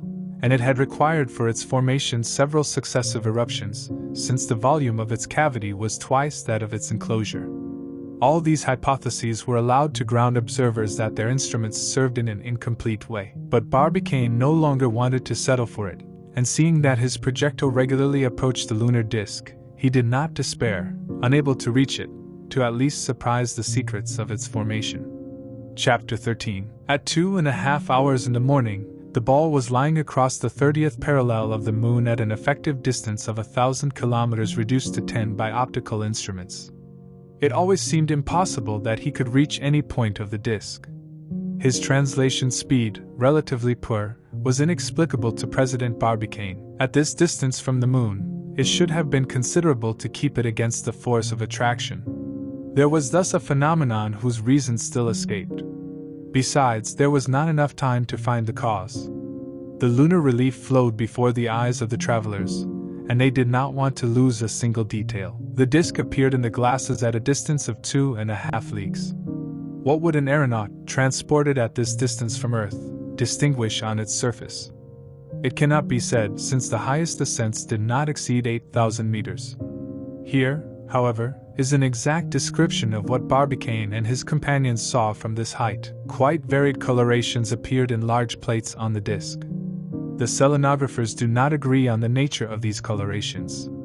They are diverse and quite sharply cut. Julius Schmidt claims that if the Earth's oceans were dry, a lunar selenite observer would not distinguish on the globe, between the oceans and the continental plains, nuances as variously accused as those which are shown on the Moon to an earthly observer. According to him, the color common to the vast plains known as seas is dark gray mixed with green and brown. Some large craters also showed this coloration. Barbicane knew this opinion of the German selenographer, an opinion shared by Messrs. Beer and Modler. He found that the observation gave them reason against some astronomers who admit only the gray coloration on the surface of the Moon. In some spaces, the color green was strongly accused, as it emerges, according to Julius Schmidt, from the seas of Serenity and Moods. Barbicane also noticed large craters without inner cones, which cast a bluish color analogous to the reflections of a freshly polished sheet of steel. These colorations really belonged to the lunar disk, and did not result, according to some astronomers, either from the imperfection of the lens of the glasses, or from the interposition of the Earth's atmosphere. For Barbicane, there was no doubt about this. He observed through the void and could not commit any optical error. He considered the fact of these various colorations as acquired to science. Now were these shades of green due to tropical vegetation, maintained by a dense and low atmosphere? He could not yet pronounce himself. Later, he noted a reddish tinge, very sufficiently accused. Such a nuance had already been observed on the bottom of an isolated enclosure, known as the Lichtenberg Circus, which is located near the Hercynian Mountains on the edge of the Moon, but he could not recognize its nature.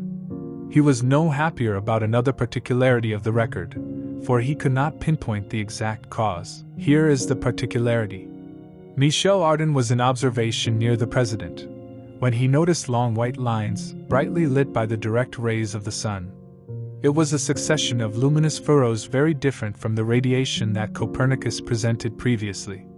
They lay parallel to each other. Michel, with his usual aplomb, did not fail to exclaim, "Here are cultivated fields." "Cultivated fields?" replied Nicholl, shrugging his shoulders. "Plowed at least," replied Michel Ardan. "But what labor is these selenites, and what gigantic oxen they must harness to their plow to dig such furrows." "They are not furrows," said Barbicane, "they are grooves." "Go for grooves," replied Michel, obediently. But what are grooves in the scientific world? Barbicane immediately told his companion what he knew about the lunar grooves. He knew that they were furrows observed on all the non-mountainous parts of the disk, that these furrows, most often isolated, measure from 4 to 50 leagues in length, that their width varies from 1,000 to 1,500 meters, and that their edges are strictly parallel.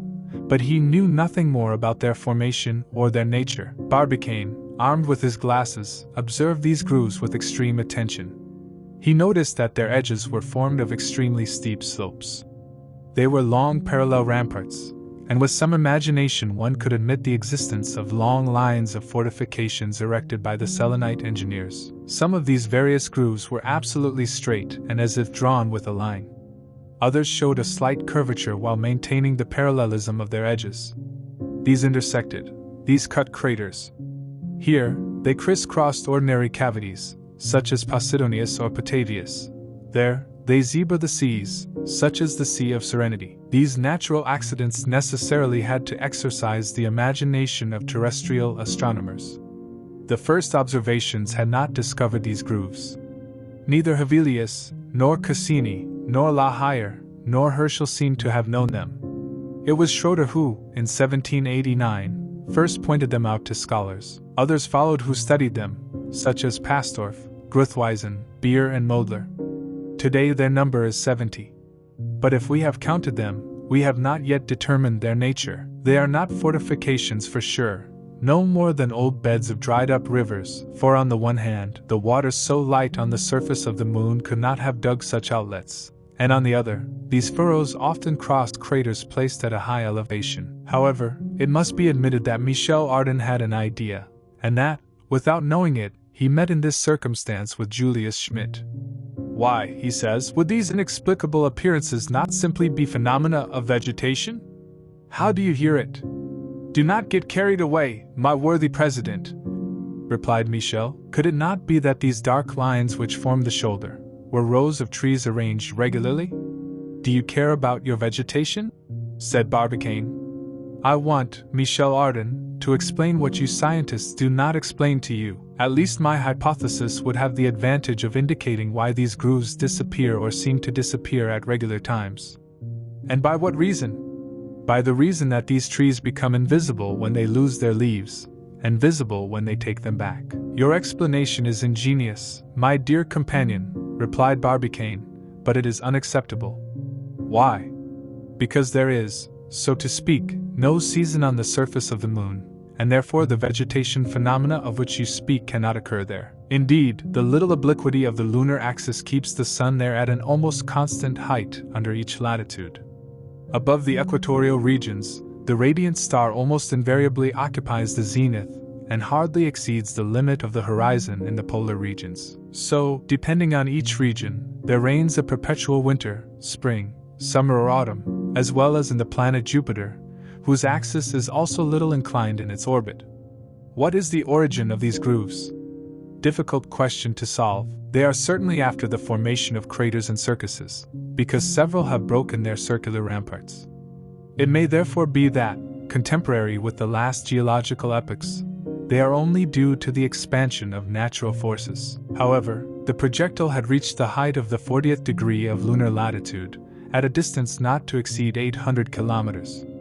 The objects appeared in the field of the glasses, as if they had been placed only 2 leagues away. At this point, under their feet, stood the Helicon, 505 meters high, and on the left rounded these mediocre heights which enclose a small portion of the rainy sea under the name of Gulf of Iris. The Earth's atmosphere should be 170 times more transparent than it is, to allow astronomers to make complete observations on the surface of the moon. But in this void where the projectile floated, no fluid interposed between the eye of the observer and the observed object. In addition, Barbicane was brought back to a distance never given by the most powerful telescopes, neither that of John Ross, nor that of the Rocky Mountains. It was therefore in extremely favorable conditions to resolve this great question of the habitability of the moon. However, this solution still eluded him. He could only distinguish the desert bed of the immense plains and, towards the north, arid mountains. Not a work betrayed the hand of man. Not a ruin proved its passage. Not an agglomeration of animals indicated that life developed there even to a lesser degree. Nowhere the movement, nowhere an appearance of vegetation. Of the 3 kingdoms that shared the terrestrial spheroid, only one was represented on the lunar globe, the mineral kingdom. "Ah, see," said Michel Ardan with a somewhat disconcerted look. "Is there no one there?" "No," replied Nicholl, "so far. Not a man, not an animal, not a tree. After all, if the atmosphere has taken refuge at the bottom of the cavities, inside the circuses, or even on the opposite side of the moon, we cannot prejudge anything. Moreover," Barbicane added, "even for the sharpest view, a man is not visible at a distance of more than 7 kilometers. So if there are Selenites, they can see our projectile, but we can't see them." At about 4 o'clock in the morning, at the height of the 50th parallel, the distance was reduced to 600 kilometers. On the left was a line of capriciously contorted mountains, drawn in full light. To the right, on the contrary, a black hole was dug like a vast well, unfathomable and dark, drilled in the lunar soil. This hole was the Black Lake. It was Plato, a deep circus that can be properly studied from the Earth, between the last quarter and the new moon, when the shadows are projected from the west to the east. This black coloration is rarely found on the surface of the satellite. It has yet to be recognized in the depths of the Cirque d'Endymion, east of the Mer du Froid, in the northern hemisphere, and at the bottom of the Cirque de Grimaldi, on the equator, towards the eastern edge of the star. Plato is an annular mountain, located at latitude 51 degrees north and longitude 9 degrees east. Its circus is 92 kilometers long and 61 wide. Barbicane regretted not to pass perpendicular above his vast opening. There was an abyss to be probed, perhaps some mysterious phenomenon to be surprised, but the course of the projectile could not be altered. It was necessary to undergo it rigorously. One does not direct the balloons, much less the balls, when one is enclosed between their walls. At about 5 o'clock in the morning, the northern limit of the rainy sea was finally exceeded. The mountains La Condamine and Fontenelle remained, one on the left, the other on the right. This part of the disk, from the 60th degree, became absolutely mountainous. The glasses brought her closer to a league, a distance less than that which separates the summit of Mont Blanc from the sea level. The whole region was bristling with peaks and circuses. About the 70th degree dominated Philolaus, at a height of 3,700 meters, opening an elliptical crater 16 leagues long for wide. So the disk, seen from this distance, offered an extremely bizarre aspect. The landscapes presented themselves in conditions very different from those of the Earth, but also very inferior. Since the Moon has no atmosphere, this lack of gas envelope has already been demonstrated. Twilight point on its surface, the night after the day and the day after the night, with the abruptness of a lamp that goes out or lights in the middle of a deep darkness. No transition from cold to warm, the temperature falling in an instant from the degree of boiling water to the degree of the coldness of space. Another consequence of this absence of air is this: it is that absolute darkness reigns where the rays of the sun do not reach. What is called diffuse light on the Earth, this luminous matter that the air holds in suspension, which creates twilight and dawn, which produces shadows, penumbra and all this magic of chiaroscuro, does not exist on the Moon. Hence a brutality of contrast that admits only two colors, black and white. Let a selenite shelter his eyes against the sun's rays, the sky appears to him absolutely black, and the stars shine in his eyes as in the darkest nights. Judge the impression of this strange aspect on Barbicane and his two friends. Their eyes were bewildered. They no longer understood the respective distance of the various planes. A lunar landscape that does not soften the phenomenon of chiaroscuro could not have been rendered by a landscape designer of the Earth. Ink stains on a blank page, that's all. This aspect did not change, even when the projectile, at the height of the 80th degree, was separated from the Moon only by a distance of 100 kilometers. Not even when, at 5 o'clock in the morning, he passed less than 50 kilometers from the mountain of Gioja, a distance which the glasses reduced to half a quarter of a league. It seemed that the Moon could be touched with the hand. It seemed impossible that the cannonball would not strike it for a short time, if only at its north pole, whose bright ridge was drawn violently on the black background of the sky. Michel Ardan wanted to open one of the portholes and rush to the lunar surface. A fall of 12 leagues. He did not look at it, a useless attempt, for if the projectile were not to reach any point of the satellite, Michel, carried away in his movement, would not have reached it more than he. At this moment, at 6 o'clock, the lunar pole appeared. The disk offered to the eyes of the travelers only one half violently lit, while the other disappeared in the darkness. Suddenly, the projectile crossed the line between intense light and absolute shadow, and was suddenly plunged into a deep night. Chapter 14. The night of 354.5 hours when this phenomenon occurred so suddenly, the projectile was shaving the north pole of the Moon within 50 kilometers. A few seconds were enough for him to plunge into the absolute darkness of space. The transition had taken place so quickly, without nuances, without light degradation, without attenuation of the light waves, that the stars seemed to have died out under the influence of a powerful breath. Melted, gone, the moon! Cried Michel Ardan in amazement. Indeed, neither a reflection nor a shadow. Nothing more appeared from this once dazzling disk. The darkness was complete, and made even deeper by the radiance of the stars. It was this black that permeates the lunar nights that last 354.5 hours for each point of the disk. Long night that results from the equality of the movements of translation and rotation of the moon, one on itself, the other around the earth. The projectile, immersed in the shadow cone of the satellite, suffered no more the action of the sun's rays than any of the points of its invisible part. Inside, the darkness was complete. We could no longer see each other.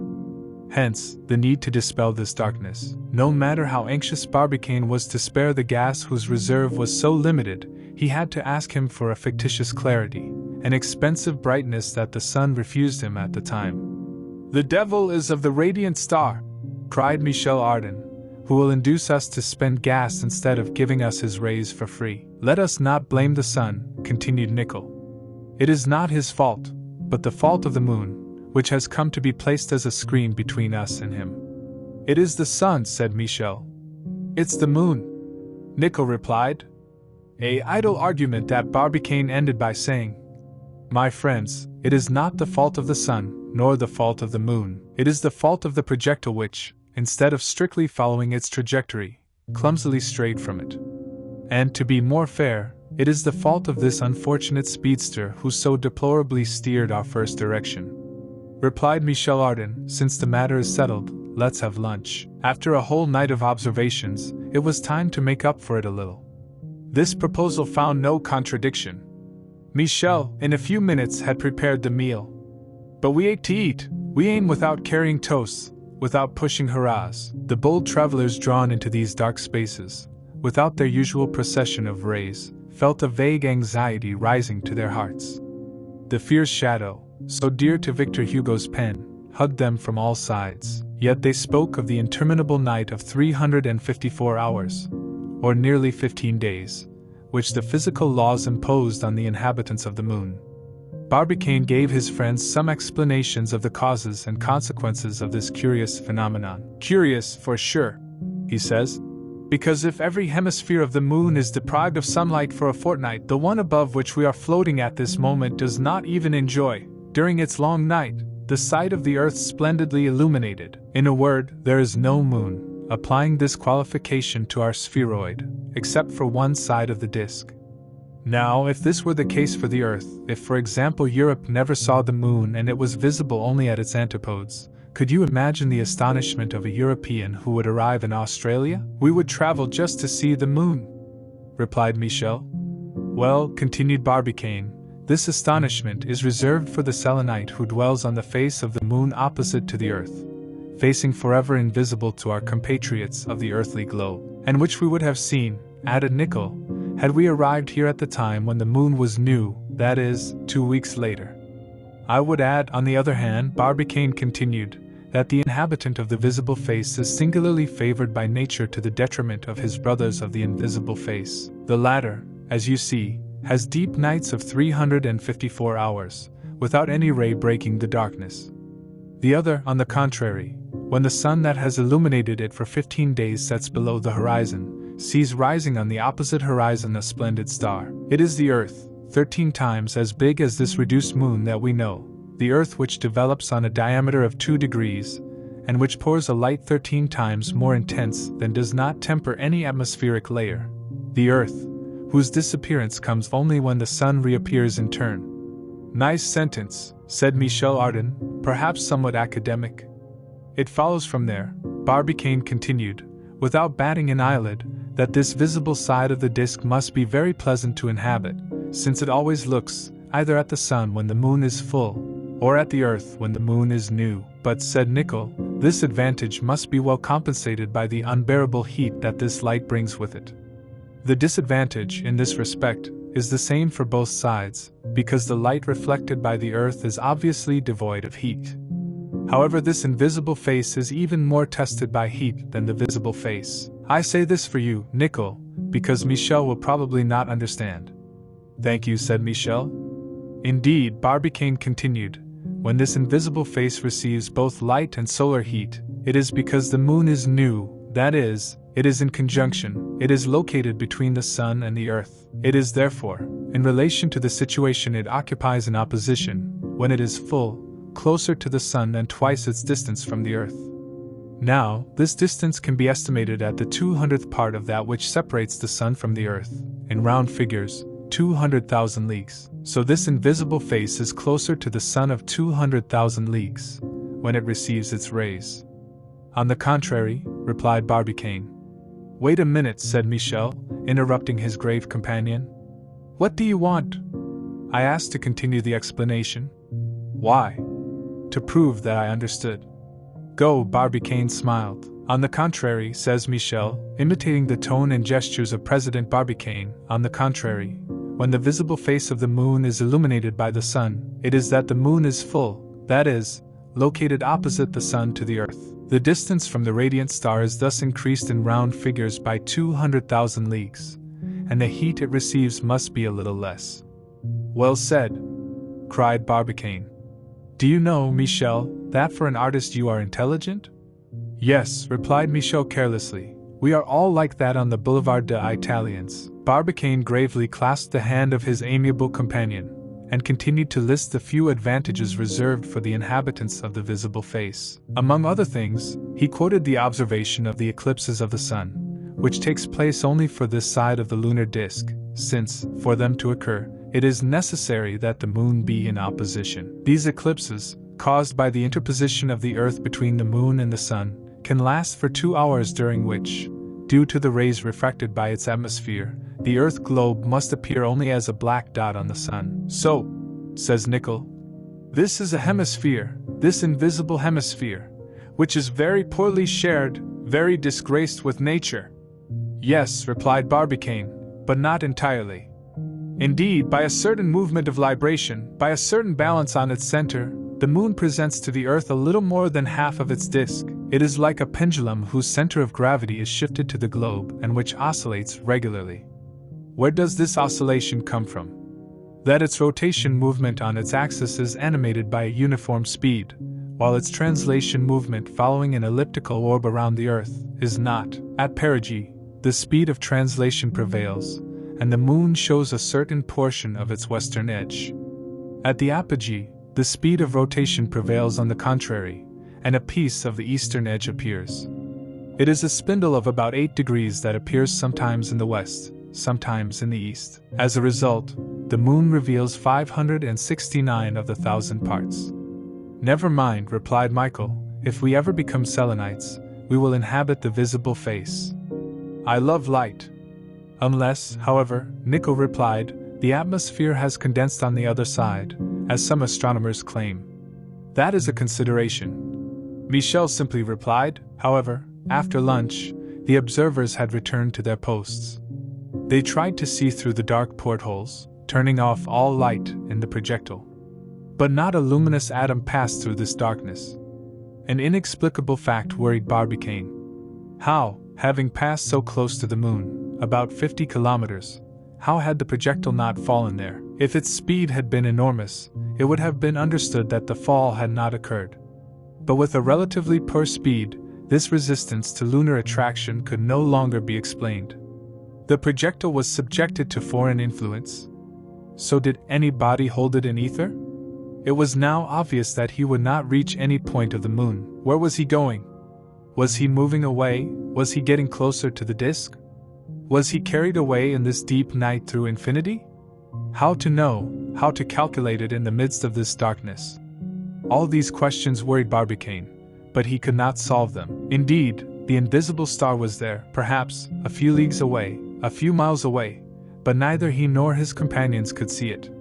If there was any noise on its surface, they could not hear it. The air, this vehicle of sound, was lacking to transmit to them the moans of the moon, which the Arab legends designate as a man already half granite and still pulsating. There was something to annoy more patient observers, we will agree. It was precisely this unknown hemisphere that was hiding from their eyes. This face which, 15 days earlier or 15 days later, had been or would be splendidly illuminated by the solar rays, was then lost in absolute darkness. In a fortnight, where would the projectile be? where would the hazards of the attractions have led it? Who could say? It is generally accepted from selenographic observations that the Moon's invisible hemisphere is, by its constitution, absolutely similar to its visible hemisphere. We discover, indeed, the seventh part approximately, in these movements of libration of which Barbicane had spoken. However, on these zones, it was only plains and mountains, circuses and craters, similar to those already recorded on the maps. One could therefore prejudge the same nature, the same world, arid and dead. And yet, if the atmosphere took refuge on this face? If with the air, water gave life to these regenerated continents, if the vegetation still persists there? If animals inhabit these continents and seas? If man, in these conditions of habitability, still lives there? How many questions it would have been interesting to solve! What solutions could have been drawn from the contemplation of this hemisphere? What a delight to look at this world that the human eye has never seen! One can imagine the displeasure experienced by the travelers in the middle of this dark night. Any observation of the lunar disk was forbidden, only the constellations solicited their gaze, and it must be admitted that never had the astronomers, either the Fae, nor the Chacornac, nor the Secchi, been in such favorable conditions to observe them. Indeed, nothing could equal the splendor of this sidereal world bathed in the limpid ether, from the northern hemisphere. The imagination was lost in this sublime infinity, in the middle of which the projectile gravitated, like a new star created by the hand of men. For a long time the travelers, mute, observed thus the constellated firmament, on which the vast screen of the moon made a huge black hole. But a painful sensation finally snatched them from their contemplation. It was a very sharp cold, which soon covered the glass of the portholes with a thick layer of ice. Indeed, the sun no longer warmed the projectile from its direct rays, which gradually lost the heat stored between its walls.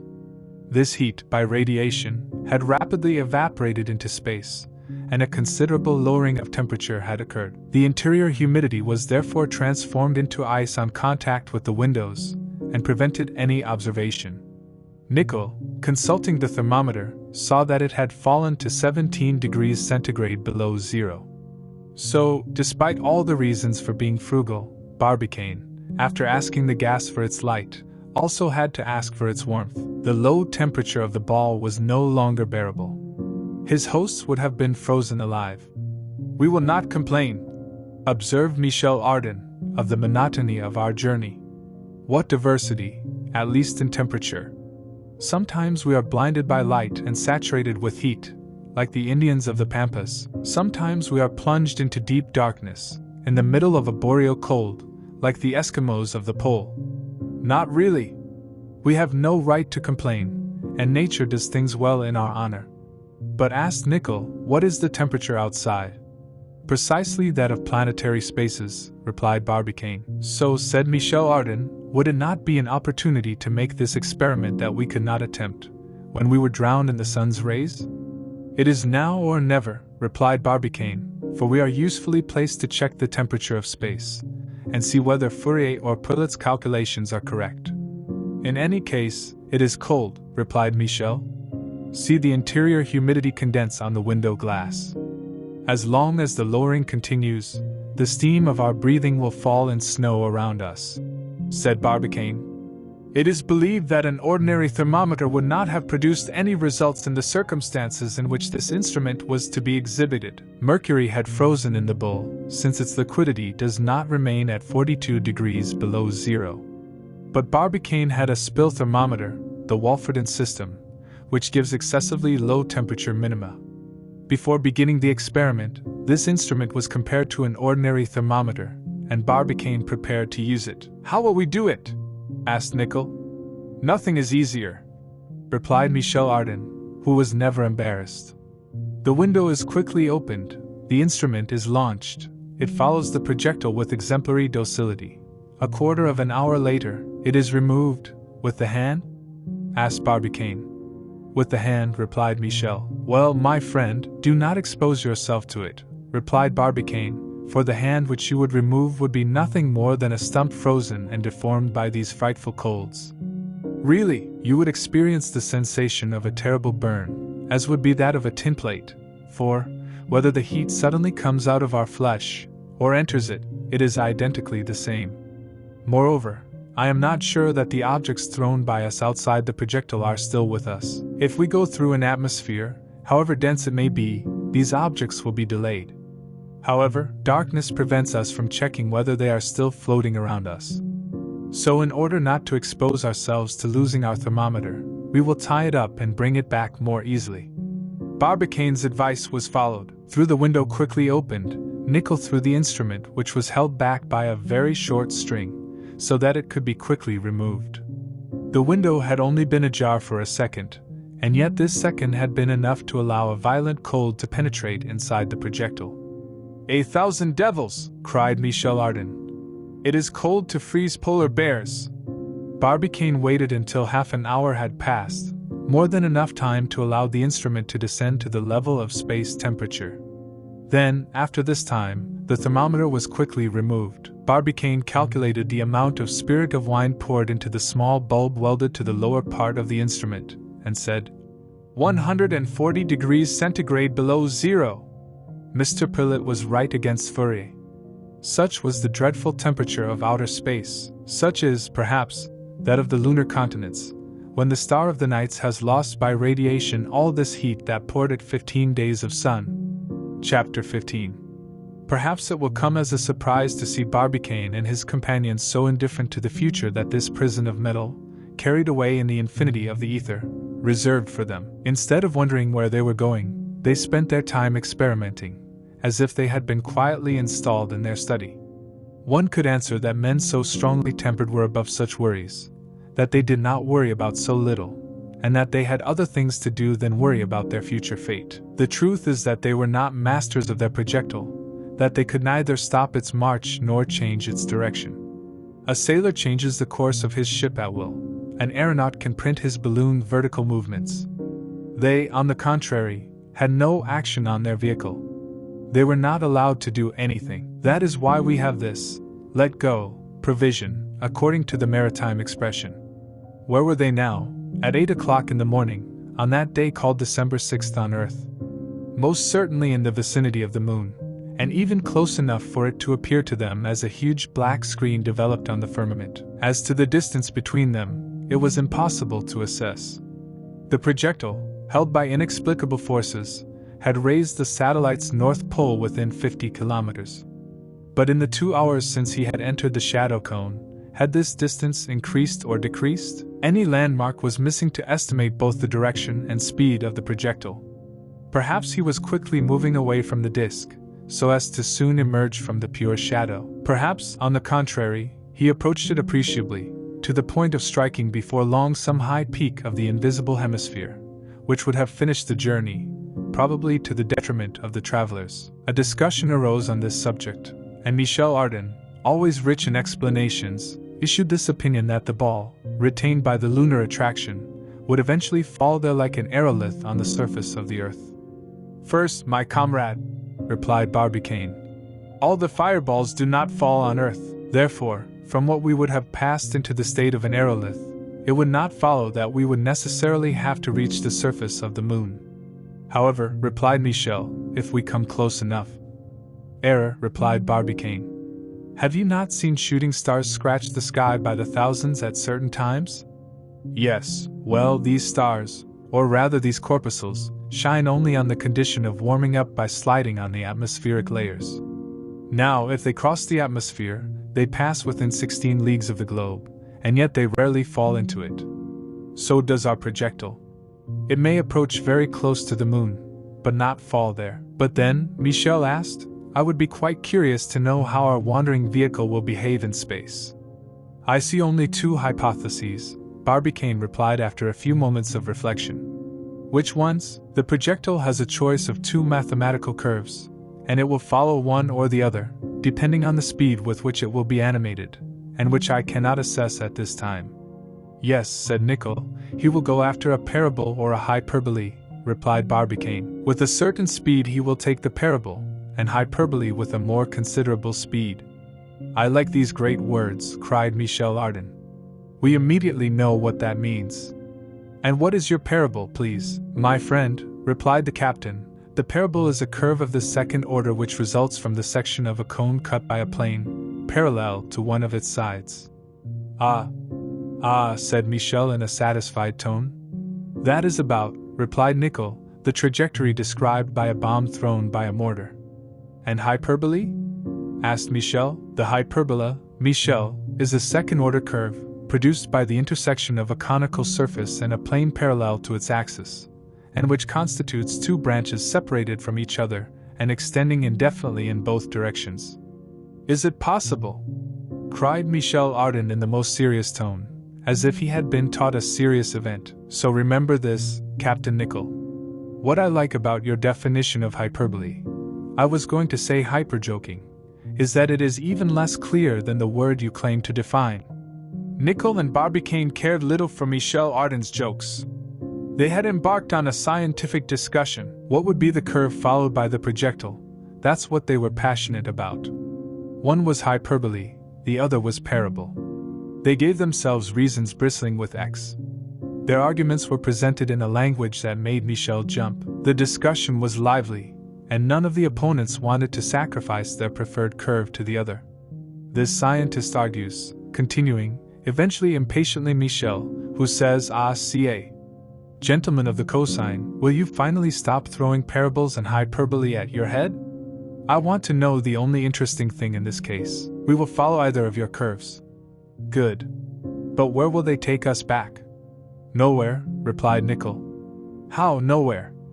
Evidently, said Barbicane. These are unopened curves, which extend infinitely. Ah. Learned, cried Michel, I carry you in my heart. What matters to us is the parable, or the hyperbole, from the moment when both of them also lead us to infinity in space. Barbicane and Nickel couldn't help but smile. They had just made art for art. Never more idle question had been dealt with in a more inopportune moment. The sinister truth was that the projectile, hyperbolically or parabolically carried away, would never again meet the Earth or the Moon. Now, what would happen to these bold travelers in a very near future? If they did not die of hunger, if they did not die of thirst, it is because, in a few days, when they would miss the gas, they would have died for lack of air, if the cold had not killed them before. However, as important as it was to save gas, the excessive lowering of the ambient temperature forced them to consume a certain amount. Rigorously, they could do without its light, not its heat. Fortunately, the calories developed by the Rayset and Regnault apparatus raised the internal temperature of the projectile a little, and without great expense, it could be maintained to a bearable degree. However, observations had become very difficult through the portholes. The interior moisture of the ball condensed on the windows and froze there immediately. This opacity of the glass had to be destroyed by repeated rubbing. However, some phenomena of the highest interest were noted. Indeed, if this invisible disk was provided with an atmosphere, do not devate and to see shooting stars scratch it from their trajectories? If the projectile itself crossed these fluid layers, could we not catch some noise echoed by the lunar echoes, the rumblings of a storm, for example, the roars of an avalanche, the detonations of an active volcano?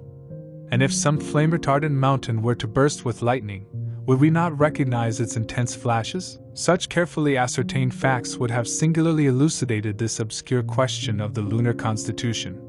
So Barbicane, Nickel, stationed at their porthole like astronomers, observed with scrupulous patience. But until then, the disk remained silent and dark. It did not answer the many questions posed to it by these ardent spirits. What prompted Michel's thought, just in appearance?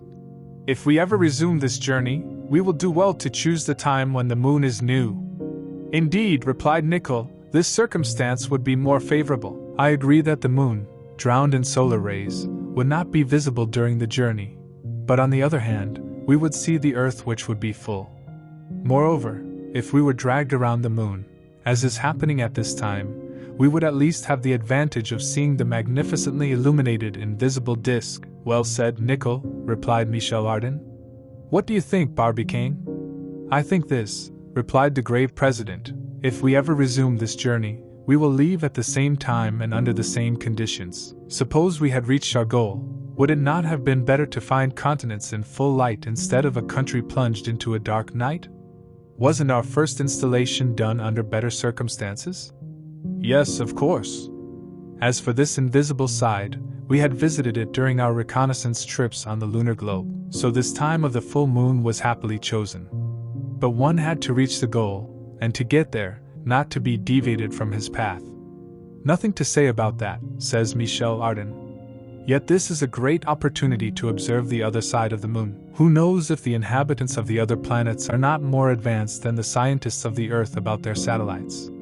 One could easily, to this remark of Michel Ardan, make the following answer: yes, other satellites, by their greater proximity, made their study easier. The inhabitants of Saturn, Jupiter and Uranus, if they exist, were able to establish easier communications with their moons. Jupiter's 4 satellites orbit at a distance of 108,260 leagues, 172,200 leagues, 274,700 leagues, and 480,130 leagues. But these distances are counted from the center of the planet, and subtracting the length of the radius, which is from 17 to 18,000 leagues, we see that the first satellite is less distant from the surface of Jupiter than the Moon is from the surface of the Earth. Of the 8 moons of Saturn, 4 are also closer. Diana is 84,600 leagues, Thetis 62,966 leagues, Enceladus 48,104 leagues 11 leagues, and finally Mimas at an average distance of only 34,500 leagues. Of the 8 satellites of Uranus, the first, Ariel, is only 51,520 leagues from the planet. Thus, on the surface of these 3 stars, an experiment similar to that of President Barbicane would have presented lesser difficulties. So if their inhabitants have tried the adventure, they may have recognized the constitution of half of this disk, which their satellite steals eternally from their eyes. Herschel, in fact, found that, for satellites, the movement of rotation on their axis is always equal to the movement of revolution around the planet. Therefore, they always present the same face to him. Only the world of Uranus offers a rather marked difference. The movements of its moons are carried out in a direction almost perpendicular to the plane of the orbit, and the direction of its movements is retrograde. That is to say that its satellites move in opposite direction of the other stars of the solar world. But if they have never left their planet, they are no more advanced than the astronomers of the Earth. However, the cannonball described in the shadows this incalculable trajectory that no reference point could detect. Had its direction changed, either under the influence of the lunar attraction, or under the action of an unknown star? Barbicane could not tell. But a change had taken place in the relative position of the vehicle, and Barbicane noticed it at about 4 o'clock in the morning. This change consisted in this: that the pellet of the projectile had turned towards the surface of the moon and remained following a perpendicular passing through its axis. Attraction, that is gravity, had brought about this change. The heaviest part of the ball was tilting towards the invisible disk, just as if it had fallen towards it. Was it falling? Were the travelers finally going to achieve this much desired goal? No. And the observation of a point of reference, rather inexplicable from the rest, came to demonstrate to Barbicane that his projectile did not approach the moon, and that it moved by following a curve about concentric. This landmark was a luminous flash that Nichols suddenly pointed out on the edge of the horizon formed by the black disk. This point could not be confused with a star. It was a reddish incandescence that grew gradually, indisputable proof that the projectile moved towards it and did not normally fall on the surface of the star. "A volcano is an active volcano!" cried Nicholl. "An outpouring of the inner fires of the moon. This world is not yet completely extinguished." "Yes. An eruption," replied Barbicane, who carefully studied the phenomenon with his night telescope. "What would it be if it were not a volcano? But then," says Michel Ardan, "to maintain this combustion, air is needed. So an atmosphere envelopes this part of the moon." "Perhaps," replied Barbicane, "but not necessarily. The volcano, through the decomposition of certain materials, can provide itself with its oxygen, and thus throw flames into the void. It even seems to me that this explosion has the intensity and brightness of objects whose combustion occurs in pure oxygen. Let us not hasten to affirm the existence of a lunar atmosphere. The Ignevo mountain was to be located about 45th degrees south latitude of the invisible part of the disk, but, much to Barbicane's displeasure, the curve described by the projectile took him away from the point indicated by the eruption. He could not therefore determine more exactly the nature. Half an hour after being reported, this luminous point disappeared behind the dark horizon. However, the observation of this phenomenon was a considerable fact in selenographic studies. It proved that all heat had not yet disappeared from the bowels of this globe, and where heat exists, who can affirm that the vegetable kingdom, that the animal kingdom itself, have not so far resisted destructive influences? The existence of this volcano in eruption, indisputably recognized by scientists of the Earth, would have undoubtedly brought many theories favorable to this serious question of the habitability of the Moon. Barbicane let himself be carried away by his reflections. He forgot himself in a silent reverie in which the mysterious destinies of the lunar world were agitated. He sought to connect the facts observed until then, when a new incident abruptly reminded him of reality. This incident was more than a cosmic phenomenon. It was a threatening danger whose consequences could be disastrous.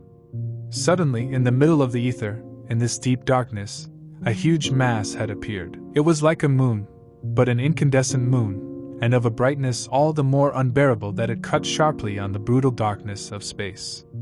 This mass, of circular shape, cast a light such that it filled the projectile. The figure of Barbicane, of Nicholl, of Michel Ardan, violently bathed in these white layers, took on the spectral, livid pale appearance that physicists produce with the artificial light of alcohol impregnated with salt. "A thousand devils!" cried Michel Ardan. "But we are hideous," said Barbicane. "What is this unfortunate moon? A fiery fireball in the void?" Yes. This globe of fire was a fireball, indeed. Barbicane was not mistaken. But if these cosmic meteors observed from the Earth generally have only a light a little lower than that of the moon, here, in this dark ether, they shone. These wandering bodies carry as their own the principle of their incandescence. The ambient air is not necessary for their explosion. And indeed, if some of these bolides cross the atmospheric layers 2 or 3 leagues from the Earth, others, on the contrary, describe their trajectory at a distance where the atmosphere cannot expand. Like these bolides, one of October 27, 1844, appeared at a height of 128 leagues, the other of August 18, 1841, disappeared at a distance of 182 leagues. Some of these meteors are 3 to 4 kilometers wide and have a speed that can go up to 75 kilometers per second. The average speed of the movement of the Earth, along the ecliptic, is only 30 kilometers per second. In the opposite direction of the Earth's movement, this spinning globe, suddenly appearing in the shadow at a distance of 100 leagues at least, was to measure, according to Barbicane's estimate, a diameter of 2,000 meters. He advanced with a speed of about 2 kilometers per second, or 30 leagues per minute. It would cut the route of the projectile and reach it in a few minutes. As it approached, it grew in a huge proportion. Let us imagine, if we can, the situation of travelers. It is impossible to describe it. Despite their courage, their composure, their carelessness in the face of danger, they were mute, motionless, their limbs tense, prey to a fierce fear. Their projectile, which they could not deviate from, ran straight on this igneous mass, more intense than the open mouth of a lamp furnace. He seemed to rush towards an abyss of fire. Barbicane had seized the hand of his 2 companions, and all 3 looked through their half-closed eyelids at this white-hot asteroid. If the thought was not destroyed in them, if their brains were still functioning in the midst of his terror, they must have thought themselves lost. 2 minutes after the sudden appearance of the bolide, 2 centuries of anguish, the projectile seemed ready to strike it, when the globe of fire exploded like a bomb, but without making any noise in the middle of this void where the sound, which is only an agitation of the layers of air, could not occur. Nicholl screamed. He and his companions rushed to the window of the portholes. What a spectacle! What pen would make it? What palette would be rich enough in colors to reproduce its magnificence? It was like the blooming of a crater, like the scattering of a huge fire. Thousands of luminous fragments lit and scratched the space of their fires. All the sizes, all the colors, all mingled. They were yellow, yellowish, red, green, gray irradiations, a crown of multicolored artifices. Of the enormous and formidable globe, there was nothing left but these pieces carried in all directions, which became asteroids in their turn, these blazing like a sword, these surrounded by a whitish cloud, others leaving streaks of cosmic dust after them. These incandescent blocks intersected, collided, scattered into smaller fragments, some of which hit the projectile. Its left window was even cracked by a violent shock. It seemed to float in the middle of a hail of shells, the least of which could destroy it in an instant. The light that saturated the ether developed with incomparable intensity, because these asteroids dispersed it in all directions. At a certain point, it was so lively that Michel, leading Barbicane and Nicholl to his window, exclaimed, "The invisible moon, visible at last!" And the three of them, through a luminous effluve of a few seconds, glimpsed this mysterious disk which the eye of man saw for the first time. What did they distinguish at that distance that they could not estimate? Some elongated bands on the disk, real clouds formed in a very restricted atmospheric environment, from which emerged not only all the mountains, but also the reliefs of mediocre importance, these circuses, these gaping craters capriciously arranged, as they exist on the visible surface. Then immense spaces, no longer arid plains, but real seas, widely distributed oceans, which reflected on their liquid mirror all this dazzling magic of the fires of space. Finally, on the surface of the continents, vast dark masses, such as immense forests, would appear under the rapid illumination of lightning. Was it an illusion, an error of the eyes, a deception of the optics? Could they give a scientific affirmation to this observation so superficially obtained? Would they dare to pronounce on the question of its habitability, after such a weak glimpse of the invisible disk? However, the flashes of space gradually weaken, its accidental brightness decreases. The asteroids fled by various trajectories and died in the distance. The ether finally resumed its usual tenebris. The stars, one moment eclipsed, sparkled in the firmament, and the disk, barely glimpsed, was lost again in the impenetrable night. Chapter 16. The southern hemisphere. The projectile had just escaped a terrible, unforeseen danger. Who would have imagined such a meeting of bolides? These wandering bodies could arouse serious dangers to the travelers. These were for them as many pitfalls sown on this ethereal sea, that, less happy than the navigators, they could not flee. But did these space adventurers complain? No, since nature had given them this splendid spectacle of a cosmic meteor bursting with a formidable expansion, since this incomparable fireworks, which no Ruggieri could imitate, had illuminated for a few seconds the invisible nimbus of the moon. In this rapid clearing, continents, seas, forests had appeared to them. The atmosphere therefore brought to this unknown face its invigorating molecules? Questions still insoluble, eternally posed before human curiosity. It was then 3:30 in the evening. The cannonball followed its curvilinear direction around the moon. Had its trajectory been altered by the meteor again? This could be feared. The projectile, however, had to describe a curve imperturbably determined by the laws of rational mechanics. Barbicane was inclined to believe that this curve would be a parabole rather than a hyperbole. However, this parabole allowed, the ball should have come out quickly enough from the cone of shadow projected into space opposite the sun. This cone, in fact, is very narrow, as the angular diameter of the moon is small, if we compare it to the diameter of the star of the day. But until now, the projectile was floating in this deep shadow. Whatever his speed, and it could not have been mediocre, his period of occultation continued. This was an obvious fact, but perhaps it should not have been in the case of a strictly parabolic trajectory. Another problem that tormented the brain of Barbicane, truly imprisoned in a circle of unknowns that he could not clear. None of the travelers thought to take a moment of rest. Everyone was watching for some unexpected event that would have cast a new light on uranographic studies. Around 5 o'clock, Michel Ardan distributed, under the name of dinner, some pieces of bread and cold meat, which were quickly absorbed, without anyone having abandoned his porthole, whose glass became clogged incessantly under the condensation of the vapors. At about 5:45 in the evening, Nicholl, armed with his telescope, pointed towards the southern edge of the moon and in the direction followed by the projectile some bright points that stood out on the dark screen of the sky. It looked like a succession of sharp peaks, looming like a trembling line. They lit up rather vividly. This is the terminal lineament of the moon when it appears in one of its octants. It could not be mistaken. It was no longer a simple meteor, whose bright ridge had neither the color nor the mobility. Nor was it an erupting volcano, so Barbicane did not hesitate to speak. "The sun!" he cried. "What?" The sun, replied Nicole and Michel Ardan. Yes, my friends, it is the radiant star itself that illuminates the summit of these mountains located on the southern edge of the moon. Of course, we are approaching the South Pole. After passing through the North Pole, replied Michel, so we went around our satellite. Yes, my good Michel. So, no more hyperbole, no more parables, no more open curves to fear. Who is called an ellipse? Instead of getting lost in interplanetary spaces, it is likely that the projectile will describe an elliptical orb around the moon. Verily, said Michel Ardan, and let it become its satellite. Only I will make you observe, my worthy friend, replied Barbicane, that we shall be no less lost for this. Yes, but in another way, and quite otherwise pleasant, replied the carefree Frenchman with his most amiable smile. President Barbicane was right. By describing this elliptical orb, the projectile would undoubtedly gravitate eternally around the moon, like a sub-satellite.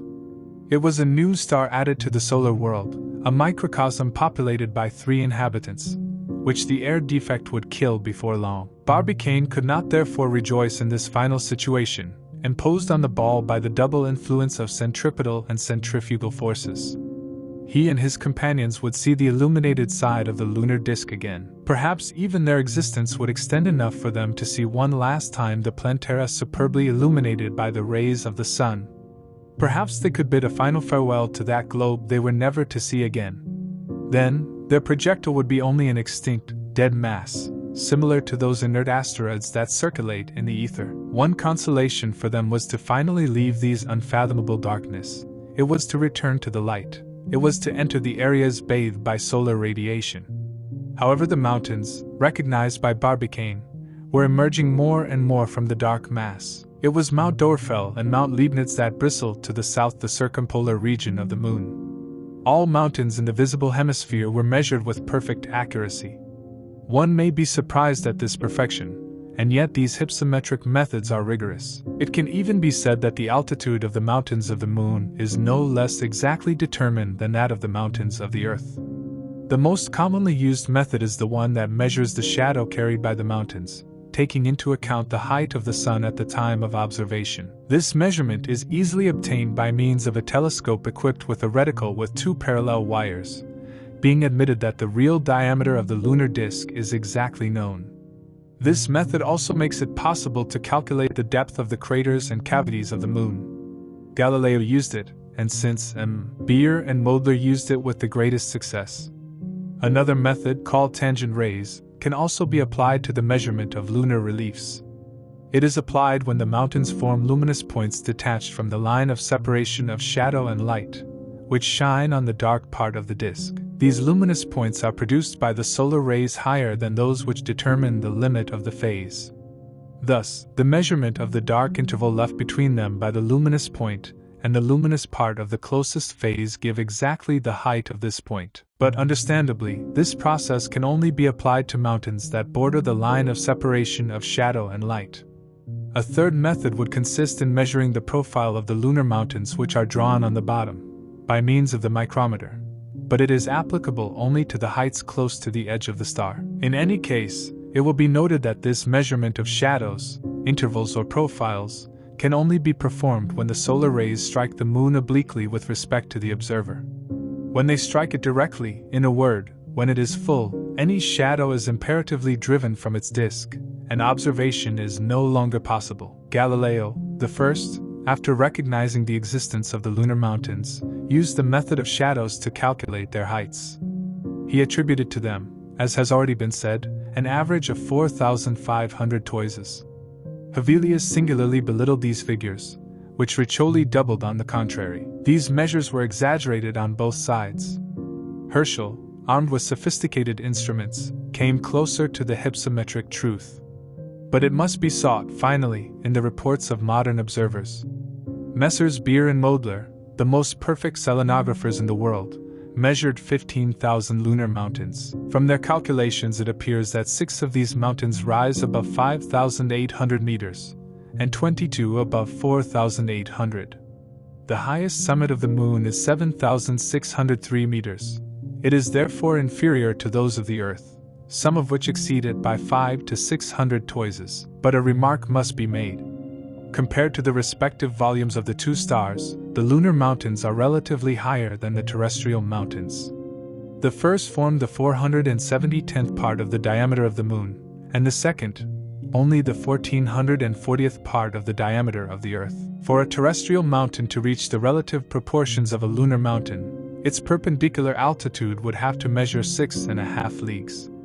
The highest is not 9 kilometers. Thus, to proceed by comparison, the Himalayan chain has 3 peaks higher than the lunar peaks: Mount Everest, 8,837 meters high, Kanchenjunga, 8,588 meters high, and Walagiri, 8,187 meters high. The Dorfell and Leibniz mountains of the Moon have an altitude equal to that of the Johor of the same chain, that is, 7,603 meters. Newton, Casatus, Curtius, Short, Tycho, Clavius, Blancanus, and Endymion, the main peaks of the Caucasus and the Apennines, are higher than Mont Blanc, which measures 4,810 meters, are equal to Mont Blanc, Moret, Theophile, Catharnia, to Mont Rose, or 4,636 meters, Piccolomini, Werner, Harpalus, to Mont Cervin, 4,522 meters high, Macrobe, Eratosthene, Albatec de Lambert,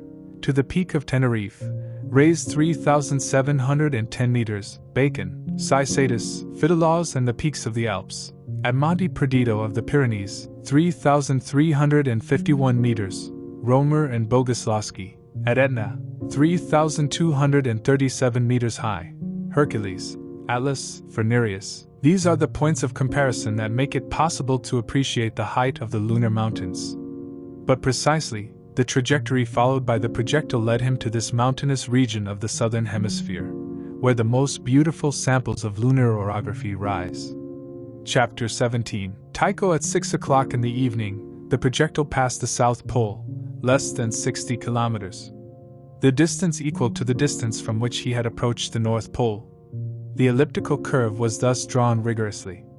At this moment, the travelers were entering this beneficial scent of the sun's rays. They saw these stars moving slowly from east to west.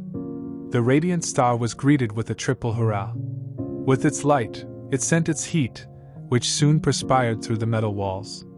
The windows resumed their usual transparency. Their ice cover melted as if by magic. Immediately, as a saving measure, the gas was extinguished. Only the air apparatus had to consume its usual quantity. "Ah," said Nickel. "It's good, these rays of heat." How impatient, after such a long night, must the Selenites wait for the reappearance of the star of the day. "Yes," replied Michel Ardan, "so to speak, this bright ether, light and heat, all life is there." At this time, the pellet of the projectile tended to move slightly away from the lunar surface, so as to follow a fairly elongated elliptical orb. From this point, if the Earth had been full, Barbicane and his companions could have seen it again. But drowned in the irradiation of the sun, it remained absolutely invisible. Another spectacle was to attract their attention, the one presented by this southern region of the Moon, brought back by the glasses half a quarter of a league. They never left the portholes and noted all the details of this strange continent. Mountains Dorfell and Leibniz form two separate groups that develop about at the South Pole. The first group extends from the pole to the 84th parallel, on the eastern part of the star. The second, drawn on the eastern edge, goes from the 65th degree of latitude to the pole. On their capriciously circumvented ridge appeared dazzling layers, as reported by Father Secchi. With more certainty than the illustrious Roman astronomer, Barbicane could recognize their nature. "They are snows!" cried he. "Snows?" repeated Nickel. "Yes, Nickel, deep frozen snow. See how it reflects the light rays. Cooled lava would not give such an intense reflection. So there is water, so there is air on the Moon, so little we want, but the fact can no longer be disputed. No, he couldn't be. And if Barbicane ever sees the Earth again, his notes will bear witness to this considerable fact in the selenographic observations. These mountains Dorfell and Leibniz rose in the middle of plains of a mediocre extent bounded by an indefinite succession of circuses and ring walls. These two chains are the only ones that meet in the circus area. Little relatively rugged, They project here and there some sharp peaks, of which the highest peak measures 7,603 meters. But the projectile dominated all this, and the relief disappeared in this intense glare of the disk. In the eyes of the travelers, this archaic aspect of lunar landscapes reappeared, raw of tones, without color degradation, without shades of shadows, brutally white and black, since the light diffused their lack. Yet the sight of this desolate world did not leave them captivated by its very strangeness. They walked over this chaotic region, as if they had been dragged by the breath of a hurricane, seeing the summits pass under their feet, searching the cavities with their eyes, descending the grooves, climbing the ramparts, probing these mysterious holes, leveling all these breaks. But no trace of vegetation, no appearance of cities, nothing but stratifications, lava flows, effusions polished like immense mirrors that reflected the sun's rays with an unbearable brilliance. Nothing of a living world, everything of a dead world, where avalanches, rolling from the top of mountains, crashed without noise at the bottom of the abyss. They had the movement, but the noise was still missing. Barbicane noted by repeated observations that the reliefs of the edges of the disk, although they had been subjected to forces different from those of the central region, showed a uniform conformation. Same circular aggregation, same soil rebounds. However, one might think that their dispositions should not be analogous. In the center, in fact, the still malleable crust of the moon was subjected to the double attraction of the moon and the earth, acting in the opposite direction, following a prolonged radius from one to the other. On the contrary, on the edges of the disk, the lunar attraction was, so to speak, perpendicular to the terrestrial attraction. It seems that the relief of the soil produced under these two conditions should have taken a different form. However, that was not the case. So the moon had found in itself the principle of its formation and constitution. It owed nothing to foreign forces. What justified this remarkable proposal of Arago? No action outside the moon contributed to the production of its relief. Anyway, and in its current state, this world was the image of death, without it being possible to say that life had never animated it. Michel Ardan thought, however, to recognize an agglomeration of ruins which he pointed out to Barbicane. It was about 80th parallel and 30 degrees longitude. This heap of stones, fairly regularly arranged, represented a vast fortress, dominating one of these long grooves which formerly served as a bed for the rivers of antehistoric times. Not far, at a height of 5,646 meters, was the annular mountain of Short, equal to the Asian Caucasus. Michel Ardan, with his usual ardor, supported the evidence of his fortress. Below, he saw the dismantled ramparts of a city. Here, the vault still intact of a portico. There, 2 or 3 columns lying under their basement. Further, a succession of arches that had to support the ducts of an aqueduct. Elsewhere, the collapsed pillars of a gigantic bridge, engaged in the thickness of the groove. He distinguished all this, but with so much imagination in his eyes, through such a fanciful telescope, that one must defy one's observation. And yet, who would dare to say that the kind boy did not really see what his two companions did not want to see? The moments were too precious to sacrifice to idle discussion. The Selenite city, alleged or not, had already disappeared in the distance. The distance from the projectile to the lunar disk tended to increase, and the details of the ground began to get lost in a confused mixture. Only the reliefs, the craters, the plains, resisted and clearly cut their terminal lines. At the moment, one of the most beautiful cirques of the lunar orography, one of the curiosities of this continent, was emerging to the left. It was Newton, whom Barbicane easily recognized, referring to the Mappa Selenographica. Newton is exactly 77 degrees south and 16 degrees east. It forms an annular crater, whose ramparts, raised 7,264 meters, seem to be impassable. Barbicane observed to his companions that the height of this mountain above the surrounding plain was far from equal to the depth of its crater. This huge hole escaped all measure, and formed a dark abyss whose solar rays can never reach the bottom. There, following Humboldt's remark, reigns the absolute darkness that the sunlight and the earth cannot break. The mythologists had rightly made it the mouth of their hell. Newton, says Barbicane, is the most perfect type of ring mountains the earth has no samples of.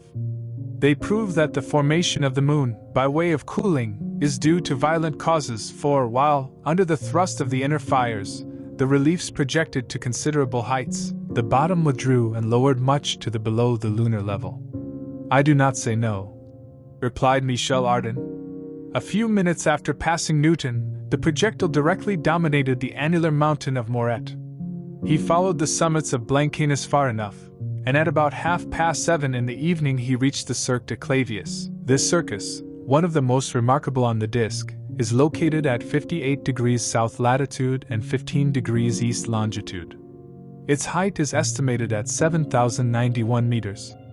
The travelers, 400 kilometers away, reduced to 4 by the glasses, could admire the whole of this vast crater. "Land volcanoes," says Barbicane, "are just molehills compared to the volcanoes of the Moon. By measuring the ancient craters formed by the first eruptions of Mount Vesuvius and Mount Etna, they are barely 6,000 meters wide. In France, the Cirque du Cantal has 10 kilometers. In Sealand, the island Circus, 70 kilometers, and is considered the largest in the world. What are these diameters with that of Clavius, which we now control?" "What is its width?" asked Nicholl. "It is 227 kilometers," replied Barbicane. "This circus, it is true, is the most important of the Moon, but many others measure 200, 150, 100 kilometers. My friends," cried Michel, "you can imagine what this peaceful star of the night must have been, when these craters, filled with thunder, were all vomiting torrents of lava, hail of stones, clouds of smoke and sheets of flame at the same time. What a prodigious spectacle then, and now what a downfall! This Moon is nothing more than the meager carcass of a fireworks whose firecrackers, rockets, serpentos, suns, after a superb brilliance, left only sad shreds of cardboard. Who could say the cause, the reason, the justification for these cataclysms?" Barbicane did not listen to Michel Ardan. He contemplated these ramparts of Clavius formed of broad mountains on several leagues of thickness. At the bottom of the immense cavity was dug 100 small extinct craters which pierced the ground like a skimmer, and which dominated a peak of 5,000 meters. Around, the plain looked desolate, nothing as arid as these reliefs, nothing as sad as these ruins of mountains, and if we can say so, as these pieces of peaks and mountains that littered the ground. The satellite seemed to have exploded there. The projectile was still moving, and that chaos was not changing. Circuses, craters, fallen mountains followed one another. No more plains, no more seas. A Switzerland, an endless Norway. Finally, in the center of this crevassed region, at its highest point, the most splendid mountain of the lunar disk, the dazzling Tycho, to which posterity will always retain the name of the famous astronomer of Denmark. Observing the full moon, in a cloudless sky, there is no one who has not noticed this bright point of the southern hemisphere. Michel Ardan, to qualify him, used all the metaphors that his imagination could provide him. For him, this Tycho, it was an ardent focus of light, a center of irradiation, a crater vomiting rays. It was the hub of a sparkling wheel, an asteroid that encircled the disk of its silver tentacles, an immense eye filled with flames, a nimbus cut for the head of Pluto.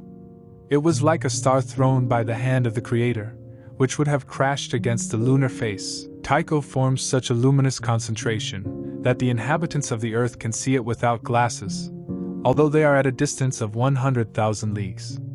Imagine how intense it must have been in the eyes of observers only 150 leagues away. Through this pure ether, its sparkle was so unbearable that Barbicane and his friends had to blacken the eyepiece of their glasses with the smoke of the gas, in order to be able to withstand the brightness. Then, mute, barely emitting some admiring interjections, they looked, they contemplated. All their feelings, all their impressions were concentrated in their gaze, like life, which, under a violent emotion, concentrates entirely in the heart. Tycho belongs to the system of radiant mountains, like Aristarchus and Copernicus, but of all the most complete, the most accentuated, it irrefutably testifies to this frightful volcanic action to which the formation of the Moon is due. Tycho is 43 degrees south latitude and 12 degrees east longitude. Its center is occupied by a crater 87 kilometers wide. It affects a somewhat elliptical shape, and is enclosed in an enclosure of ring walls, which, to the east and west, dominate the outer plain from a height of 5,000 meters. It is an aggregation of white mountains, arranged around a common center, and crowned with radiant hair. what this incomparable mountain is, all the reliefs that converge towards it, the inner extremescences of its crater, never the photograph itself could make them. Indeed, it is in full moon that Tycho shows himself in all his splendor. Now the shadows are missing then, the shortcuts of the perspective have disappeared, and the proofs come white. Unfortunate circumstance, because this strange region would have been curious to reproduce with photographic accuracy. It is only an agglomeration of holes, craters, circuses, a vertiginous crossing of ridges. Then, as far as the eye can see, a whole volcanic network thrown on this pustular ground. We then understand that these bubbling of the central eruption have kept their original form. Crystallized by cooling, they stereotype this aspect that the moon once presented under the influence of Plutonian forces. The distance between the travelers and the annular peaks of Tycho was not so great that they could not identify the main details. On the very embankment that forms the circumvallation of Tycho, the mountains, clinging to the sides of the inner and outer slopes, stood like gigantic terraces. They appeared 300 to 400 feet higher in the west than in the east. No earthly castrometation system was comparable to this natural fortification. A city, built at the bottom of the circular cavity, would have been absolutely inaccessible. Inaccessible, and wonderfully spread on this rugged ground of picturesque surf. Nature, in fact, had not left flat and empty the bottom of this crater. It had its special orography, a mountain system that made it like a world apart. The travelers clearly distinguished cones, central hills, remarkable movements of ground, naturally arranged to receive the masterpieces of Selenite architecture. There was drawn the place of a temple, here the location of a forum, in this place, the foundations of a palace, in this other, the plateau of a citadel, all dominated by a central mountain of 1,500 feet. Vast circuit, where ancient Rome would have held 10 times all. Ah, cried Michel Ardan, enthused at this sight, what a grandiose city one would build in this ring of mountains. Quiet city, peaceful refuge, placed outside all human miseries, as they would live there, calm and isolated, all these misanthropes, all these haters of humanity, all those who have the disgust of social life. All of them. It would be too small for them, replied Barbicane. Chapter 18. Serious questions, however. The projectile had passed Tycho. Barbicane and his two friends then observed with the most scrupulous attention these brilliant rays that the famous mountain scatters so curiously to all horizons. What was this radiant halo? What geological phenomenon had drawn this fiery hair? Barbicane was rightly concerned about this question. Under his eyes, in fact, were lying in all directions luminous furrows with raised edges and concave medium, some wide of 20 kilometers, others wide of 50. These brilliant trails ran in some places up to 300 leagues from Tycho, and seemed to cover, especially to the east, northeast and north, half of the southern hemisphere. One of its jets extended to the Circus of Nieder, located on the 40th meridian. Another would, rounding up, crisscross the Nectar Sea, and break against the Pyrenees, after a 400-mile journey. Others, towards the west, covered with a luminous network the Sea of Clouds and the Sea of Moods. What was the origin of these sparkling rays which appeared on the plains as on the reliefs, whatever height they were? They all started from a common center, the crater of Tycho. They emanated from him. Herschel attributes their bright appearance to ancient lava currents frozen by the cold, an opinion that has not been adopted. Other astronomers have seen in these inexplicable rays kinds of moraines, rows of erratic blocks, which would have been projected at the time of the Tycho formation. Why not? Asked Nicholl to Barbicane, who recounted these various opinions and repulsed them. Because the regularity of these luminous lines, and the violence necessary to carry volcanic matter to such distances, are inexplicable. It seems to me easy to explain the origin of these rays, replied Michel Ardan. Really? Said Barbicane. Really, replied Michel, suffice it to say that it is a vast starboard, similar to that produced by the impact of a bullet or a stone on a pane of glass. Barbicane replied with a smile. And what hand would have been powerful enough to throw the stone that made such a shock? The hand is not necessary, replied Michel, who did not dismount himself, and, as for the stone, let us suppose that it is a comet. Comets! Cried Barbicane, it is abused. My good Michel, your explanation is not bad, but your comet is useless. The shock that produced this break may have come from inside the star. A violent contraction of the lunar crust, under the withdrawal of the cooling, may have sufficed to print this gigantic starboard. Go for a concentration, something like a lunar colic, replied Michel Ardan. Moreover, added Barbicane, this opinion is that of an English scholar, Naismith, and it seems to me to explain sufficiently the influence of these mountains. This Naismith is not a fool, replied Michel. For a long time the travelers, whom such a spectacle could not blasé, admired the splendors of Tycho. Their projectile, impregnated with luminous scents, in this double irradiation of the sun and the moon, was to appear as an incandescent globe. They had suddenly passed from considerable cold to intense heat. Nature prepared them to become selenites. Becoming selenites, this idea brought back once again the question of the habitability of the moon. After what they had seen, could the travelers solve it? Could they conclude for or against? Michel Ardan provoked his two friends to formulate their opinion, and asked them bluntly if they thought that animality and humanity were represented in the lunar world. I think we can answer, said Barbicane. But in my opinion, the question must not be in this form. I ask you to ask it differently, replied Michel. Here, replied Barbicane. The problem is twofold and requires a twofold solution. Is the moon habitable? Has the moon been inhabited?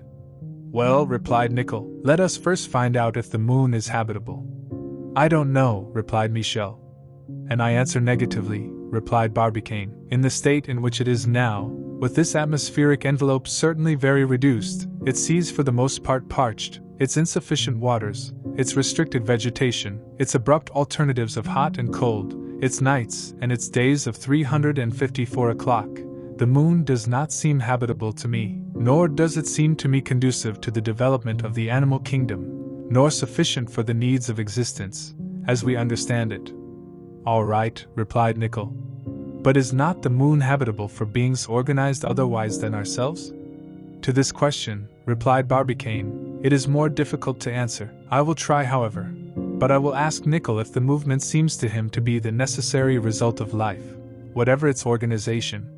No doubt, replied Nicholl. Well, my worthy companion, I will answer you that we observed the lunar continents at a distance of 500 meters at most, and that nothing seemed to us to move on the surface of the moon. The presence of any humanity was betrayed by appropriations, by various constructions, even by ruins. Now, what have we seen? Everywhere and always the geological work of nature, never the work of man. So if the representatives of the animal kingdom exist on the moon, they would be buried in these unfathomable cavities that the gaze cannot reach, which I cannot admit, because they would have left traces of their passage on these plains that must cover the atmospheric layer, no matter how little it is. However, these traces are not visible anywhere. Thus remains the only hypothesis of a race of living beings to which movement, which is life, would be alien. We might as well say living creatures that would not live, replied Michel. Precisely, replied Barbicane, which makes no sense to us. Then we can formulate our opinion, said Michel.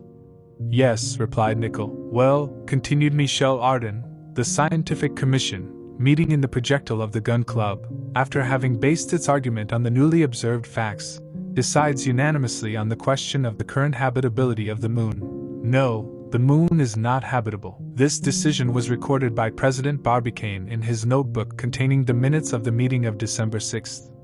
Now, says Nicholl, let's tackle the second question, which is an essential complement to the first. I will therefore ask the Honorable Commission, if the moon is not habitable, has it been inhabited? Citizen Barbicane has the floor, said Michel Ardan. My friends, replied Barbicane, I did not wait for this journey to form an opinion on this past habitability of our satellite. I would add that our personal observations can only confirm my opinion. I even affirm that the moon was inhabited by a human race organized like ours, that it produced animals anatomically conformed as terrestrial animals. But I add that these human or animal races have done their time, and that they are forever extinguished.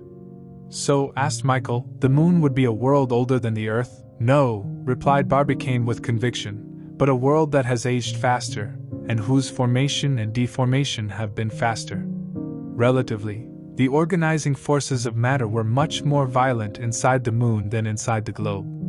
The current state of this fractured, tormented, bloated disk proves it abundantly. The moon and the earth were only gaseous masses at their origin. These gases passed into the liquid state under various influences, and the solid mass formed later. But most certainly, our spheroid was gaseous or liquid, that the moon, already solidified by cooling, became habitable. I believe it, said Nickel. Then, replied Barbicane, there was an atmosphere around him. The water contained by this gaseous envelope could not evaporate. Under the influence of air, water, light, solar heat, central heat, vegetation took hold of the continents prepared to receive it, and certainly life manifested itself around this time, because nature does not spend itself in uselessness, and a world so wonderfully habitable had to be inhabited. However, Nickel replied, many of the phenomena inherent in the movements of our satellite must have hindered the expansion of the plant and animal kingdoms. These days and nights of 354 hours, for example? At the terrestrial poles, says Michel, they last 6 months, argument of little value, since the poles are not inhabited. Let us note, my friends, continued Barbicane, that if, in the present state of the moon, these long nights and days create unbearable temperature differences for the organism, it was not so at that time of historical times. The atmosphere enveloped the disk in a fluid mantle. The vapors were arranged in the form of clouds. This natural screen tempered the heat of the sun's rays and contained the night radiation. Light like heat could spread through the air. Hence, a balance between these influences that no longer exists, now that this atmosphere has almost entirely disappeared. In fact, I am going to amaze you, amaze us, says Michel Ardan. But I readily believe that at that time when the moon was inhabited, the nights and days did not last 354 hours. And why? Asked Nickel earnestly. Because, most probably at that time, the rotation of the moon on its axis was not equal to its revolution movement, equality which presents each point of the disk for 15 days to the action of the solar rays. Okay, Nickel replied, but why would these two movements not have been equal, since they are equal now? Because this equality was determined only by the terrestrial attraction. Now, who tells us that this attraction had enough power to modify the movements of the moon, at a time when the Earth was still only fluid? By the way, replied Nickel, and who tells us that the moon has always been the Earth's satellite? And who tells us, cried Michel Ardan, that the moon did not exist long before the Earth? Imaginations were carried away in the infinite field of hypotheses. Barbicane wanted to restrain them. These are too much speculation, these are really intractable problems, he says. Let's not get into them. Let us only admit the insufficiency of the primordial attraction, and then, by the inequality of the two movements of rotation and revolution, the days and the nights could succeed one another on the moon as they succeed one another on the Earth. Besides, even without these conditions, life was possible. So, asked Michel Ardan, humanity would have disappeared from the moon? Yes, replied Barbicane, having doubtless persisted for thousands of centuries. Then gradually, as the atmosphere becomes scarcer, the disk will have become uninhabitable, as the Earth will one day become by cooling. By cooling? No doubt, replied Barbicane. As the inner fires went out, the incandescent matter concentrated, the lunar bark cooled. Gradually the consequences of this phenomenon occurred: disappearance of organized beings, disappearance of vegetation. Soon the atmosphere became rarefied, most probably withdrawn by the terrestrial attraction. Disappearance of the breathable air, disappearance of the water by way of evaporation. At that time the moon, now uninhabitable, was no longer inhabited. It was a dead world, as it appears to us today, and you say that such a fate is reserved for the Earth? Most likely. But when? When the cooling of its bark makes it uninhabitable. And have we calculated how long it would take for our unfortunate spheroid to cool down? No doubt.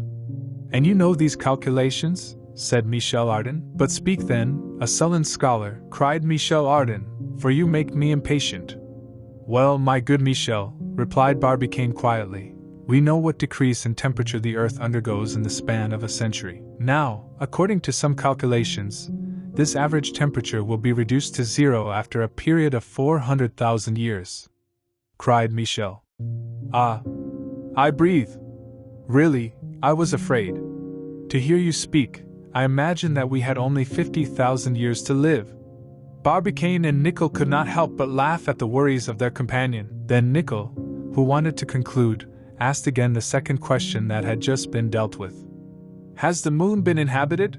he asked. The answer was yes, unanimously, but during this discussion, fruitful in a little risky theories, although it summed up the general ideas acquired to science on this point, the projectile had run rapidly towards the lunar equator, while moving away regularly from the disk.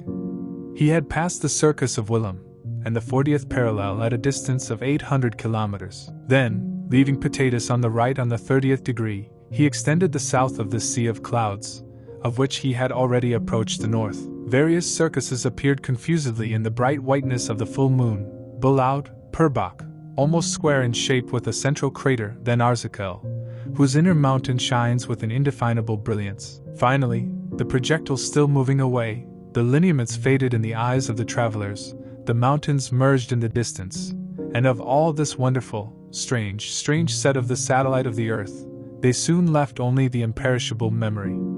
Chapter 19. For a long time, Barbicane and his companions, dumb and thoughtful, looked at this world, which they had only seen from afar, like Moses the land of Canaan, and from which they withdrew without return. The position of the projectile, relative to the moon, had changed, and now its base was turned towards the Earth. This change, noted by Barbicane, did not surprise him. If the projectile was to gravitate around the satellite following an elliptical orb, why did it not present its heaviest part, as the moon does vis-a-vis the Earth?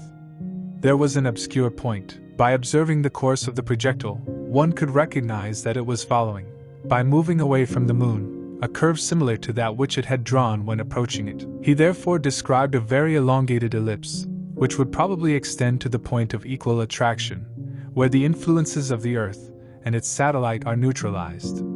This was the conclusion that Barbicane drew from the facts observed, a conviction that his two friends shared with him. At once the questions of reigning. "And when we reach this dead point, what shall we become?" asked Michel Ardan. "It is the unknown," replied Barbicane. "But we can speculate, I suppose?" "Two," replied Barbicane, "or the velocity of the projectile will be insufficient, and then it will remain eternally motionless on this line of double attraction. I prefer the other hypothesis, whatever it may be," replied Michel. "Or its speed will be sufficient," continued Barbicane, "and it will resume its elliptical course to gravitate eternally around the night star." "Revolution little consoling," said Michel. "To pass to the state of humble servants of a moon that we are accustomed to consider as a servant. And this is the future that awaits us." Neither Barbicane nor Nicholl replied. "Are you silent?" said the impatient Michel. "There is nothing to answer," said Nicholl. "Is there nothing to try?" "No," replied Barbicane. "Would you pretend to fight the impossible?" "Why not? Would a Frenchman and two Americans shrink from such a word?" "But what do you want to do?" "Master this movement that takes us." "Master it?" "Yes," said Michel, animating himself, halting it or modifying it, finally using it to accomplish our projects. "And how?" "It's up to you. If gunners are not masters of their cannonballs, they are no longer gunners. If the projectile commands the gunner must be shoved into the cannon in its place. Beautiful scientists, my faith! Now they know not what to become, after having induced me." "Induced?" cried Barbicane and Nicholl. "Induced? What do you mean by that?" "No recriminations," said Michel. "I do not complain. I like the walk. The ball fits me. But let's do whatever it is humanly possible to do to land somewhere, not on the moon." "We ask nothing else, my good Michel," replied Barbicane, "but we lack the means." "We cannot change the movement of the projectile?" "No." "Nor can we decrease its speed?" "No, not even by lightening it as one lightens a ship too loaded." "What do you want to throw away?" replied Nicholl. "We have no ballast on board. And besides, it seems to me that the lightened projectile would work faster." "Slower," said Michel. "Faster," replied Nicholl. "Neither more nor less quickly," replied Barbicane to put his two friends in agreement, "for we are floating in the void, where we must no longer take into account the specific gravity." "Well," cried Michel Ardan in a determined tone, "there is only one thing left to do." "Which one?" asked Nickel. Lunch, answered imperturbably the daring Frenchman, who always brought this solution in the most difficult circumstances. Indeed, if this operation had no influence on the direction of the projectile, it could be attempted without inconvenience, and even successfully from the point of view of the stomach. Decidedly, this Michel had only good ideas. We had lunch at 2 o'clock in the morning, but the hour did not matter. Michel served his usual menu, crowned by a kind bottle drawn from his secret cellar. If their ideas did not go to their heads, they had to despair at the Chambertin of 1863.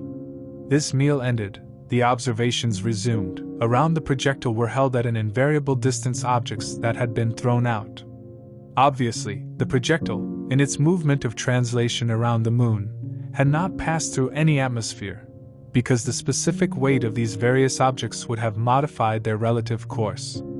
On the Earth's sphere, nothing to see. The Earth counted only 1 day, having been new the day before at midnight, and 2 days had to pass again before its crescent, cleared of the solar rays, came to serve as clock to the Selenites, since in its movement of rotation, each of its points always returns 24 hours after the same meridian of the moon. On the moon's side, the show was different. The star shone in all its splendor, amidst innumerable constellations whose rays could not disturb purity.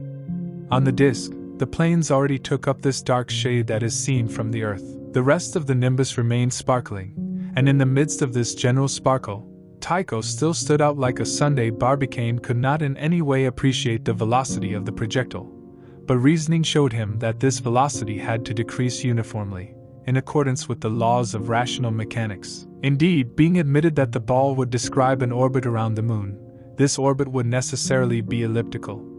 Science proves that this must be so. No motive circulating around an attractive body fails this law. All orbits described in space are elliptical, those of satellites around planets, those of planets around the sun, that of the sun around the unknown star that serves as its central pivot.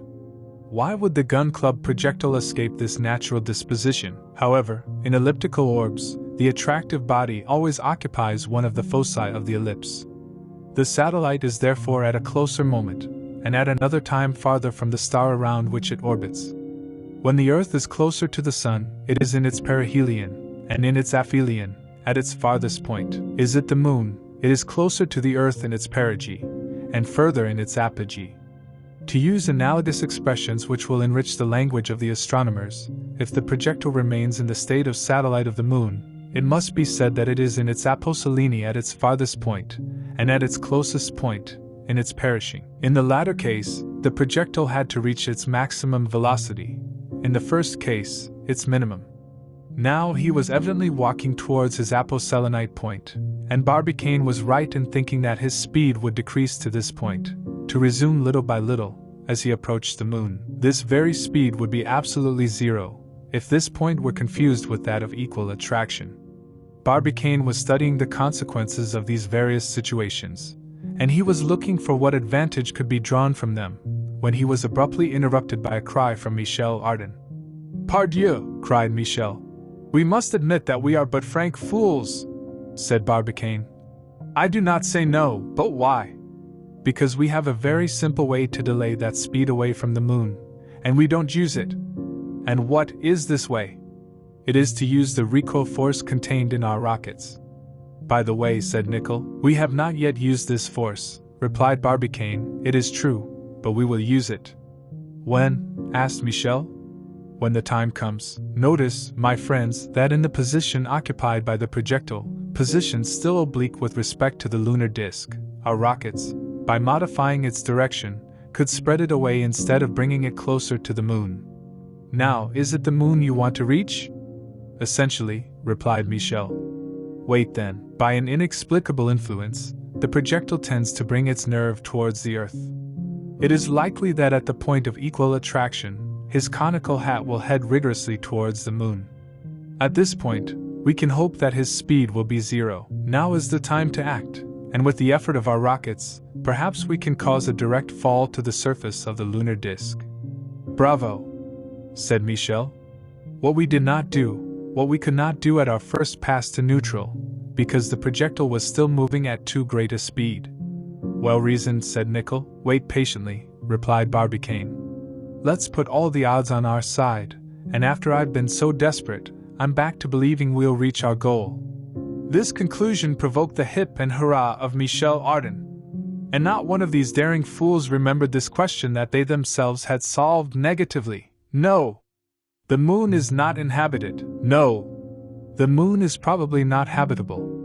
And yet, they were going to try everything to reach it. Only one question remained to be solved. At what precise moment would the projectile have reached this point of equal attraction where travelers would play their goal? To calculate this moment within a few seconds, Barbicane had only to refer to his travel notes, and to note the different heights taken on the lunar parallels.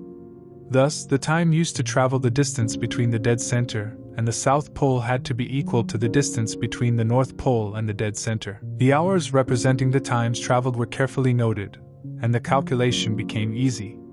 Barbicane found that this point would be reached by the projectile at 1 o'clock in the morning on the night of December 7th to 8th.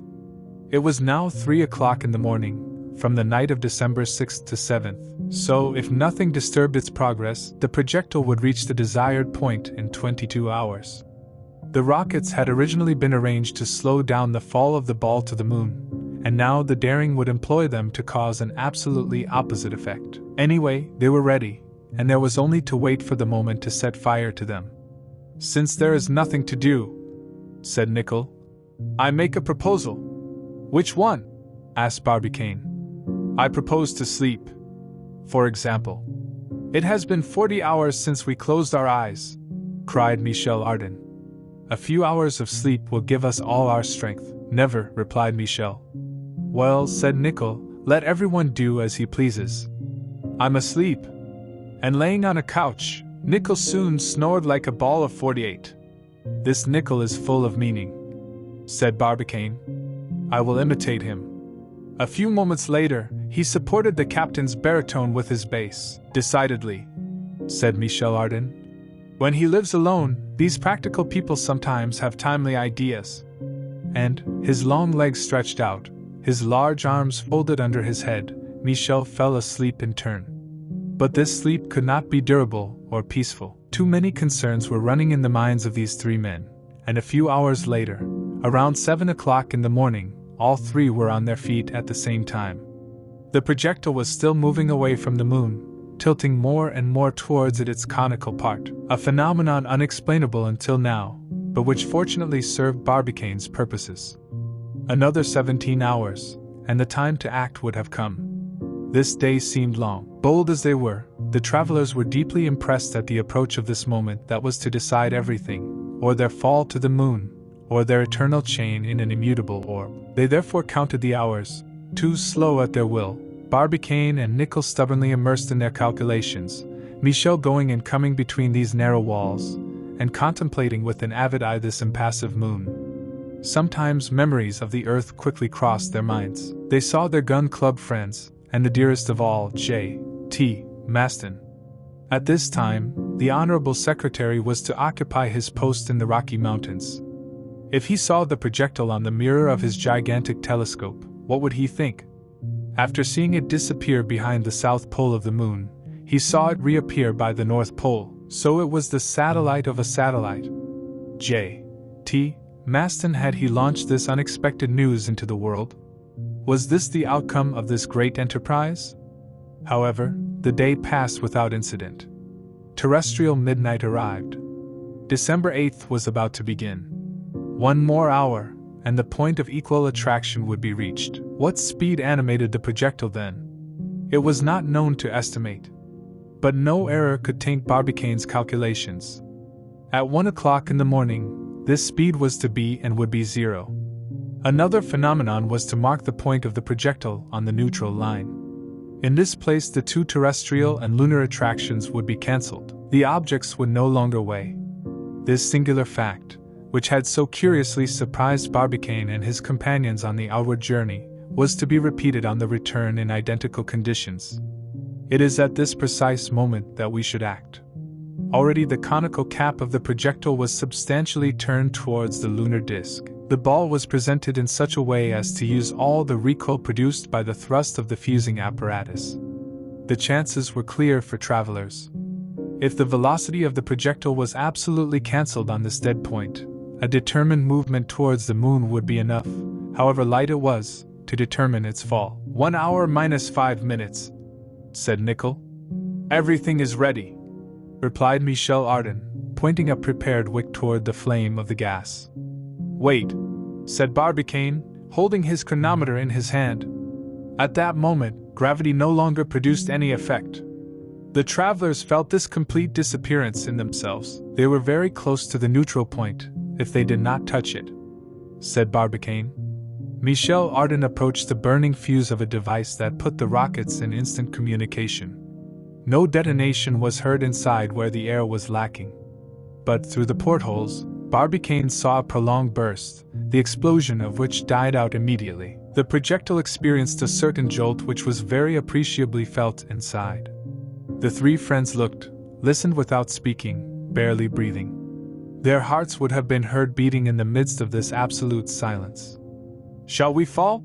Finally asked Michel Ardan. No, replied Nickel, since the pellet of the projectile does not turn to the lunar disk.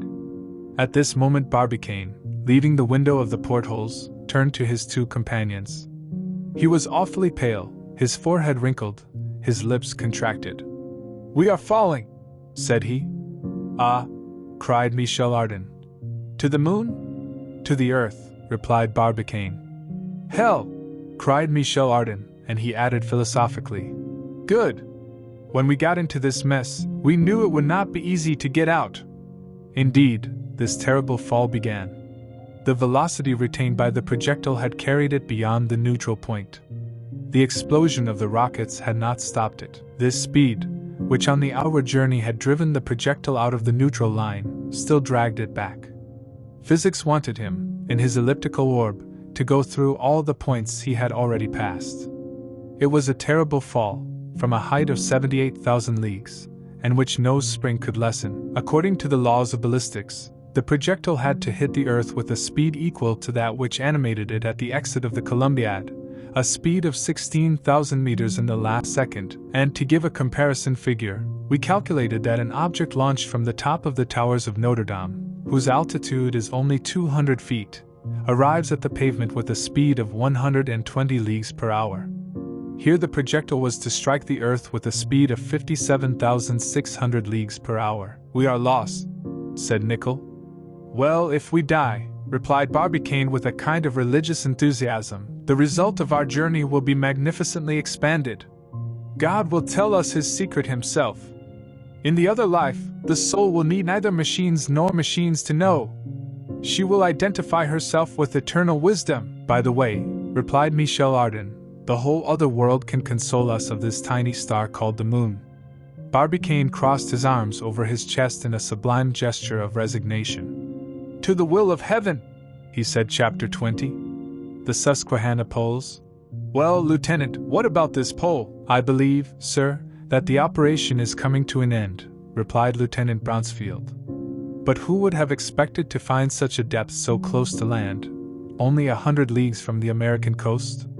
Indeed, Brownsfield is a strong depression, says Captain Blomsberry. There is an underwater valley here dug by the Humboldt Current that extends the coasts of America to the Strait of Magellan.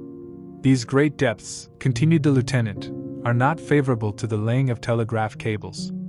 It is better to have a plain plate, such as the one that supports the American cable between Valencia and Newfoundland. And with your permission, Lieutenant, where are we now? Sir, replied Brownsfield, we have at this moment 21,500 feet of line outside, and the cannonball which drives the probe has not yet touched the bottom, for the probe would have risen by itself. An ingenious apparatus that this Brooke apparatus, says Captain Blomsberry. It makes it possible to obtain surveys of great accuracy. Touché. One of the forward quartermasters who was monitoring the operation called out. The master and the mate proceeded to the forecastle. How deep do we have? Asked the captain. 21,762 feet, replied the lieutenant, writing this number in his notebook. Well, Brownsfield, said the captain, I'm going to put this on my chart. Now, get the probe on board. It's a multi-hour job. In that moment, the engineer will light his furnaces, and we'll be ready to go as soon as you're done. It is 10 o'clock in the evening, and with your permission, Lieutenant, I will go to bed." "Do so, sir, do so," replied Lieutenant Bronsfield, the captain of the Susquehanna, a good man if he was one, the most humble servant of his officers, returned to his cabin, took a grog with brandy which brought endless testimonies of satisfaction to his butler, went to bed not without complimenting his servant on his way of making the beds, and fell asleep in a peaceful sleep. It was 10 o'clock in the evening. The 11th day of December would end in a beautiful night. The Susquehanna, a 500-horsepower corvette of the United States Navy, was in charge of conducting surveys in the Pacific, about 100 leagues from the American coast, across this elongated peninsula that was emerging on the coast of New Mexico. The wind had gradually softened. No agitation disturbed the layers of the air. The flame of the corvette, motionless, inert, hung on the parent mast. Captain Jonathan Blomsberry, first cousin of Colonel Blomsberry, one of the most ardent of the gun club, who had married a Horsbidden, captain's aunt and daughter of an honorable Kentucky trader. Captain Blomsberry could not have wished for a better time to complete his delicate survey operations. His corvette had not even felt anything of this vast storm which, sweeping the clouds heaped on the Rocky Mountains, was to make it possible to observe the march of the famous projectile. Everything went as he pleased, and he did not forget to thank heaven with the fervor of a Presbyterian. The Susquehanna Survey Series was designed to identify the most favorable funding for an undersea cable to connect the Hawaiian Islands to the American coast. It was a huge project because of the initiative of a powerful company. Its director, the intelligent Cyrus Field, even claimed to cover all the islands of Oceania with a vast electricity network, a huge company worthy of American genius. The first survey operations were entrusted to the corvette Susquehanna. On that night from December 11th to 12th, it was at exactly latitude 27 degrees 7 minutes north and longitude 41 degrees 37 minutes west of the Washington meridian. Exactly 119 degrees 55 minutes longitude west of the meridian of Paris. The moon, then in its last quarter, began to show itself beyond the horizon. After the departure of Captain Blomsberry, Lieutenant Bronsfield and some officers had gathered on the poop. At the appearance of the moon, their thoughts turned towards this star that the eyes of an entire hemisphere were then contemplating. The best sea glasses could not have discovered the projectile wandering around its half-globe, and yet all pointed to its sparkling disk that millions of eyes were eyeing at the same time. "They've been gone for 10 days, said Lieutenant Bronsfield. "What happened to them?" "They have arrived, my lieutenant," cried a young midshipman, "and they do what any traveler who has arrived in a new country does, they go for a walk." "I am sure, as you tell me, my young friend," replied Lieutenant Bronsfield with a smile. "However," replied another officer, "their arrival cannot be doubted. The projectile must have hit the moon when it was full, on the 5th at midnight. Here we are on December 11th, which is 6 days. Now, in 624 hours, without darkness, there is time to settle comfortably. It seems to me that I see them, our brave compatriots, camped at the bottom of a valley, on the edge of a selenite stream, near the projectile half sunk by its fall amidst volcanic debris. Captain Nicholl beginning his leveling operations, President Barbicane's travel notes, Michel Ardan, embalming the lunar solitudes with the perfume of his laundress. Yes, it must be so, it is so, cried the young midshipman, enthused by the ideal description of his superior. I want to believe it, replied Lieutenant Bronsfield, who was hardly angry. Unfortunately, we will always miss the direct news of the lunar world. Excuse me, Lieutenant, said the midshipman, but can't President Barbicane write? A laugh greeted this answer. Not letters, said the young man. Postal administration has nothing to do here. Would it be the administration of the telegraph lines? Asked one of the officers ironically. No more, replied the midshipman, who did not dismount, but it is very easy to establish graphic communication with Earth. And how? Using the Long's Peak telescope. You know that it brings the moon only 2 leagues from the Rocky Mountains, and that it allows to see, on its surface, objects having 9 feet in diameter. Well, let our industrious friends build a gigantic alphabet. Let them write words 100 toises long and sentences a league long, and then they can send us news. The young midshipman was loudly applauded for his imagination. Lieutenant Bronsfield himself agreed that the idea was executable. He added that by sending rays of light grouped in beams by means of parabolic mirrors, direct communications could also be established.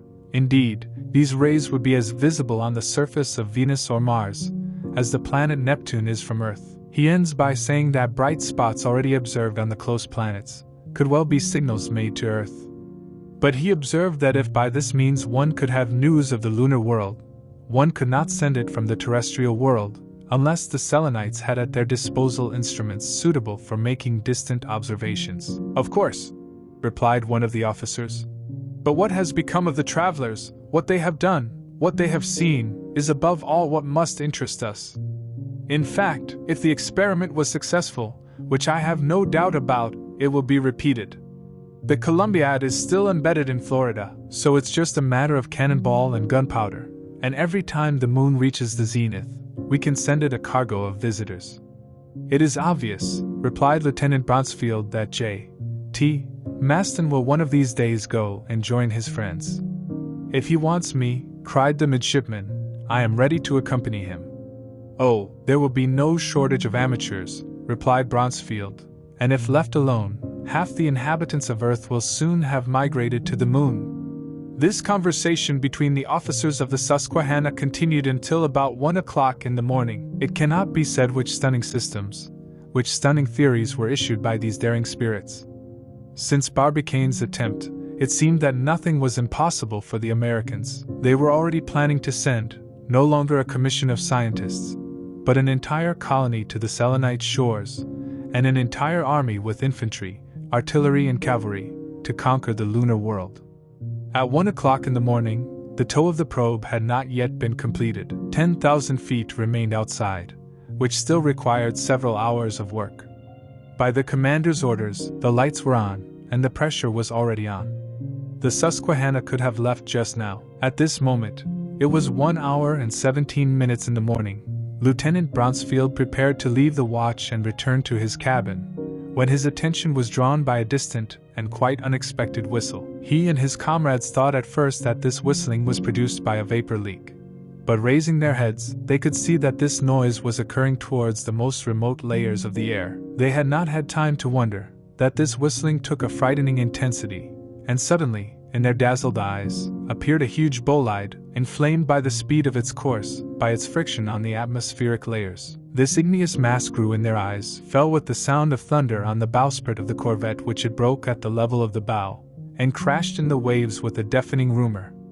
A few feet closer, and the Susquehanna sank body and property. At this moment, Captain Bloomsbury showed himself half-dressed, and dashed on the forecastle, to which his officers had rushed. "With your permission, gentlemen, what happened?"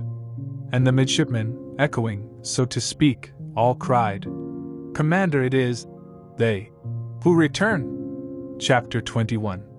J.T. Maston recalled the emotion was great aboard the Susquehanna. Officers and sailors forgot this terrible danger they had just run, this possibility of being crushed and sunk by the bottom. They thought only of the catastrophe that ended this journey. Thus, the boldest enterprise of ancient and modern times cost the life of the bold adventurers who had tempted it. "They are the ones who are coming back," the young midshipman said, and everyone understood. No one doubted that this speedster was not the projectile of the gun club. As for the travelers in it, opinions were divided on their fate. "They are dead," said one. "They live," replied the other. "The layer of water is deep, and their fall has been dampened. But they have run out of air," he said, "and they must have died of asphyxiation." "Scorched," replied this one. The projectile was no more than an incandescent mass as it passed through the atmosphere. Everyone said, "Alive or dead, we must get them out of there." However, Captain Bloomsbury had gathered his officers, and with their permission, he held council. It was a matter of taking immediate action. The most urgent was to recover the projectile. It was a difficult operation, not an impossible one. But the corvette lacked the necessary gear, which had to be both powerful and precise. It was therefore decided to drive it to the nearest port, and to give notice to the gun club of the fall of the ball. This determination was unanimous. The choice of port had to be discussed. The nearby coast showed no landing on the 27th degree of latitude. Above the peninsula of Monterey was the important city that gave it its name, but sitting on the edge of a real desert, it was not connected to the interior by a telegraph network, and electricity alone could spread this important news rather quickly. A few degrees above opened the San Francisco Bay. By the capital of the country of gold, communications would be easy with the center of the Union. In less than 2 days, the Susquehanna, forcing her steam, could have arrived at the port of San Francisco, so she had to leave without delay. The lights were on.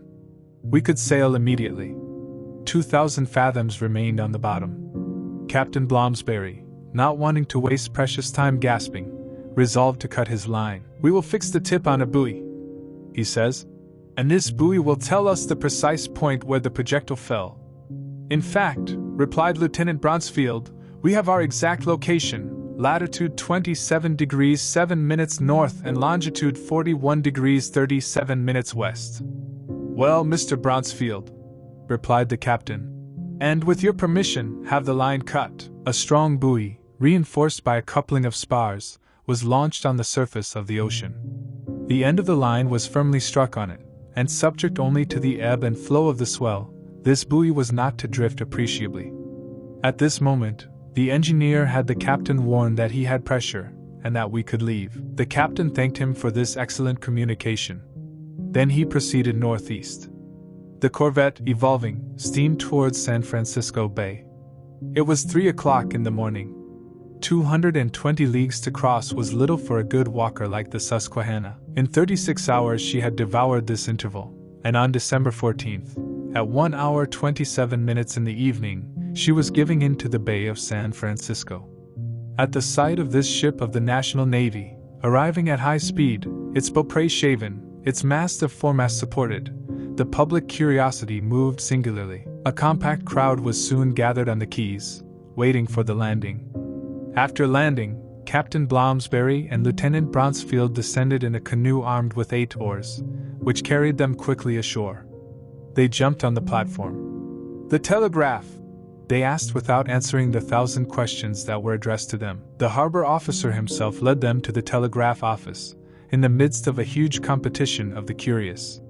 Blomsberry and Bronsfield entered the office, as the crowd crashed at the door. A few minutes later a 4-part expedition was dispatched, 1 degree to the Secretary of the Navy, Washington, 2 degrees to the Vice President of the Gun Club, Baltimore, 3 degrees to the Honorable J. T. Maston, Long's Peak, Rocky Mountains, 4 degrees to the Deputy Director of the Observatory of Cambridge, Massachusetts. It was conceived in these terms: by 20 degrees 7 minutes of latitude north and 41 degrees 37 minutes of longitude west, this December 12th, at 1 hour 17 minutes of the morning, projectile of the Columbia had fallen in the Pacific. Send instructions, Blomsberry, Commander Susquehanna. 5 minutes later, the whole city of San Francisco knew the news. Before 6 o'clock in the evening, the various states of the Union learned of the supreme catastrophe. After midnight, by cable, the whole of Europe knew the result of the great American attempt. We will give up painting the effect produced throughout the world by this unexpected outcome. On receipt of the dispatch, the Secretary of the Navy telegraphed to the Susquehanna the order to wait in the San Francisco Bay, without putting out its fires.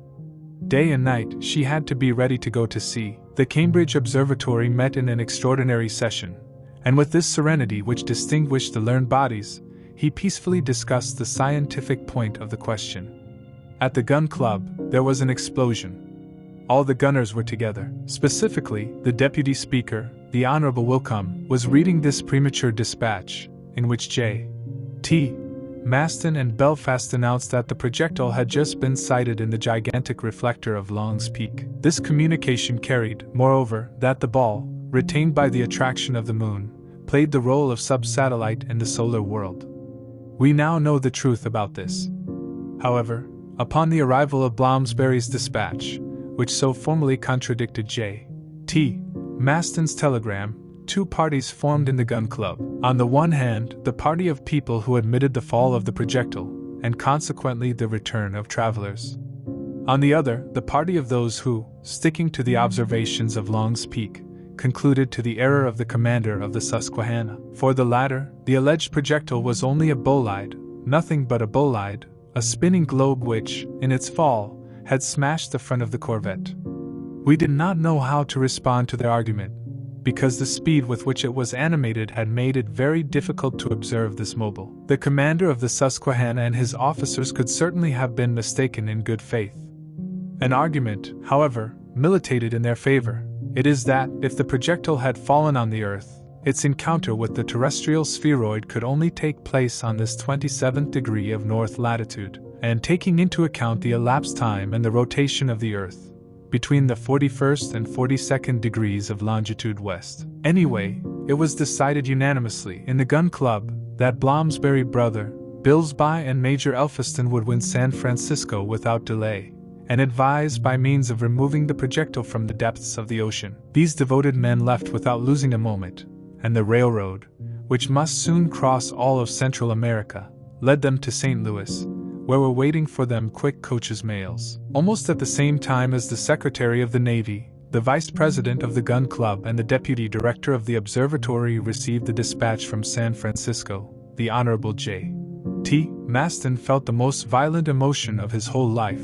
It was an emotion that had not even been given to him by the bursting of his famous cannon, which once again nearly cost him his life. It is recalled that the Secretary of the Gun Club left moments after the projectile, and almost as quickly as he did, for the Long's Peak post in the Rocky Mountains. The scientist J. Belfast, director of the Cambridge Observatory, accompanied him. Arrived at the station, the two friends had settled summarily, and never left the top of their huge telescope. We know, indeed, that this gigantic instrument had been established under the conditions of reflectors called front view by the English. This arrangement made objects undergo only one reflection, and consequently made their vision clearer. As a result, J. T. Maston and Belfast, when observing, were placed at the top of the instrument and not at the bottom. They arrived there by a revolving staircase, a masterpiece of lightness, and below them opened this well of metal finished by the metal mirror, which measured 204 feet deep. Now, it was on the narrow platform above the telescope that the two scientists spent their lives, cursing the day that stole the moon from their eyes, and the clouds that stubbornly veiled it during the night. How happy they were when, after a few days of waiting, on the night of December 5th, they saw the vehicle that carried their friends into space. To this joy followed a deep disappointment, when, relying on incomplete observations, they launched, with their first telegram around the world, this erroneous assertion which made the projectile a satellite of the moon gravitating in an immutable orb. Since that moment, the ball had not shown itself to their eyes, disappearance all the more explainable, as it then passed behind the invisible disk of the moon. But when he had to reappear on the visible disk, which is then judged by the impatience of the boiling J. T. Maston and his companion, no less impatient than him, every minute of the night, they thought they saw the projectile again, and they did not see it again. From there, between them, incessant discussions, violent disputes. Belfast asserts that the projectile was not apparent, J. T. Maston arguing that it blew his eyes out. "It's the ball," repeated J. T. Maston. "No," replied Belfast, "it is an avalanche which breaks away from a lunar mountain." "Well, we shall see it tomorrow." "No, we won't see him again. He's being dragged into space." "Yes." "No." And in those moments when interjections rained like hail, the well-known irritability of the Secretary of the Gun Club was a permanent danger to the Honorable Belfast. This existence of two would soon have become impossible, but an unexpected event cut short these eternal discussions. During the night of December 14th to 15th, the two irreconcilable friends were busy observing the lunar disk. J. T. Maston insulted, according to his custom, the learned Belfast, who went up on his side. The Secretary of the Gun Club supported for the 1000th time that he had just seen the projectile, adding even that the face of Michel Ardan had shown through one of the portholes. He still supported his argument with a series of gestures that his dreaded hook made very disturbing. At this moment the Belfast servant appeared on the platform, it being 10 o'clock in the evening, and he sent him a dispatch.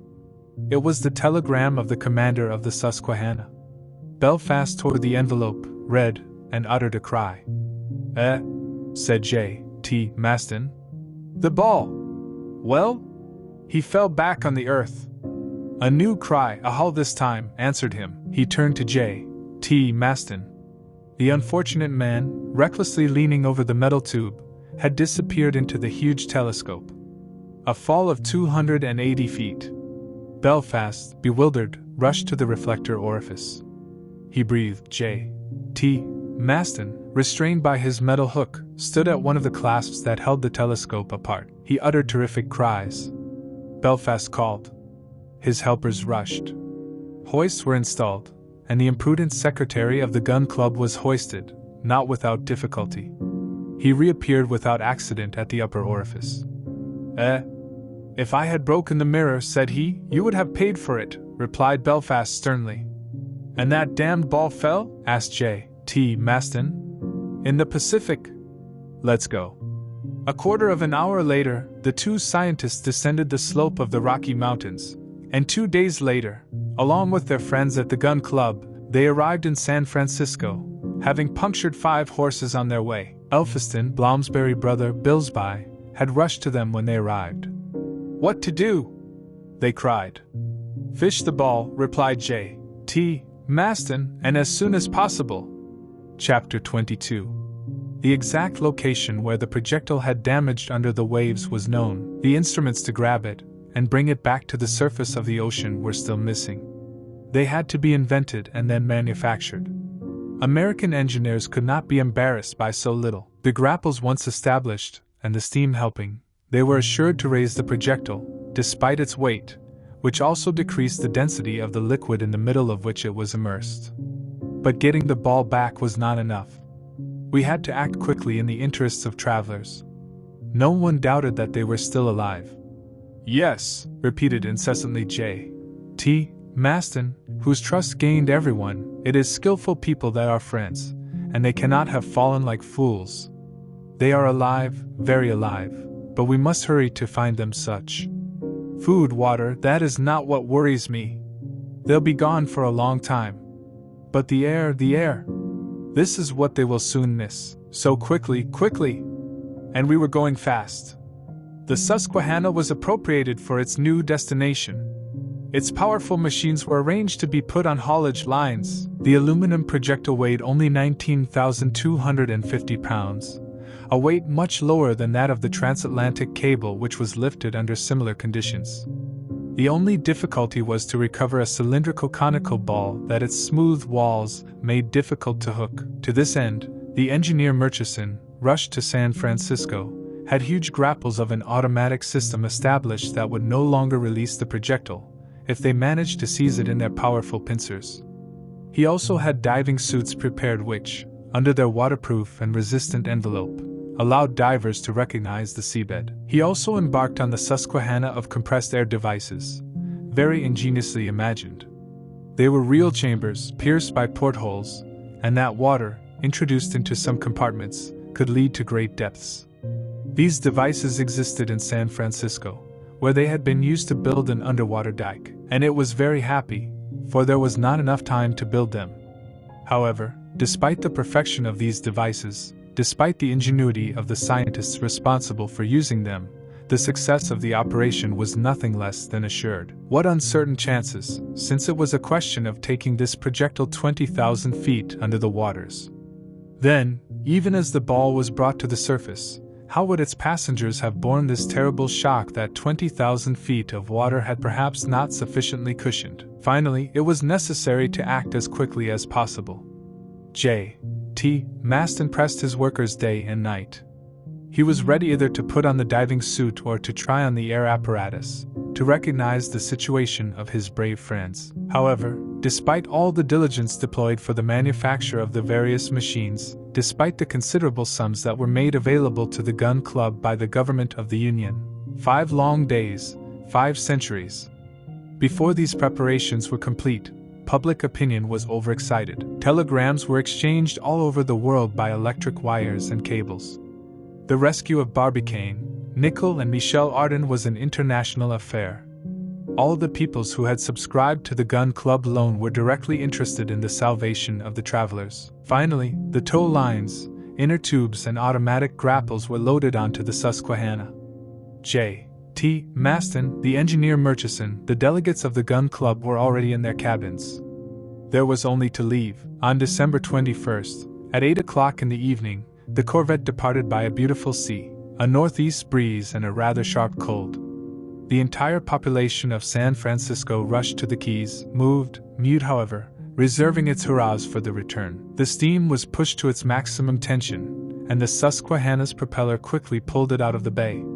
No need to recount the conversations between the officers, the sailors, the passengers. All these men had only one thought. All these hearts were throbbing with the same emotion. While running to their aid, what were Barbicane and his companions doing? What became of them?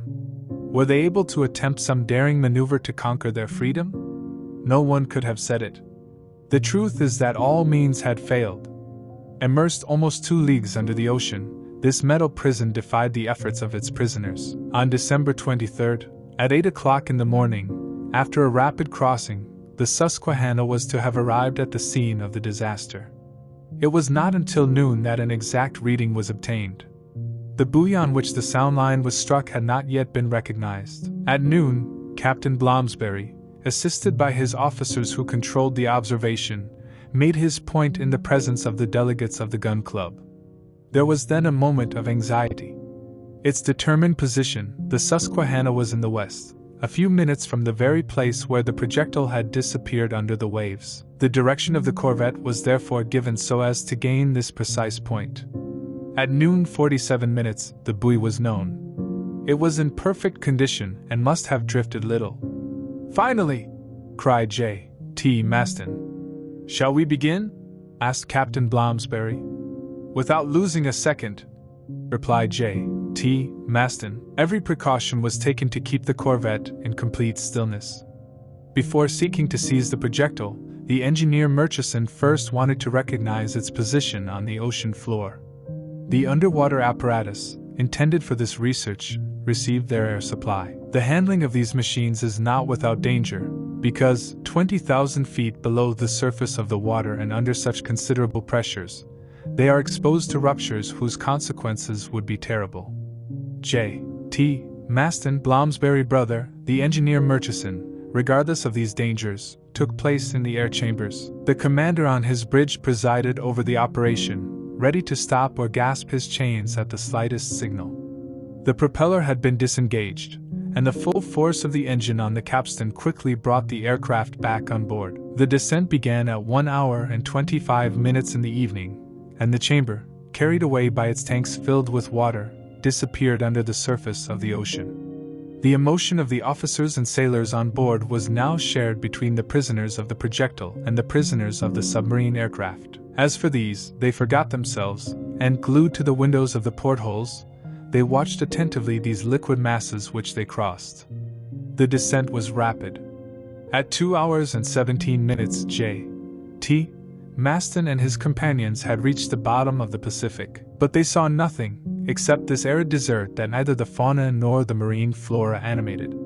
By the light of their lamps equipped with powerful reflectors, they could observe the dark layers of water in a fairly wide radius, but the projectile remained invisible to their eyes. The impatience of these daring divers cannot be described. Their apparatus being in electrical communication with the corvette, they made an agreed signal, and the Susquehanna walked on the space of 1 mile, their rooms suspended a few meters above the ground. They explored the entire underwater plain, deceived at every moment by optical illusions that broke their hearts. Here a rock, there an extumescence of the bottom, appeared to them as the projectile so much sought. Then, they soon recognized their mistake and despair. "Where are they? Where are they?" J.T. Maston exclaimed, and the poor man cried out to Nicole, Barbicane, Michel Ardan, as if his unfortunate friends had been able to hear him or answer him through this impenetrable medium. The search continued in these conditions, until the time when the stale air of the apparatus forced the divers to go up. Towing began at about 6 o'clock in the evening, and was not completed until midnight. "See you tomorrow," said J.T. Maston, stepping on the corvette deck.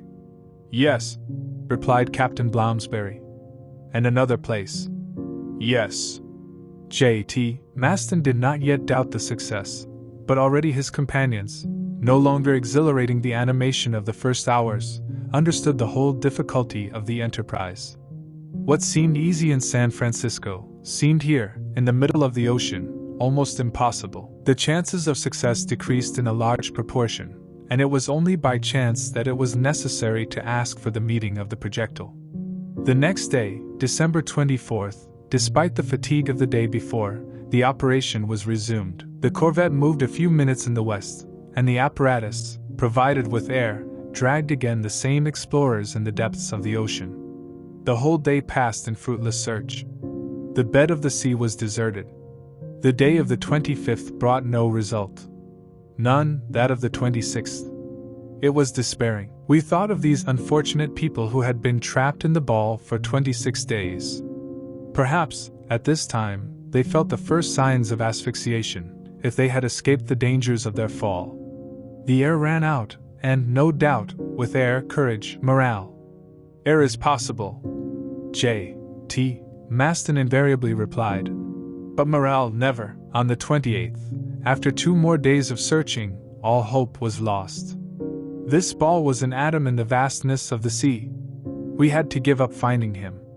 However, J.T. Maston did not want to hear about the beginning. He did not want to give up the place without having at least recognized the tomb of his friends. But Commander Bloomsbury could not be more obstinate, and despite the claims of the worthy secretary, he had to give the order to sail. On December 29th, at 9 o'clock in the morning, the Susquehanna, heading northeast, resumed its course towards San Francisco Bay. It was 10 o'clock in the morning. The corvette was moving away under small steam, and as if with regret from the scene of the disaster, when the deckhand, mounted on the bars of the Parrot, who was watching the sea, suddenly shouted, "A buoy through the beam downwind to us!" The officers looked in the direction indicated. With their glasses, they recognized that the reported object had, in fact, the appearance of these buoys which served to mark the passes of the bays or rivers. But a singular detail, a pavilion, floating in the wind, surmounted its cone which emerged from 5 to 6 feet. This buoy shone under the rays of the sun, as if its walls had been made of silver plates. Commander Bloomsbury, J.T. Maston, the delegates of the gun club, had climbed on the bridge, and they examined this object wandering on the water. All looked with feverish anxiety, but in silence. None dared to formulate the thought that came to everyone's mind. The corvette approached within 2 cables of the object. A shudder ran throughout its crew. This pavilion was the American pavilion. At this moment, a real roar was heard. It was the brave J.T. Maston, who had just fallen like a mass, forgetting on the one hand that his right arm was replaced by an iron hook on the other, that a simple gutta-percha cap covered his skull. He had just made a formidable blow. They rushed to him. They lifted him up. They called him to life. And what were his first words? "Oh, raw triples, quadruple idiots, quintuple boobies that we are, what is it?" We cried around it. "What is it?" "But speak then."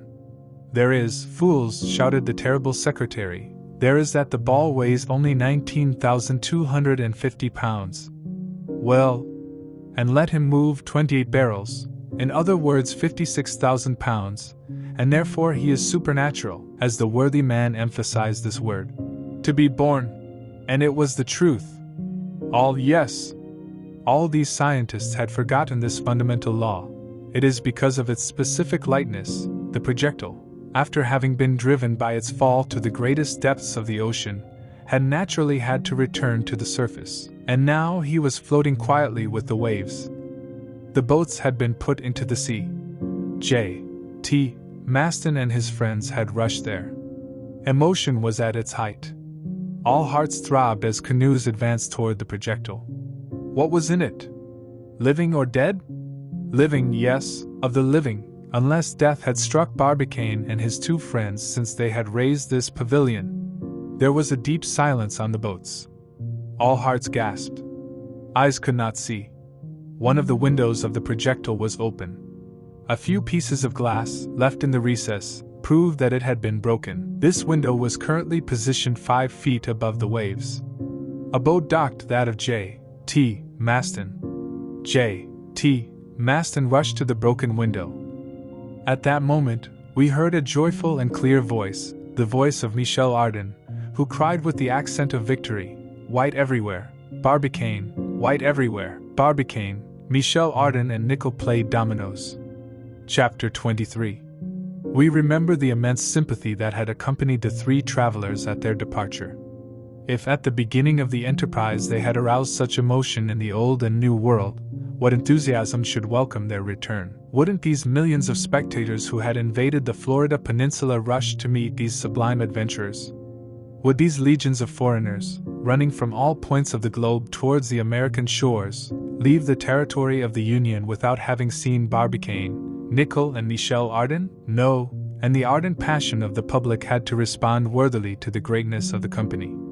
Human creatures who had left the terrestrial spheroid, who returned after this strange journey in the heavenly spaces, could not fail to be received as the prophet Elijah will be when he will descend on the earth. To see them first, to hear them then, was the general wish. This wish had to be realized very quickly for the almost unanimity of the inhabitants of the Union.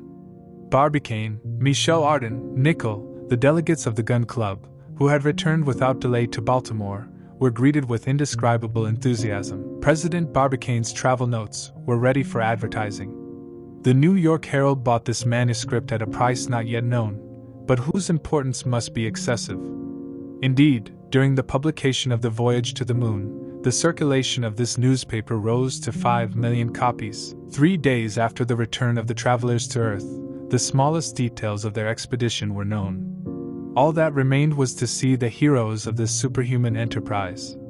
The exploration of Barbicane and his friends around the moon had made it possible to control the various theories admitted about the terrestrial satellite. These scientists had observed with their own eyes, and under very particular conditions.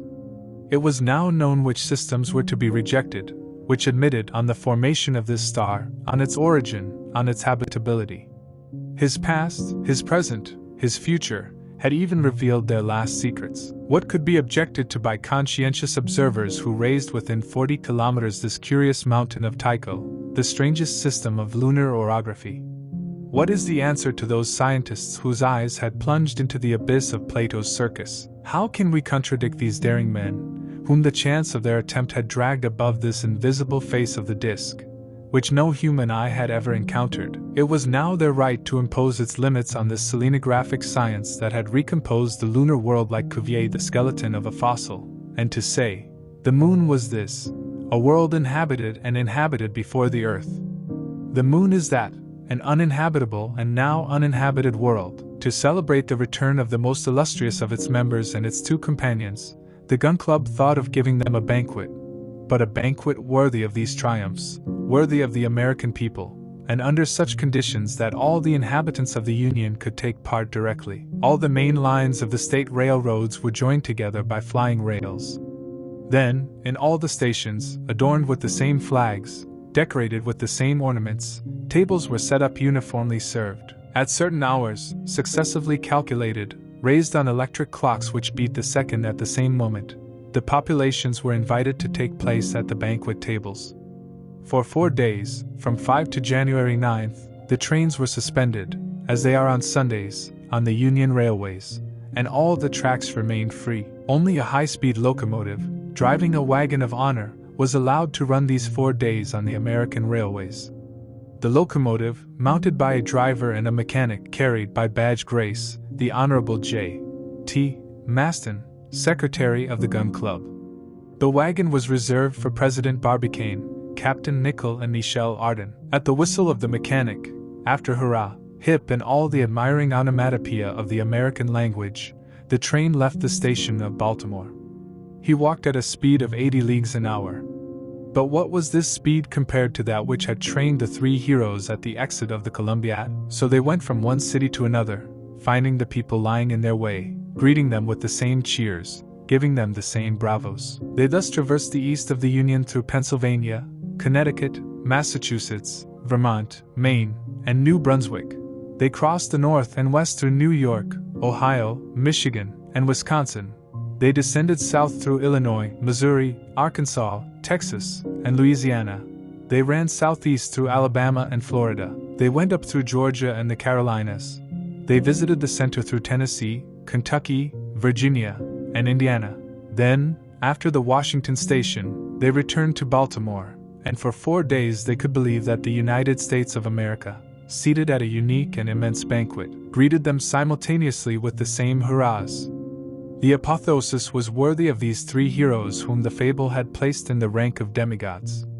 And now, will this unprecedented attempt in the annals of travel bring some practical result? Will direct communications ever be established with the moon? Will there be a space navigation service that will serve the solar world? Will we go from one planet to one planet, from Jupiter to Mercury, and later from one star to another, from the polar to Sirius? Will a mode of locomotion make it possible to visit these suns that swarm in the firmament? These questions cannot be answered, but, knowing the daring ingenuity of the Anglo-Saxon race, no one will be surprised that the Americans sought to take advantage of President Barbicane's attempt. Thus, sometime after the return of the travelers, the public welcomed with a marked favor the announcements of a limited partnership, limited, with capital of $100 million, divided into 100,000 shares of $1,000 each, under the name National Interstellar Communications Society. President Barbicane, Vice President Captain Nicholl, Secretary of Administration J. T. Maston, Director of Movements Michel Ardan. And as it is in the American temperament to foresee everything in business, even bankruptcy, the Honorable Harry Trollope, Judge Commissioner, and Francis Dayton, Syndic, were appointed in advance. And,